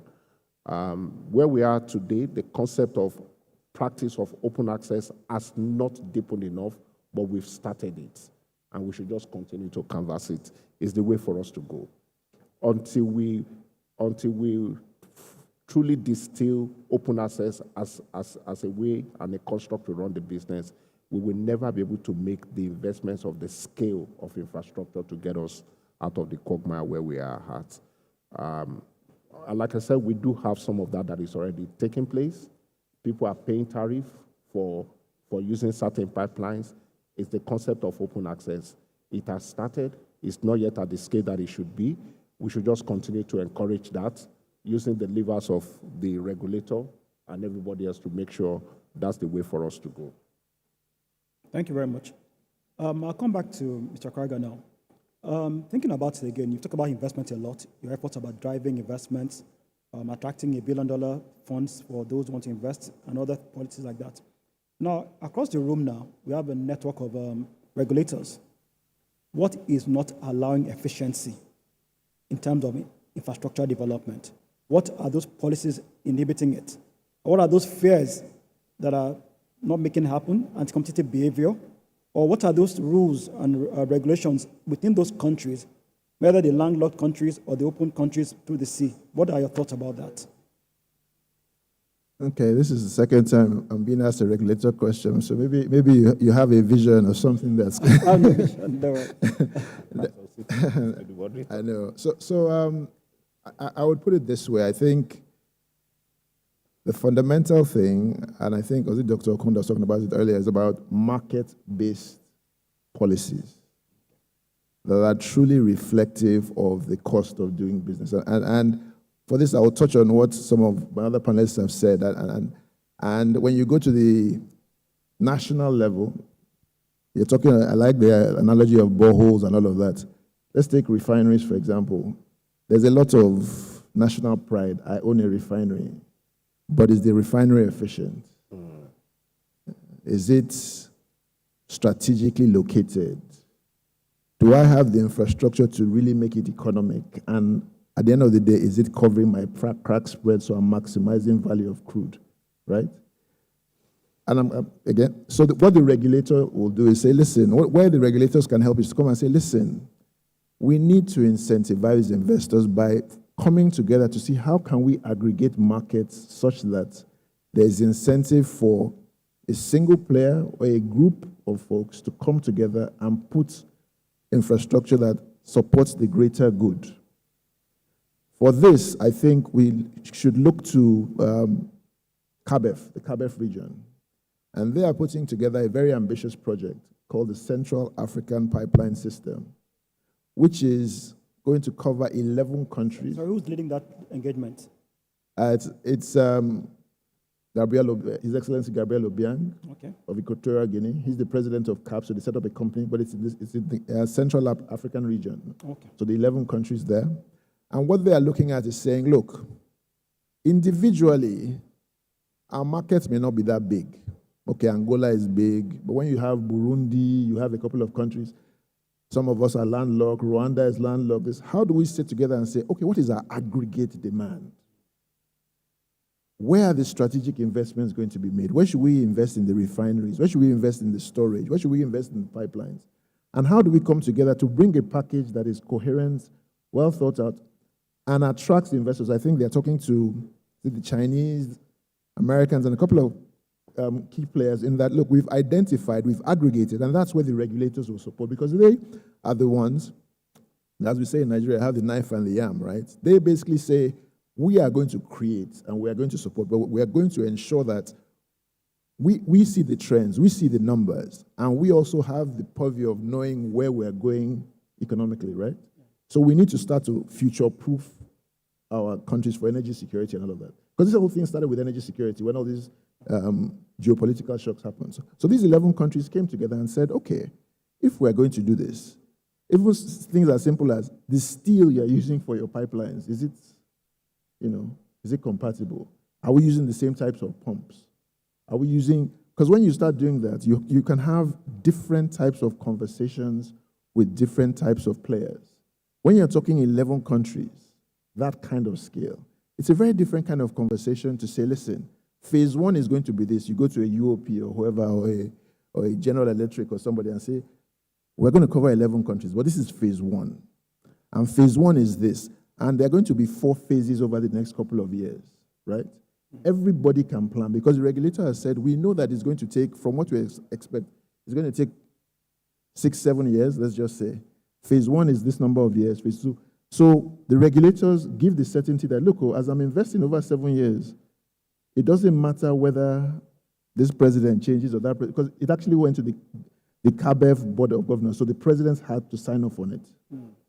Once they do that, it now becomes, mandatory and everybody's supporting. So again, regulators' role is to create enabling environment, understand, and they are best placed to help us aggregate so that we can put in place the ecosystem that attracts investors. Then you'll start to see what is called, I read an article yesterday about blended finance coming back into play. Blended finance is basically things like DFIs, like the Afrexims and co, putting the seed capital, shall we say, that attracts private sector capital. So they basically de-risk projects. Correct. So like this, your gas infrastructure fund, right? Yeah. So there's the misconception that the gas infrastructure fund is supposed to fund an entire project. No. That kind of fund is available to say, okay, we as NMDPRA have looked at the economics of a project. We believe that Mr. Falade's project makes sense. And to support him, we're going to support it, right?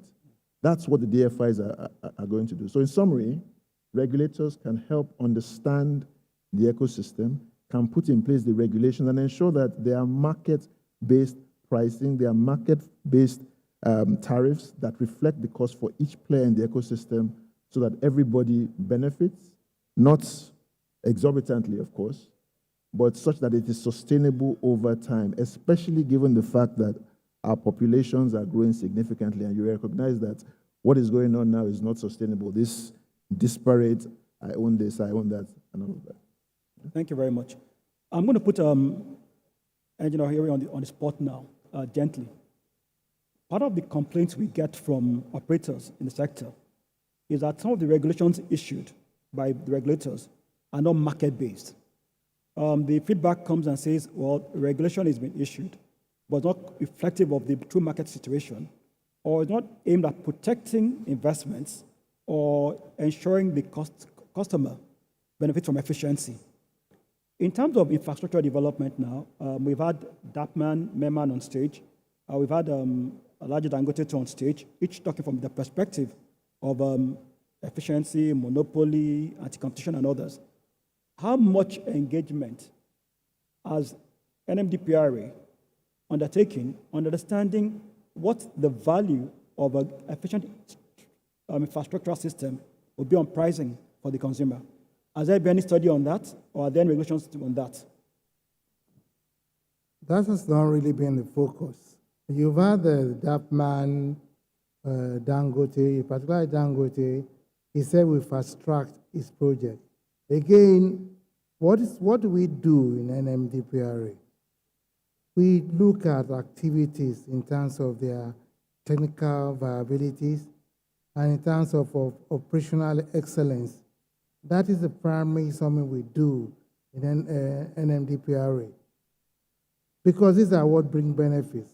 Investors come to us, I want to build this, I want to build that. We give them guidelines. But what we do again, we call them for meetings to come and make presentations on what they want to do, their concepts.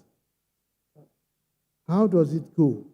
And then we look at the economics of it and advise. Because most of the time, some of these projects, even when we have given them license to establish, cannot go further on the issue of funding. They go and look for funding partners. It's only when they come back to us that we allow them to go into the next stage to construct this. At no particular point are we looking at price because they have done the economics. And for them to go into final investment decision, they must have made their point that the market is there, the price is there. The economics they have worked out works out for them.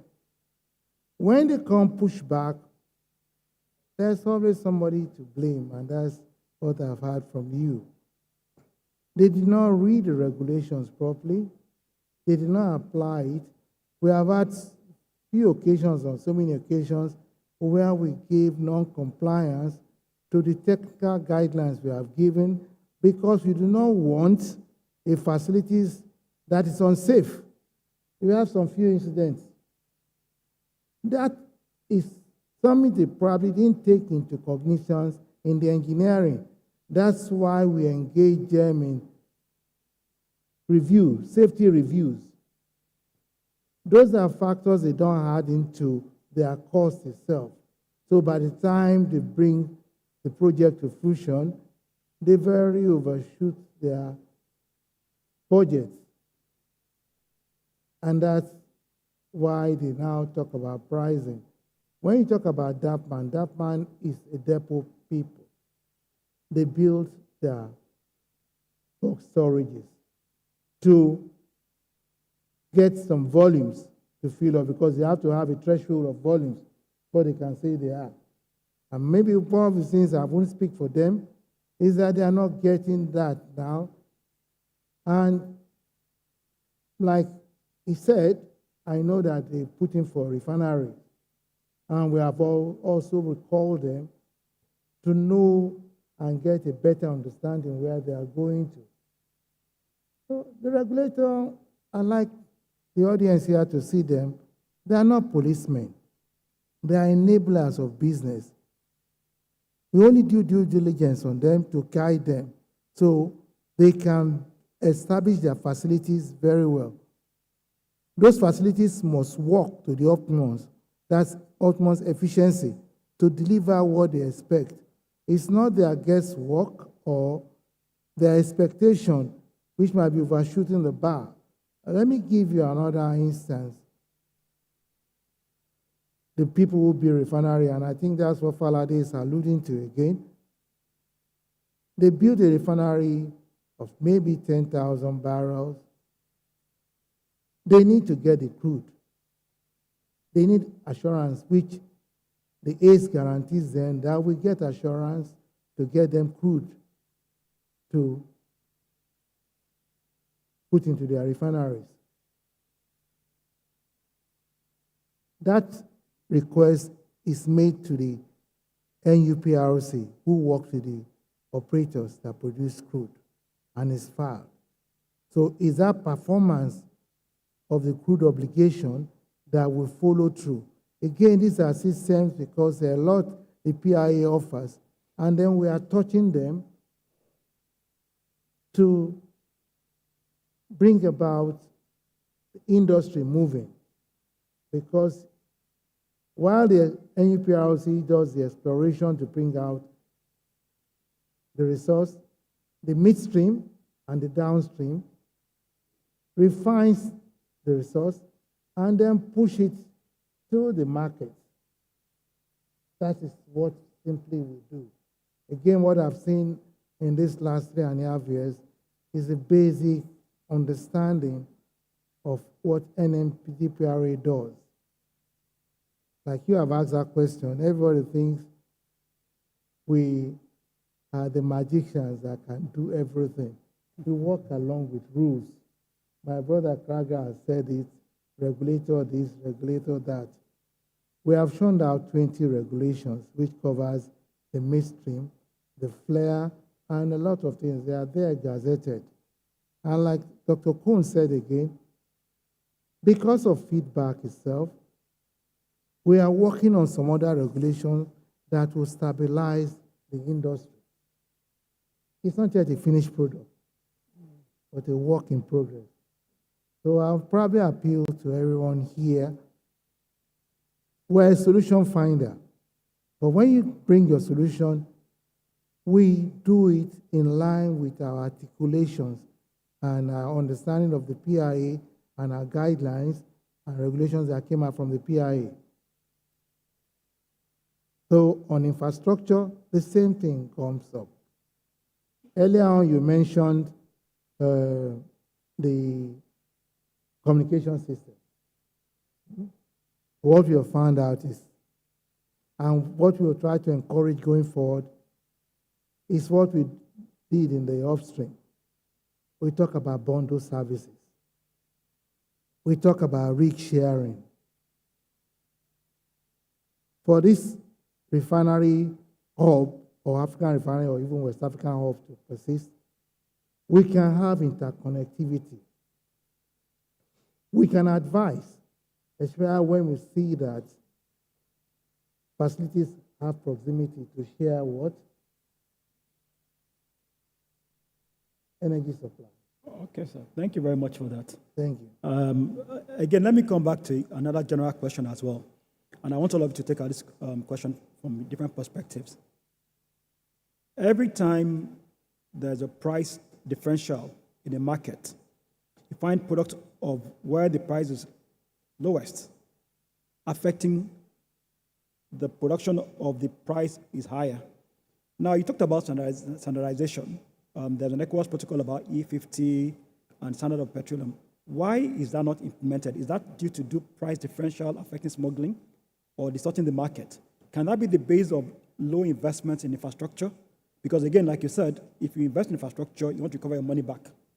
And you can't recover your money back if people will not use your infrastructure and bypass it because of price changes due to tanker specifications. Just your thoughts from an other perspective. So you're talking of pricing and you're talking of infrastructure. Are you talking of refineries producing to certain specs and why they're not? I just want clarity on So what I'm saying is this. Yeah. Across the West African region, I'm talking about West Africa alone now. Okay. We have maybe like 3 functional refineries in real terms. Okay. when Nigeria was subsidizing petrol, you found Nigerian petrol in Benin Republic and others. And of course, they use these small barges and boats to carry them across. Now, if I had built a pipeline, for instance, from Lagos down to Benin, connecting Ghana, Togo, and price here is not allowing people to buy my products, but rather you use barges to smuggle, the money I invested in that infrastructure will not come back to me. So it doesn't matter what I'm doing. I'm saying I'm a producer, I have a refinery here. Then my refinery is not profitable. The investor in the infrastructure is not profitable. Is that an issue? Or has that been solved? Or is that part of the technical issues not there? I think we have to engage on issues that actually are market-based. Nobody's going to go into an investment that's suboptimal ab initio, right? So the way to look at it is this. What was the reason for a differential in pricing, right? Yeah. We were subsidizing, others were not. So what is the incentive for somebody or anybody to come and build a refinery? Which is why the Dangote refinery is such because he looked ahead and said, I believe that at some point there will be deregulation and I'm going to invest ahead of that, right? That's very different from the scenario you're painting in terms of, because nobody will invest in a suboptimal assets. Nobody will do that, because think about it. Who is going to give you money? You have to go, those 5 things I said, you have to go and show somebody your economics and you say, right? So the reality, I think, is to take a step back and say, okay, I'll give you a real life example. Somebody sent me information and said, look, I'm interested in putting together a storage terminal in this location. The person didn't say, I'm interested in this country. He said, in this location. So what he now said is, can you help me provide information for the demand in these couple of countries in the region over the last couple of years, and what are the projections?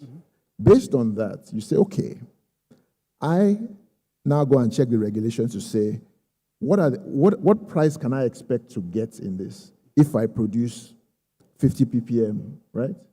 Is that the regulation? Do the pricing structures allow me recover my investment, and will the pricing structures allow me recover the investment such that my investment is sustainable? That is what the guy was talking about. The situation you were talking about is almost like saying that I have a what they call a co-fire refinery, and I want to invest in a co-fire refinery ab initio to say I will never pay for the cost of crude. That's, I'm speaking about what you're talking about. So, your refinery will not exist without infrastructure, right? I agree. And we're talking about marketing efficiencies. Yes. Right now. We all know that we're paying a higher cost because there's inefficiency in infrastructure. No, infrastructure investments will come, but the point is that we've said that we need, the whole point of this whole summit is a West African hub, right? What we're saying is we have all the regulators here, all the market players here, and the idea is to say, okay, what is the demand in the region in total? Yes? Okay. What is it today and what is it going to be? Okay, given where we are now, where can we consistently expect to get supply of products in the region to meet the demand? If there's a delta, yes, I can go ahead and invest. If I invest now to the different points, how do I now evacuate to get to monetize the projects, right? Okay. So in that situation, I believe that there are regulations in place for all of that. The idea is now like, okay, is it market-based? That's the point. That is the fundamental point. I think if it is market-based, I can go in. If it is not market-based, I'm making an assumption that will ultimately probably come back and bite me and my investors. At the end of the day, you have to say, what I believe we need to do in the region is say, listen, what do we as Africa believe in? Forget energy transition, forget all of that. What do we believe that we need in this region over the next couple of years? We need cleaner, lower sulfur fuels. So we need to invest in refineries to upgrade and some new refineries, right? We need storage and distribution infrastructure to ensure that when you produce, you can get these products across, whether it is via pipeline, whether it's via pipeline storage a lot. And then the last thing is LPG for clean cooking. We all agree that. Now the question is, given those what are the investment opportunities in each of those spaces? And how do we put in place a finance plan that supports that for the different players that want to come in? And that's what I think all of this is about, because that is ultimately what will spur the demand, give rise to the volumes, give rise to the certainty, and ultimately take us to the S&P nirvana, which is essentially where we're able to trade and have all of that. But until we define, and the only people that can really define, because they have the data and they also have the regulations, are the people who set the market and put market-based pricing. They are the ones who also, because the other thing for ECOWAS, you asked the question about why has it not been implemented in different countries. Every country has different economic situations at every point in time, right? I remember at the beginning when we were trying to do that in Nigeria, someone said, who's going to bear the cost at the pump? Here, okay? So I think for us, ultimately, let's define what is our quantum of demand and where is it going? What are the opportunities? Is it refining? Is it shipping? Mm-hmm. How are you going to get the products from country to country? How are we going to pay for all of that? What are the institutions and mechanisms that we can put together to create a finance plan to support anybody here who believes that this market is going to thrive and has defined a space that they can do it? I think that's what the ultimate discussion should be about. That's a very good point. Let me hear your perspective, Mr. Falade. I subscribe significantly to the thoughts expressed by Mr. Krager. We need to just keep looking at the data and tell ourselves what's the data telling us in terms of where the channels of real opportunities are, real needs are. And those data should then guide and inform the investment decisions we're making. The investment in large-scale assets must be driven by the economic viability. Do we see enough throughput to be able to amortize that cost? Are we able to aggregate different pockets of services people are doing into one single integrated whole? And the investment in that integrated whole, will it make things cheaper? So it has to be a very rational economic decision that we need to make.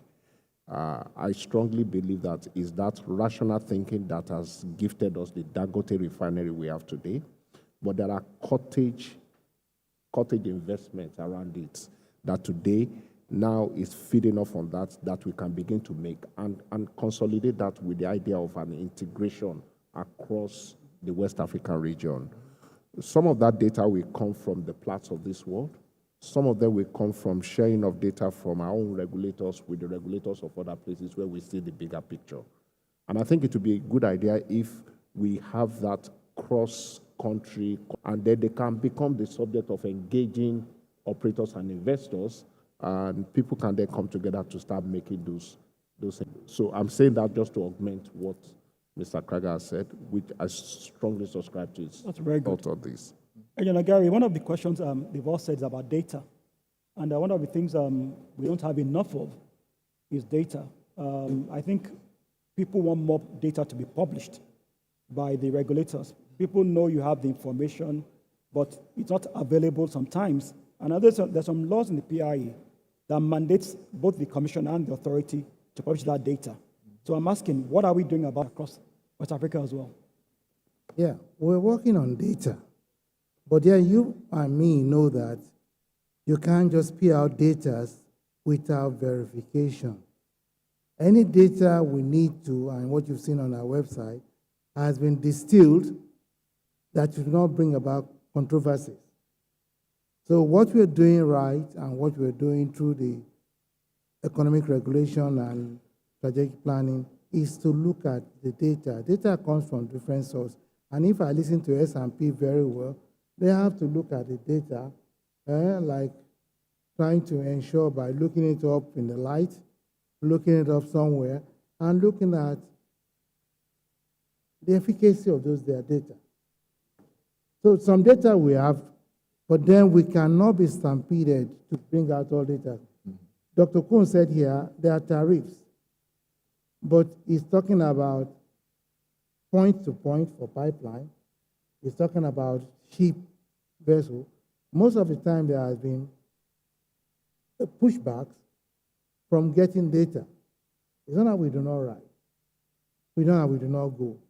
But we are streamlining the process to bring about confidence. Again, people think giving you data is proprietary because their competitor might know this.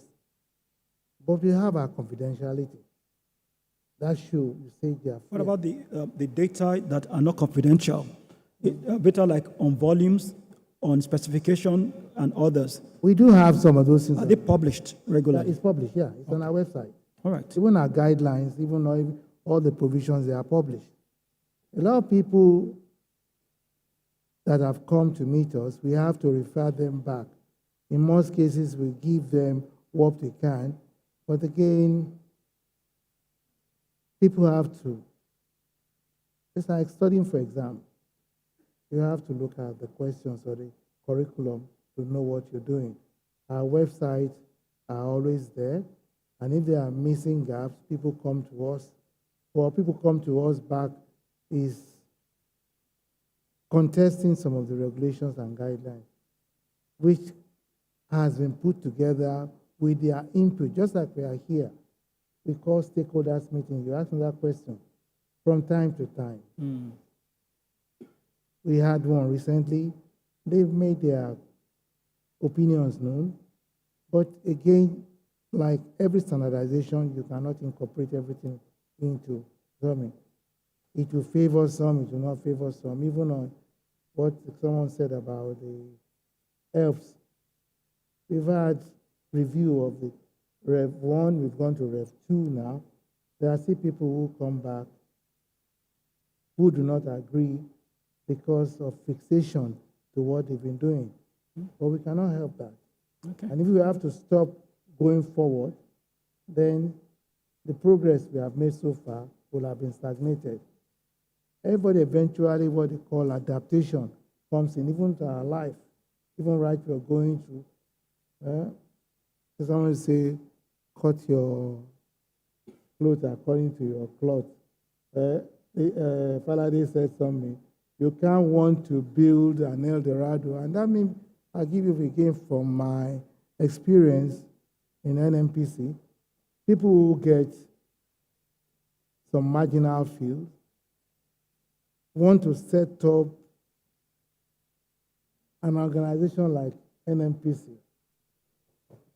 I just give some of them a few advices recently. I say your field is going to produce about 500 to 1,000 barrels. Why do you have this structure? When he asked me. It's the same with everything. And Krager said it a while ago. You want to build a refinery. You haven't thought about the means of taking it to the market. You expect people to come and take it to the market, but you can go to a distant market if you invest or have somebody, third party, that can get you the pipeline to the market. When we're talking about West Africa here, we have a unique opportunity of 11 countries with their economics that can be boosted if we have infrastructure running into them, like Krager said. But what do you talk about? If you don't have this infrastructure, or you don't look at this infrastructure, you cannot ever have transparent pricing. You want to do intra-trade in the region. So like I said earlier in my opening, there are a lot of moving parts, which this discourse has to recognize and see how we can find amiable solutions and give the confidence to people in the region that this conference means well for everybody if we can take the essential that matters to us. And we as collaborators, they've been led by our able ACE, we will collaborate. We'll give them our own lessons learned and also have the lessons learned, and then we can see how the streamlining and sanitation can be done for the West African region. Thank you very much. Thank you very much. Before we conclude, does the audience have any feedback? Their hands, who has the microphone? Who has the microphone? There's some hands there at the back there. Anybody with the microphone?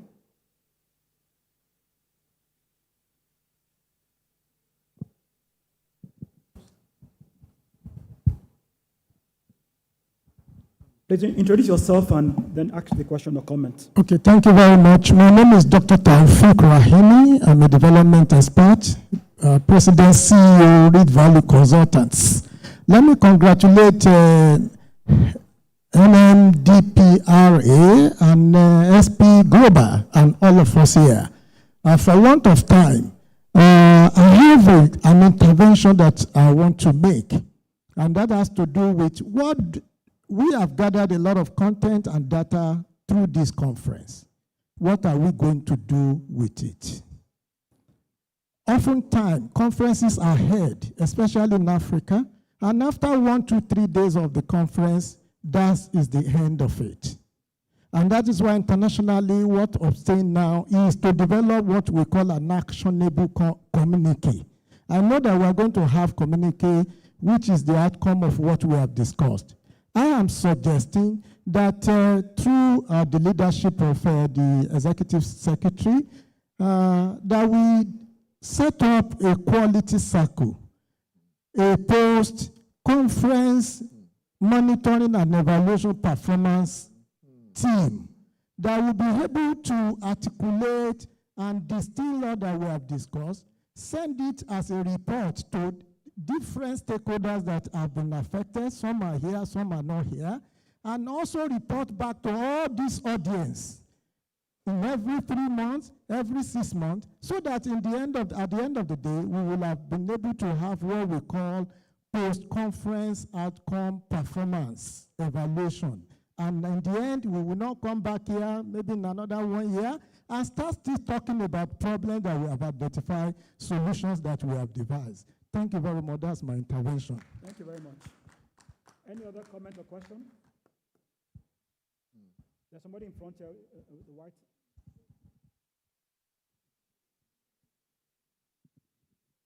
Good afternoon. My name is Kenneth. In this era of energy transition, I think we have discussed a lot about infrastructure. I would suggest that businesses should, as a matter of policy, integrate sustainability in their core business strategy. That is one way they can attract finance to do the infrastructural projects. Thank you. Thank you very much. Thank you. Okay. Final thoughts. I'll start from the regulator. Okay. I like that question about sustainability, but you have to link it to the environment. When we consider this subject matter for the team, sustainability is one of them. And that comes from an effective and efficient project management. Because we are talking earlier on about cost. If it's not efficient in cost, and if it's not sustainable because we put it there as part of our regulation when we look at it. So although we didn't touch it here, but it's at the back of my mind that regional integration, regional cooperation, because each of them has their standards or their regulation. So when you're talking about infrastructure going to 11 countries, it's part of what to consider. Be it road, be it pipeline, be it even rails that we have not talked about. Because sustainability, again, talked about skill development along the line. So everything is wrapped into one. And we, led by our ACE, are looking at that. And that's why before we even license a refinery, we have to go through the PSSR, a review. So we are not discounting sustainability in any way. Thank you. Sabita? Thank you. It's been a privilege being on this panel. I think the idea of creating a refining hub is apt for the moment we're in. as a continent and as a sub-region, we are shortly supplied in terms of energy. We are really energy deficits. Whether we are speaking about energy in form of refined products or some other primary sources. We have to take the conscious decisions to make our playbook to be one that focuses on the domestication of the consumption of our resources. Enough of our resources being extracted to serve the energy security agenda outside of our continent and our sub-region. We need to deliberately focus on how we curate everything right from upstream to the last mile in such a way that our continent and our sub-region is the hub we are primarily serving. We can serve other areas as well, but it will take conscious decision. And I think the decision to look at refining hub within West Africa is a key cog in that whole thought philosophy. And I really want to thank NMDPRA and Platts S&P Global for conceiving this as the central theme of our conversation in the last 2 days. Thank you. Thank you very much. Mr. Anibo? Thank you very much. I'd like to close by thanking NMDPRA and the ACE and his team for an excellent 2 days, and S&P Global, who's a partner on quite a few things. I think at the end of the day, we have to ensure that we seize this as an opportunity. The numbers are clear. 1 in 2 people born globally between now and 2050 are going to be African. Energy demand is going to grow 45 to 50% between now and then. And the question is, how are we going to ensure that we focus on value addition on the continent via a process that targets and focuses on energy security first and energy transition thereafter? Okay. ADA is working with the African Energy Commission, which is under the African Union, and the African Petroleum Producers Organization, as well as OPEC. We have an OPEC Africa Energy Dialogue that we consistently look at on how can we develop an intra-African oil and gas market that ensures that we maximize value addition on the continent. As part of that, we're looking at all angles, and we're saying basically we need to come forward with our own plan. You know, with energy transition, with all due respect, total cumulative contribution by Africa to date, 2.73%. You back out North Africa, South Africa, the remaining 48 countries, 0.55%. We just have to come forward with our own plan. And we have to start looking at how this West African refining hub can be part of the solution. Remember, it's how you present your projects. Pipelines reduce emissions because you take trucks off the roads. Refineries reduce emissions because you don't have to ship out crude and bring it back. How do we now start to articulate that, and how do we decarbonize the existing investments that we have on ground to ensure that we have an African energy transition roadmap developed by Africans for Africans that enable us to take advantage of the energy demand that's coming, which by all indications will be driven by transportation, aviation, and petrochemicals. That's everybody in this room. Thank you very much for the opportunity to be here today. Thank you, Mr. Karga. Thank you, panelists. My final thoughts are in line with what all you have said. And I like the comment made by one of our speakers from the audience who talked about ensuring that it's not a talk shop, that we don't come here again and discuss this next year. And what we've already said is actionable. But I trust the NMDPRA. The leadership is very efficient and they're very responsive. And I know that Dr. Zainab, at the end of this session today, will give a feedback on what was discussed and the key issues there. And I know that there's a plan to think about actionable items as well going forward. So I think that should feed back to everybody that has been here. And we should see more steps in the market for energy and ensure that we all benefit from all you're doing. And again, thank you for organizing this. It was a good workshop, and we've learned a lot. And at this point in time, I'll say out. Thank you very much. We will go for a break. The Honorable Minister of Budget and National Planning will be joining us after the break to give us his remarks for the closing. That will be followed by the remarks from S&P Global. Prof. Kobil will take center stage after that, and the ACE would give us a final thought of what we're doing from here on. But for now, it is approximately 1500 hours by my time. We're going on a 1 hour break. So at 15:55, let's start coming back into the room. In fact, at 15:50, so that we'll be settled in before the minister comes, and we'll just, from there on, 30, 40 minutes down the road, finish with this maiden edition. So I'll see you after lunch. For now, give them another round of applause. Thank you, gentlemen. You can now rise, please. Please rise for your family photo. Where are my photographers? Yes, yes. Where's my photographer? Okay, you're here. Please take the shot. Lunch is served upstairs. For VIPs, lunch is served where you had it yesterday. For other distinguished delegates, lunch is served upstairs. Bon appetit. I'll see you shortly.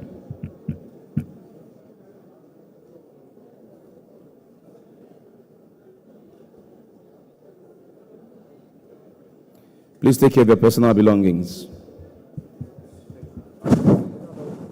Nice seeing you again. Always nice seeing you.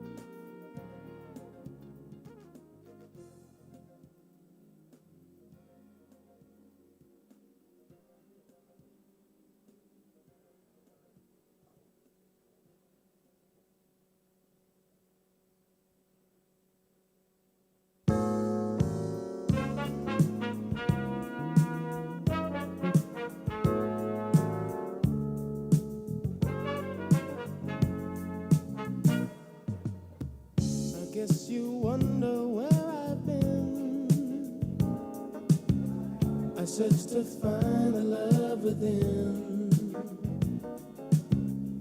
I came back to let you know, got a thing for you, and I can't let go. My friends wonder what is wrong with me. Well, I'm in the daze from your love, you see. I came back to let you know, got a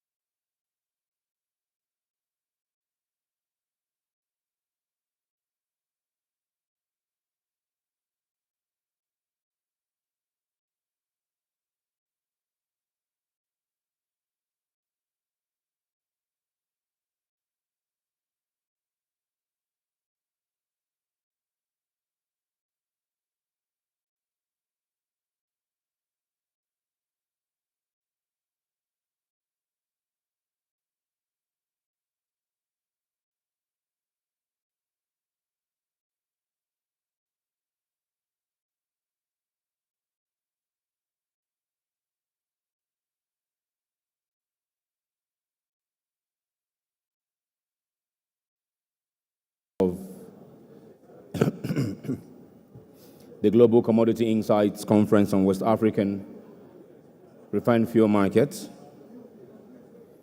Seated already with us.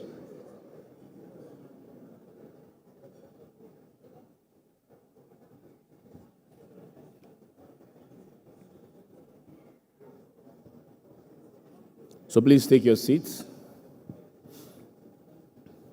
as we begin the closing ceremony of this maiden edition.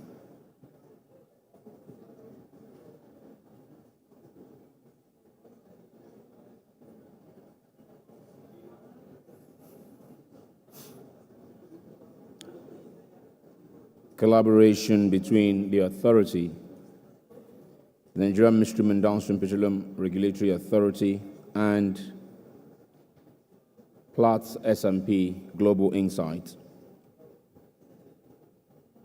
We spent the last 2 days discussing on how to create a regional reference market for refined petroleum products in Africa, using West Africa as a case study and a takeoff point. We've been reminded through the course of the past 2 days of the reference markets that has been supplying Africa and the West African sub-region for many, many years. We've discussed around the importance, of course, of making sure that we have our own and drive the narrative of transparency and efficiency within our sector. So welcome to the closing ceremony.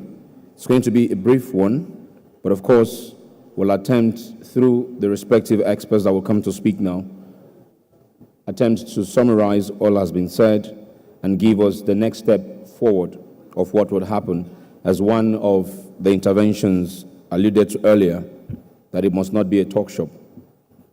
But one fact is, when people speak about talk shops, I'm quick to remind them that many policies have come from different forums of this kind and has gone ahead to become policies or executive orders, as the case may be. Let me pause and acknowledge the presence of a former governor of Kebbi State and currently serving as our Honorable Minister for Budget and Economic Planning, His Excellency, the distinguished Senator Abubakar Atiku Bagudu, CON. Good afternoon, sir. Thank you for joining us. Thank you. Okay, so let's begin our conversation with the closing ceremony. I did inform you that His Excellency will address us. Following His Excellency's address, we'll then listen to Vera Blay of S&P Global Insights. Following Sarah's, we'll listen to Professor Zainab Gabir, ED, ER, and SP for the authority. And the ACE will then come and leave us with the final charge for the next phase of this journey and conversation. So let us begin in earnest. My name is still Richmond Osuji. I want to thank immensely His Excellency for finding time to come join us at this closing ceremony in spite of his tight schedule. And we are delighted because he is overseeing budget and economic planning for the country. And what we're doing here, when we get it right, goes a long way to help the economy of our nation and ultimately impact the budget of the Federation. So I'm therefore delighted to have him join us on stage to speak. Before I bring him up on stage, please, Hillary or someone, can I get someone come on stage now real quick, please?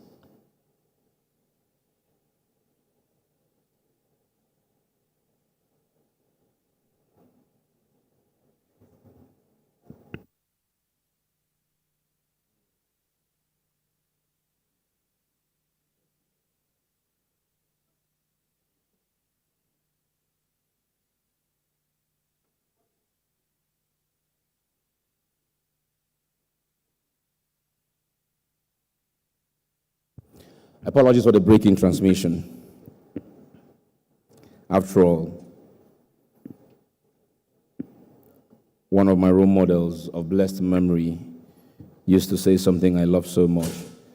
He used to say, to err is human, but to pause is divine. So it's important we pause sometimes. As they say, speed kills, so slow down sometimes. Okay.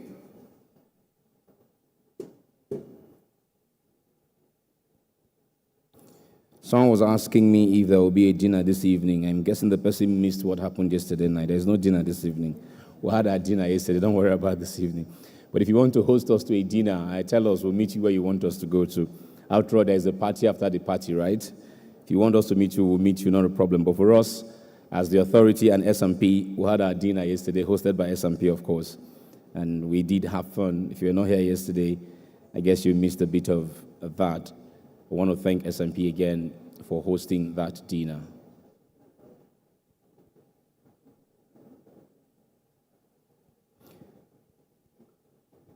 It's been 2 days of incisive conversations, and I know rising from this first conference, many other conferences, as we heard the OTL organizers say, and even other events, will try to continue the conversations that has started on this platform these 2 days. Onwards now to begin the very first remark of the closing ceremony. I'm delighted to have you welcome with me with an applause His Excellency, the distinguished Senator Abubakar Atiku Bagudu, CON, the Honorable Minister of Budget and Economic Planning, for his thoughts this afternoon. Please a round of applause as His Excellency makes his way up.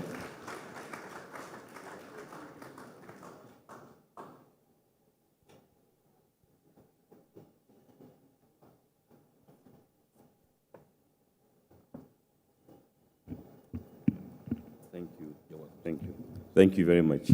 The Chief Executive of the Nigeria Midstream and Downstream Petroleum Regulatory Agency, and indeed all the executive directors and senior management representatives of the S&P Global Commodity Insights.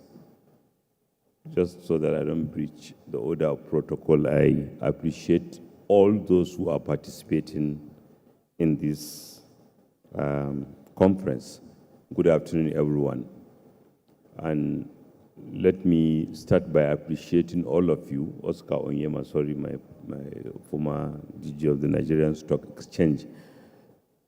Even though I was not here, but most of us have been watching what has been happening here since yesterday, because truly it's one of those remarkable evolutions in our ecosystem where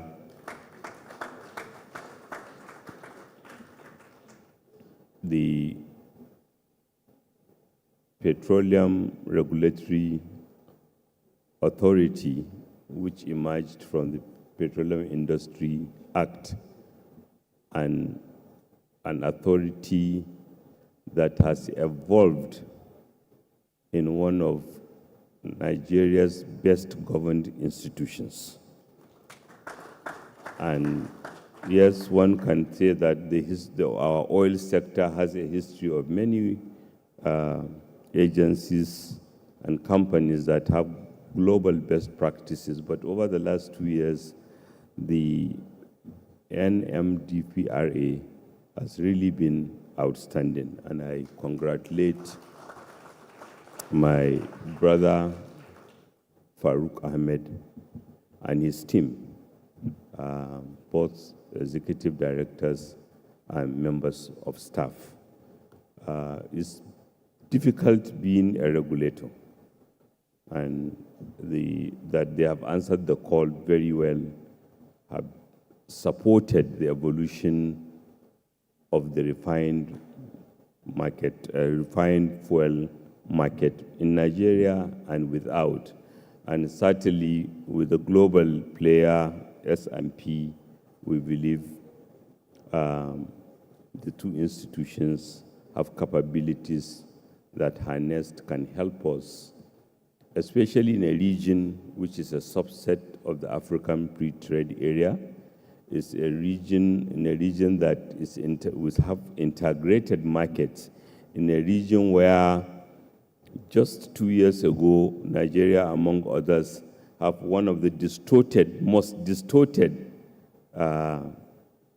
pricing of refined petroleum, and the reforms that are undertaken by Nigeria can encourage others, especially when that information or that support mechanism is enhanced by forums such as this, because reformers and citizens typically rely on independent views, such as the ones that can emerge from conferences like this, in order to promote this initiation and sustainability of reforms.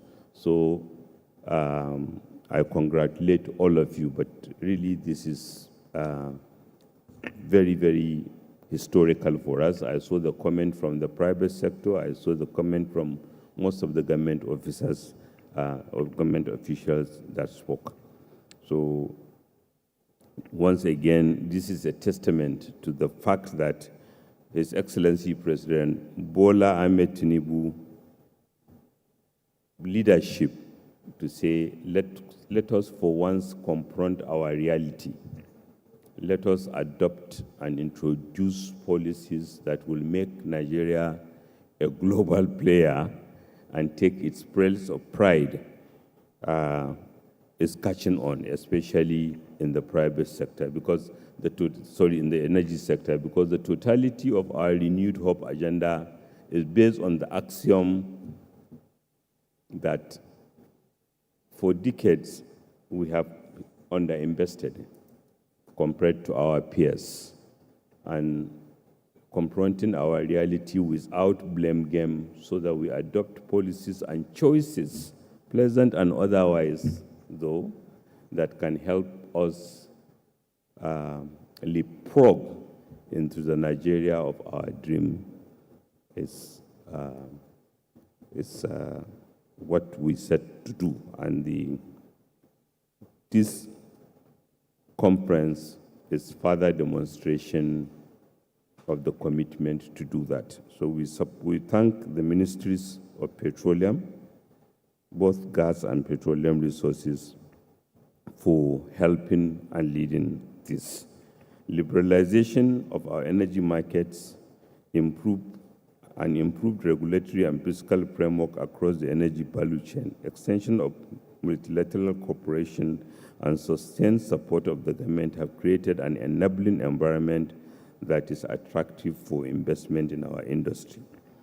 The proposed regional pricing reference benchmark shall enable the development of transparency and robust fuel market systems that support the growth of commercial activities on a regional and continent-wide basis, and my ministry commits to collaborate with all stakeholders in achieving the strategic objectives of this project. When the 2024 budget was being drawn up, the DPRA, particularly the chief executive, was collaborating with us to provide as much money as possible for the CNG investment and transition. And I'm glad that it's also carried on to 2025.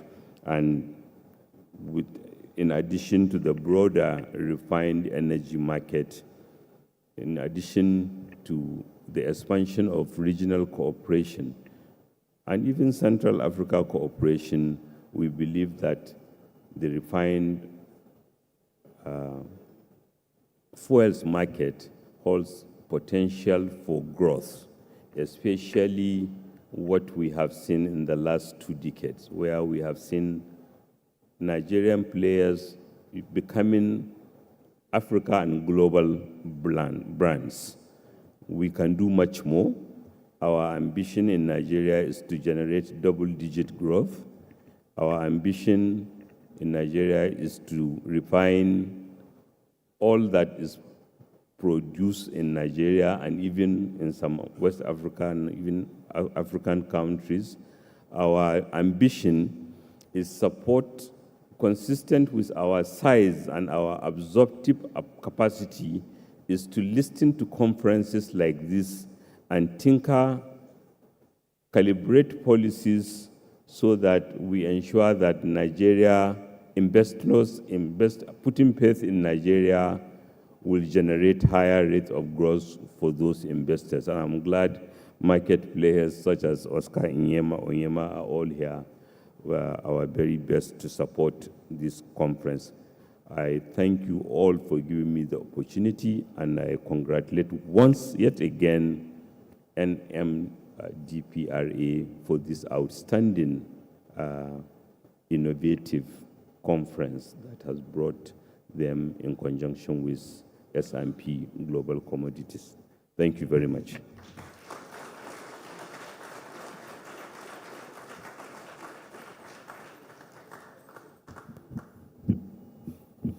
Thank you very much, Your Excellency, for joining us and sharing those quite remarkable thoughts around why we must get it right, and aligning that, of course, with the renewed hope agenda of Mr. President, who is the Minister of Petroleum Resources himself. Well, thank you. And the commendations for the authority, quite appropriate. Let's please give him another round of applause. Thank you so much. Your Excellencies, distinguished ladies and gentlemen, we move over now. Now remember, this is a partnership between the authority and S&P Global Commodity Insights. And speaking on behalf of S&P now, I'd like to welcome the Head of Market Reporting and Trading Solutions. Please welcome Vera Blay.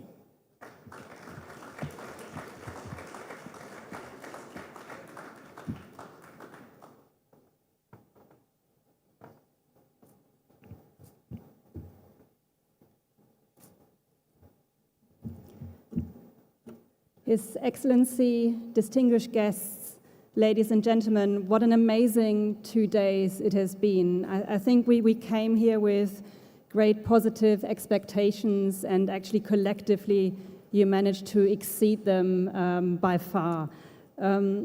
I look back on some of the quotes that I've written down over the last couple of days. The time is right now. The time is right now. Make Nigeria home of regional energy trading, and refine, baby, refine. Great ambitions, vision, and appeal. And we also discussed the real facts that we're facing here, right? Demand is growing in Nigeria, in the region as a whole. Infrastructure bottlenecks need to be addressed.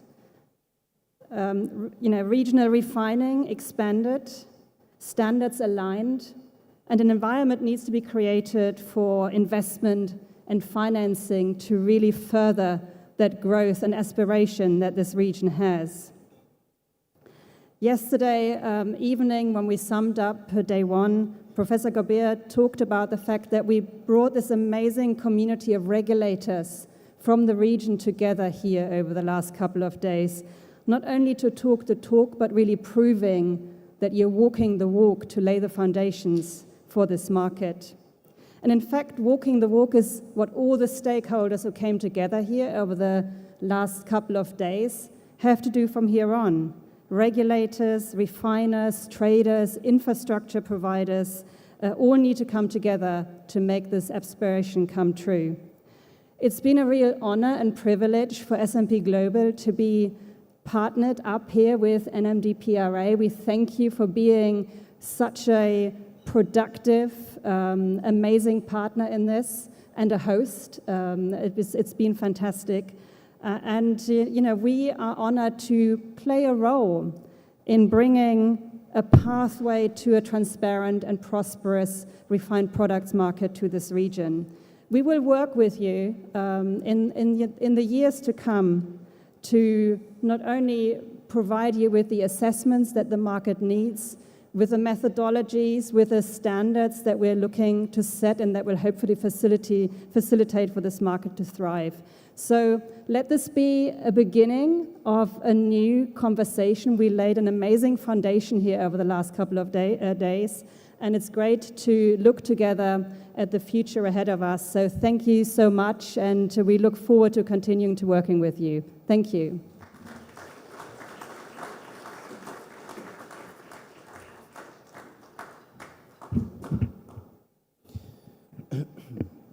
Thank you so much, Vera Blay, there of S&P Global Commodity Insight. So from Vera, we'll go to the first speaker amongst the partners that has brought this to us, and I'd like to now welcome our Executive Director in charge of Economic Regulations and Strategic Planning for her concluding remarks at this event. Please welcome Professor Zainab Gobil.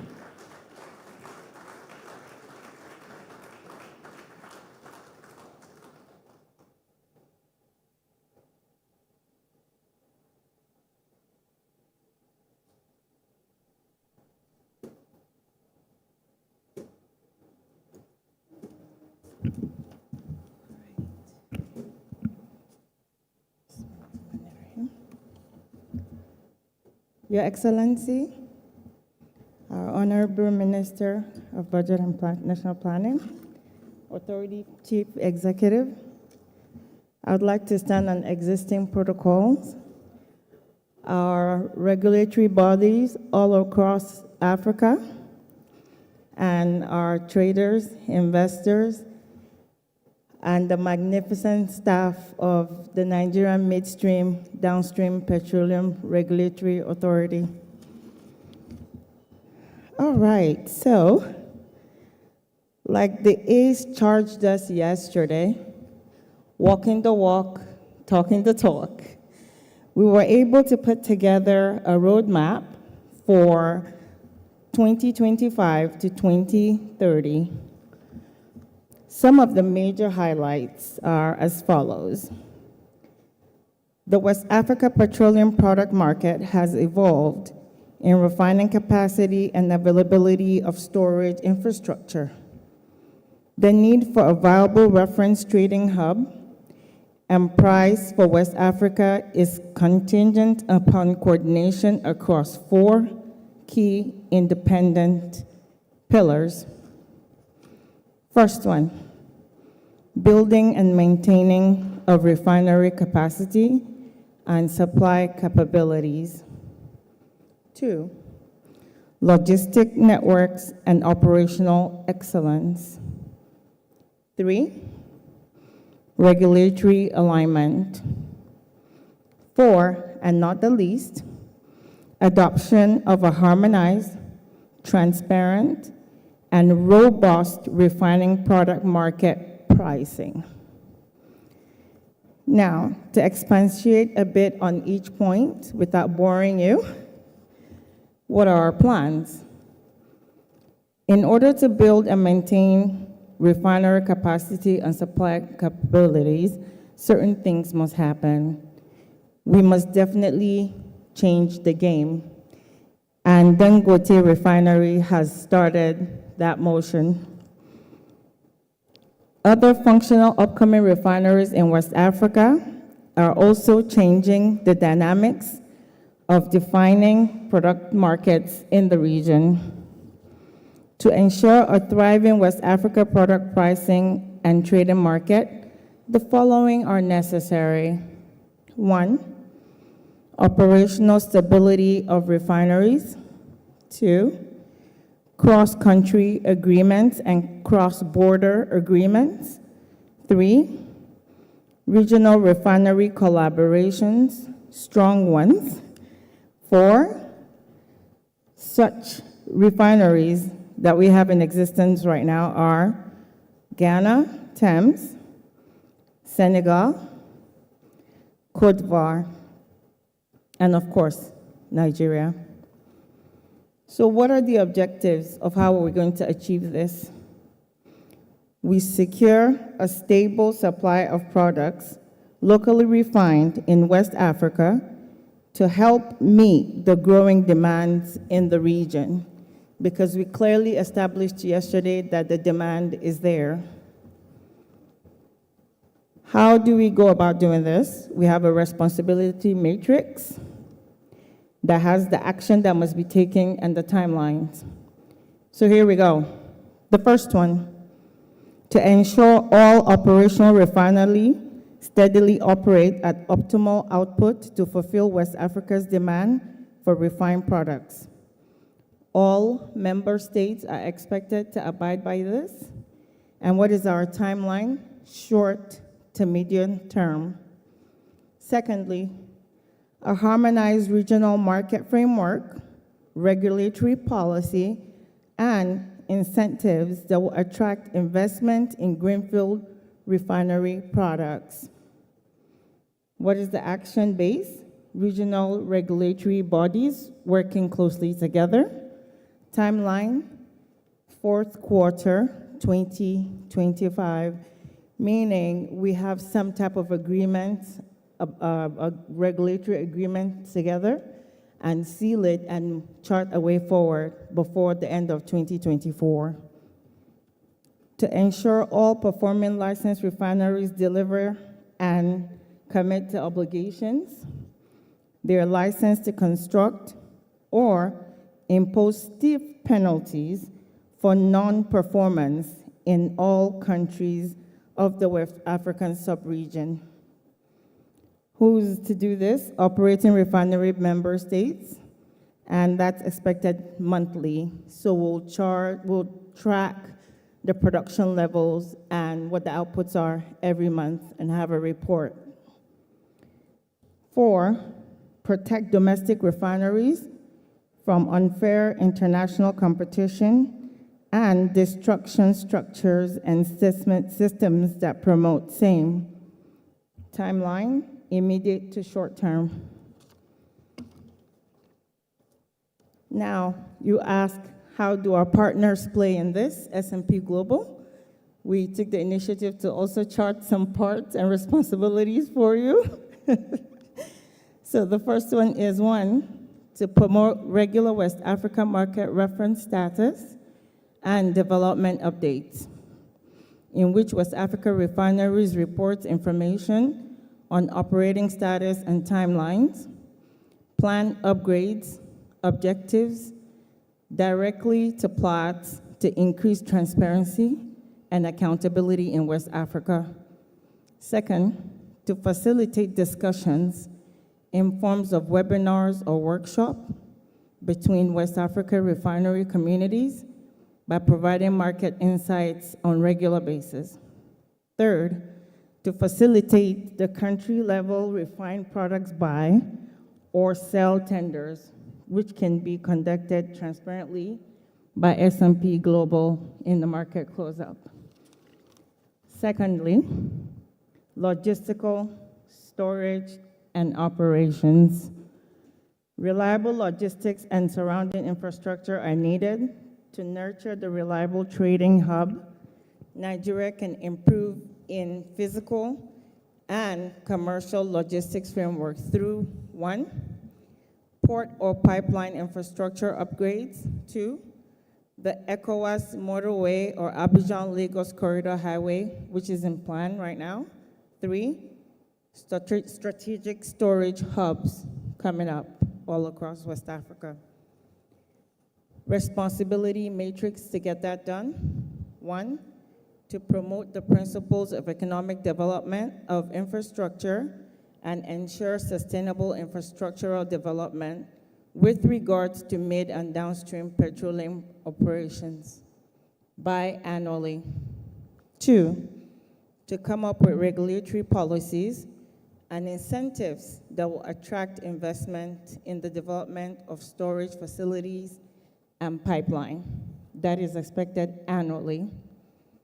3, to harmonize and align appropriate tariff methodologies and cost-reflective tariffs for bulk storage of petroleum liquids and facilitate the evolving cost of benchmarks within the region in line with market realities.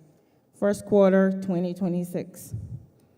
Last but not the least, financial institutions in the region, including development finance institutions, African Finance Corporation, Afri-Exim Bank, the African Energy Bank, and private investors should be encouraged to create the structure, innovation, and financial instrument to finance infrastructural gaps, short-term, annually. And to close, for S&P Global is to include an update on the West Africa infrastructure development in its West African market status and development updates, which will bring additional transparency on the refined product storage levels at the main trading and storage locations in the region. Thank you all so much for sitting through the program. I hope it was very insightful, and I hope you all enjoyed your stay with us. I'd like to say a great thank you to the Authority Chief Executive for all you do. Thank you for your leadership, and thank you for believing in us. God bless you, and have a safe trip back, everybody.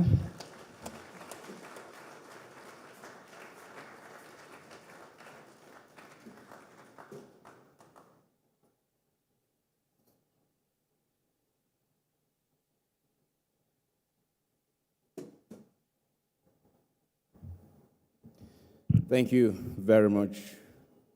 Professor Zainab Gobil is the Executive Director, Economic Regulations and Strategic Planning of the Authority.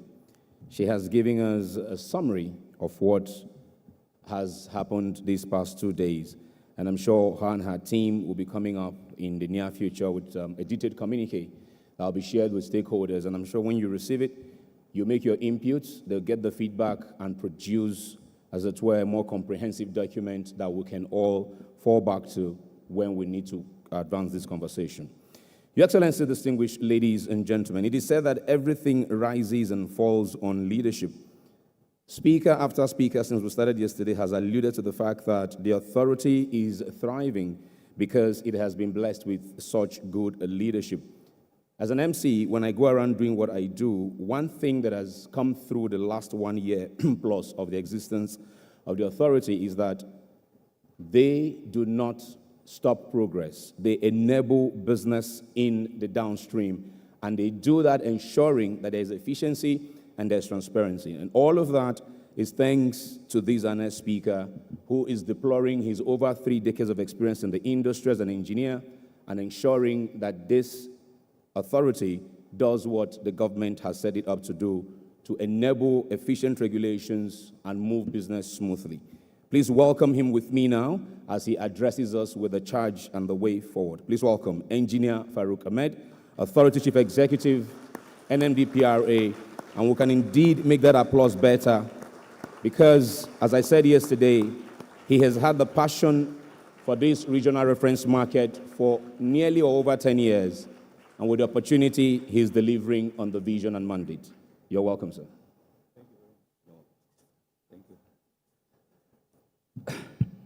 Thank you very much. Your Excellency, the Honorable Minister, my brother, my supporter, thank you very much for coming.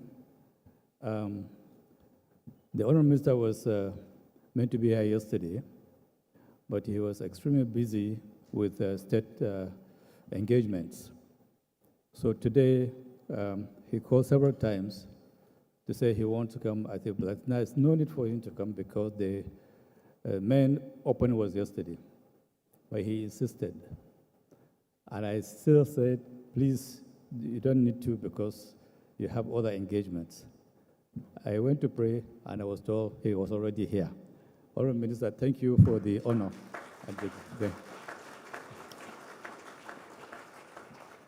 Thank you very much.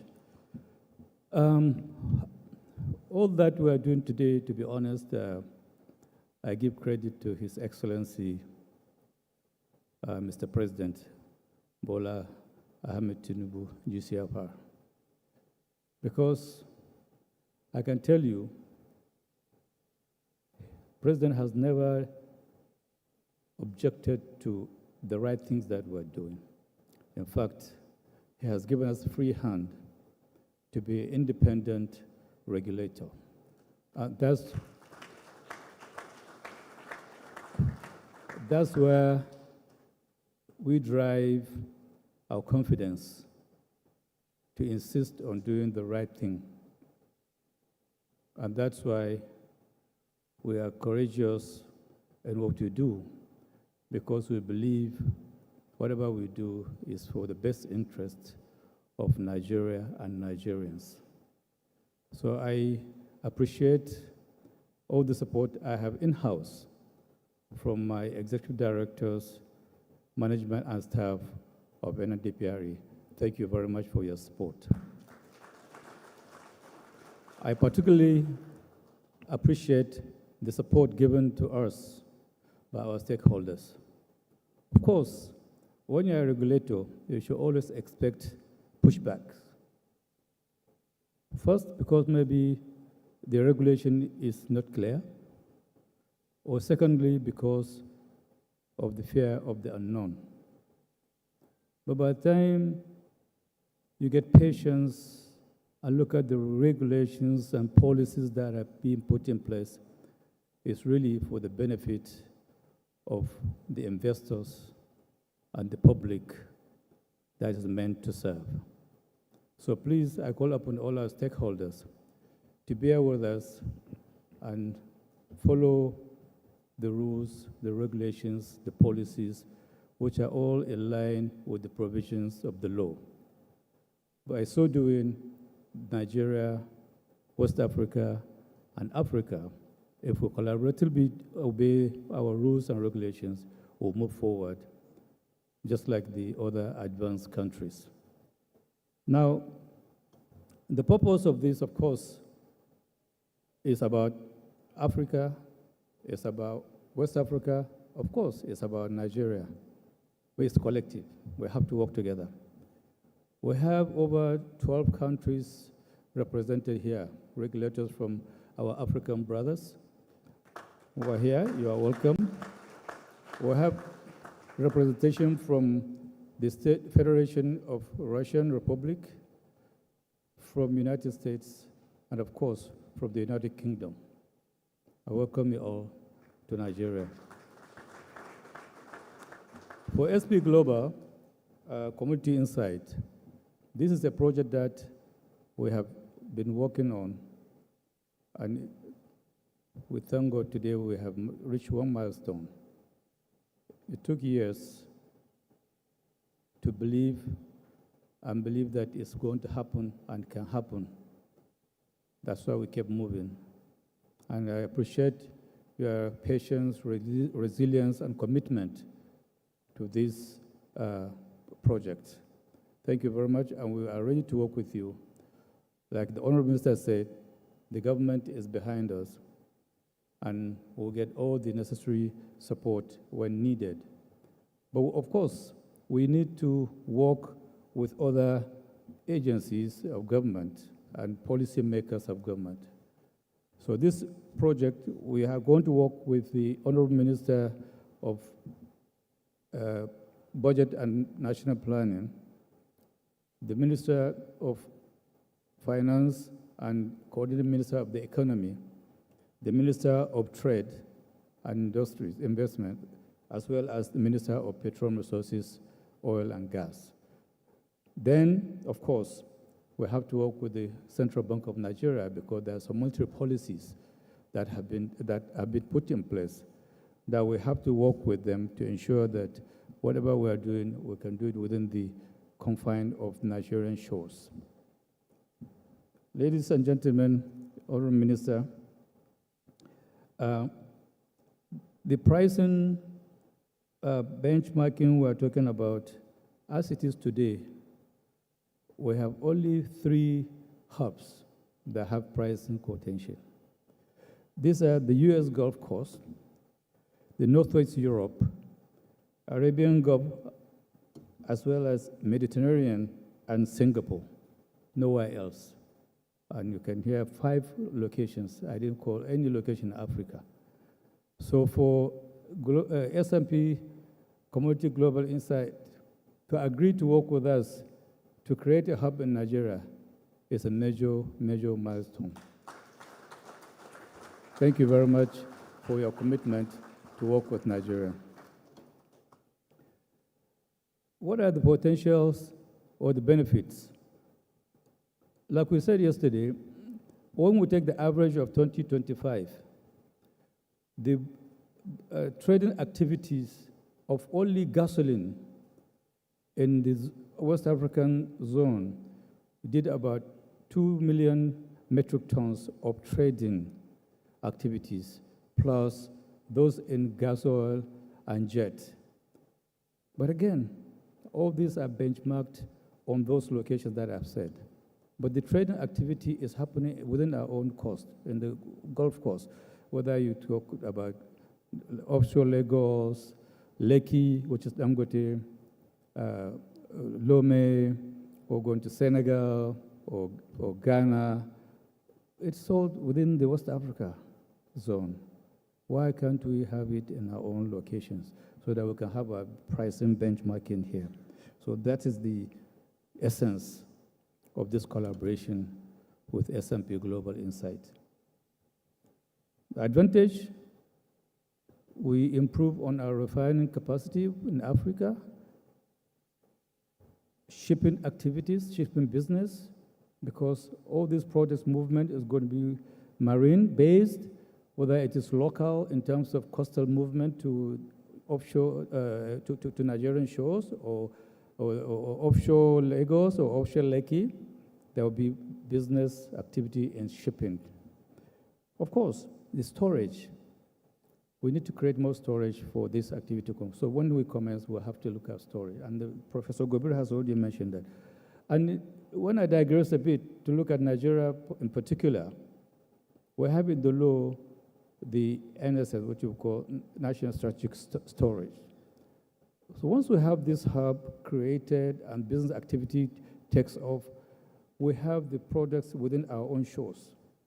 So the issue of energy security will be indirectly addressed without necessarily investing more, because these are business activities that are taking place within our shores.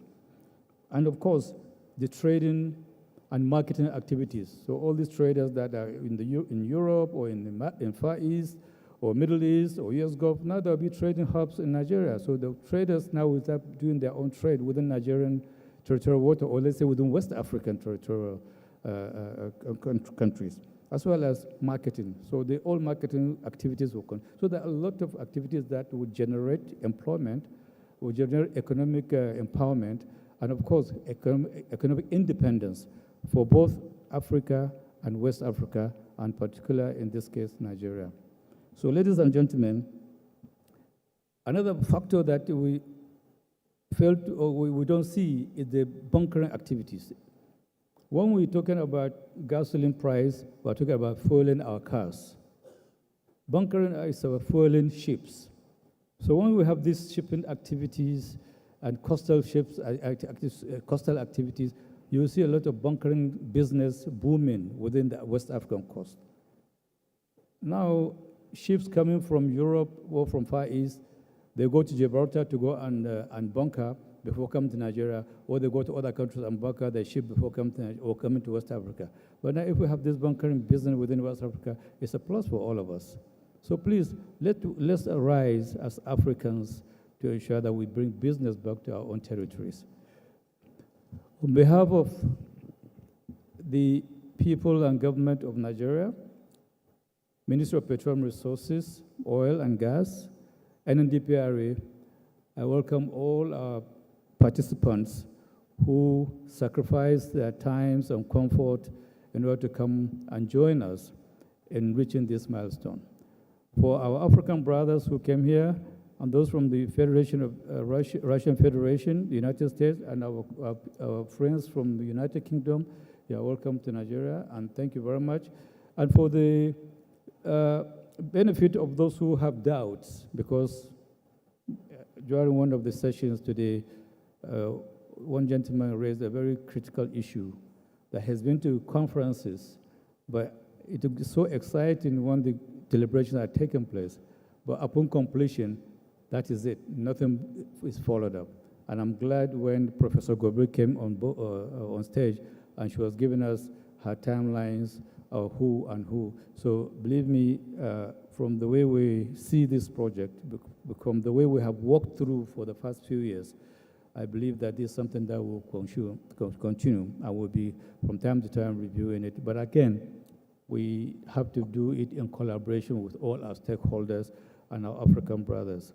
And for our African brothers that are here, we need to have a regulatory cohesion so that we work together as regulators to put policies in place in terms of quality specifications so that it's uniform quality across the African countries, so that the pricing, benchmarking and pricing is transparent, and we're talking about apple and apple, not apple and oranges.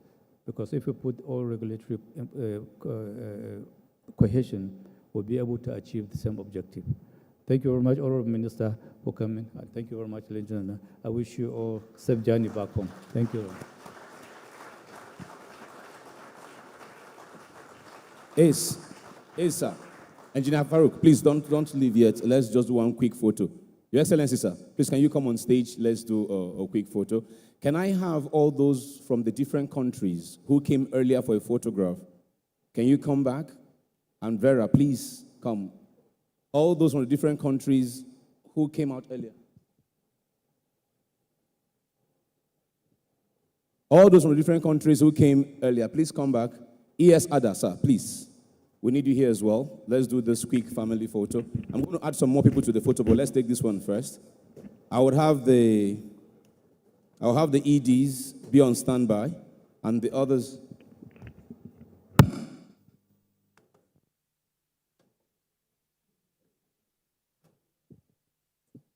So I want to be sure there's nothing disturbing. The rep of all the countries who are here, you're Côte d'Ivoire, yeah? Alain, someone here for Côte d'Ivoire? Someone is here? I need the Ivorians here as well.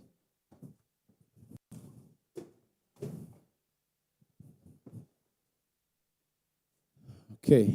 Yeah, the EDs. I said the EDs were. What? Okay, yeah.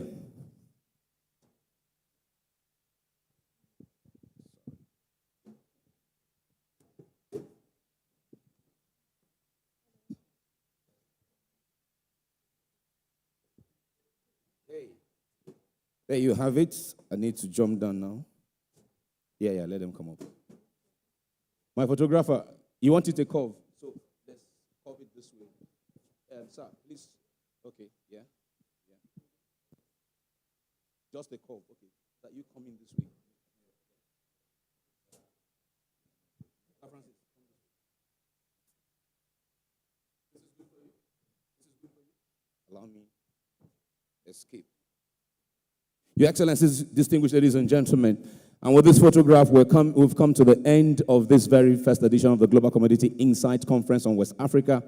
Refined Fuel Market. I want to say a big thank you to the authority, to Plus S&P Global Commodity Insights, and other thank yous to all of you who have come out here to be part of this. Let's continue the conversation. Let's take it across the streets of social media and beyond. Please, can I take just one photo for the minister and the ace only, just the two of them.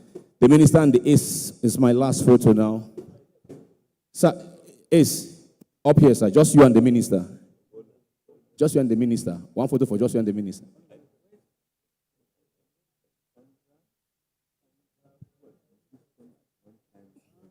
Please, all the regulators from the different African countries, kindly do not rush off. Once we close now, just come to the front. The ace of NMDPRA would like to have a meeting with you. Let's just take this picture with just the two of you only. Well, ladies and gentlemen, I think S&P Global Commodity Insight deserves a round of applause. Please give them that. The Nigerian Midstream and Downstream Petroleum Regulatory Authority deserves a round of applause. Please give them that.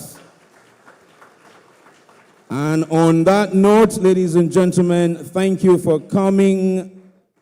Au revoir. Richmond Switch is my name. I'll see you next time. Bye-bye. All the authority regulators, please wait behind and see the ace kindly, very kindly before you go. Thank you.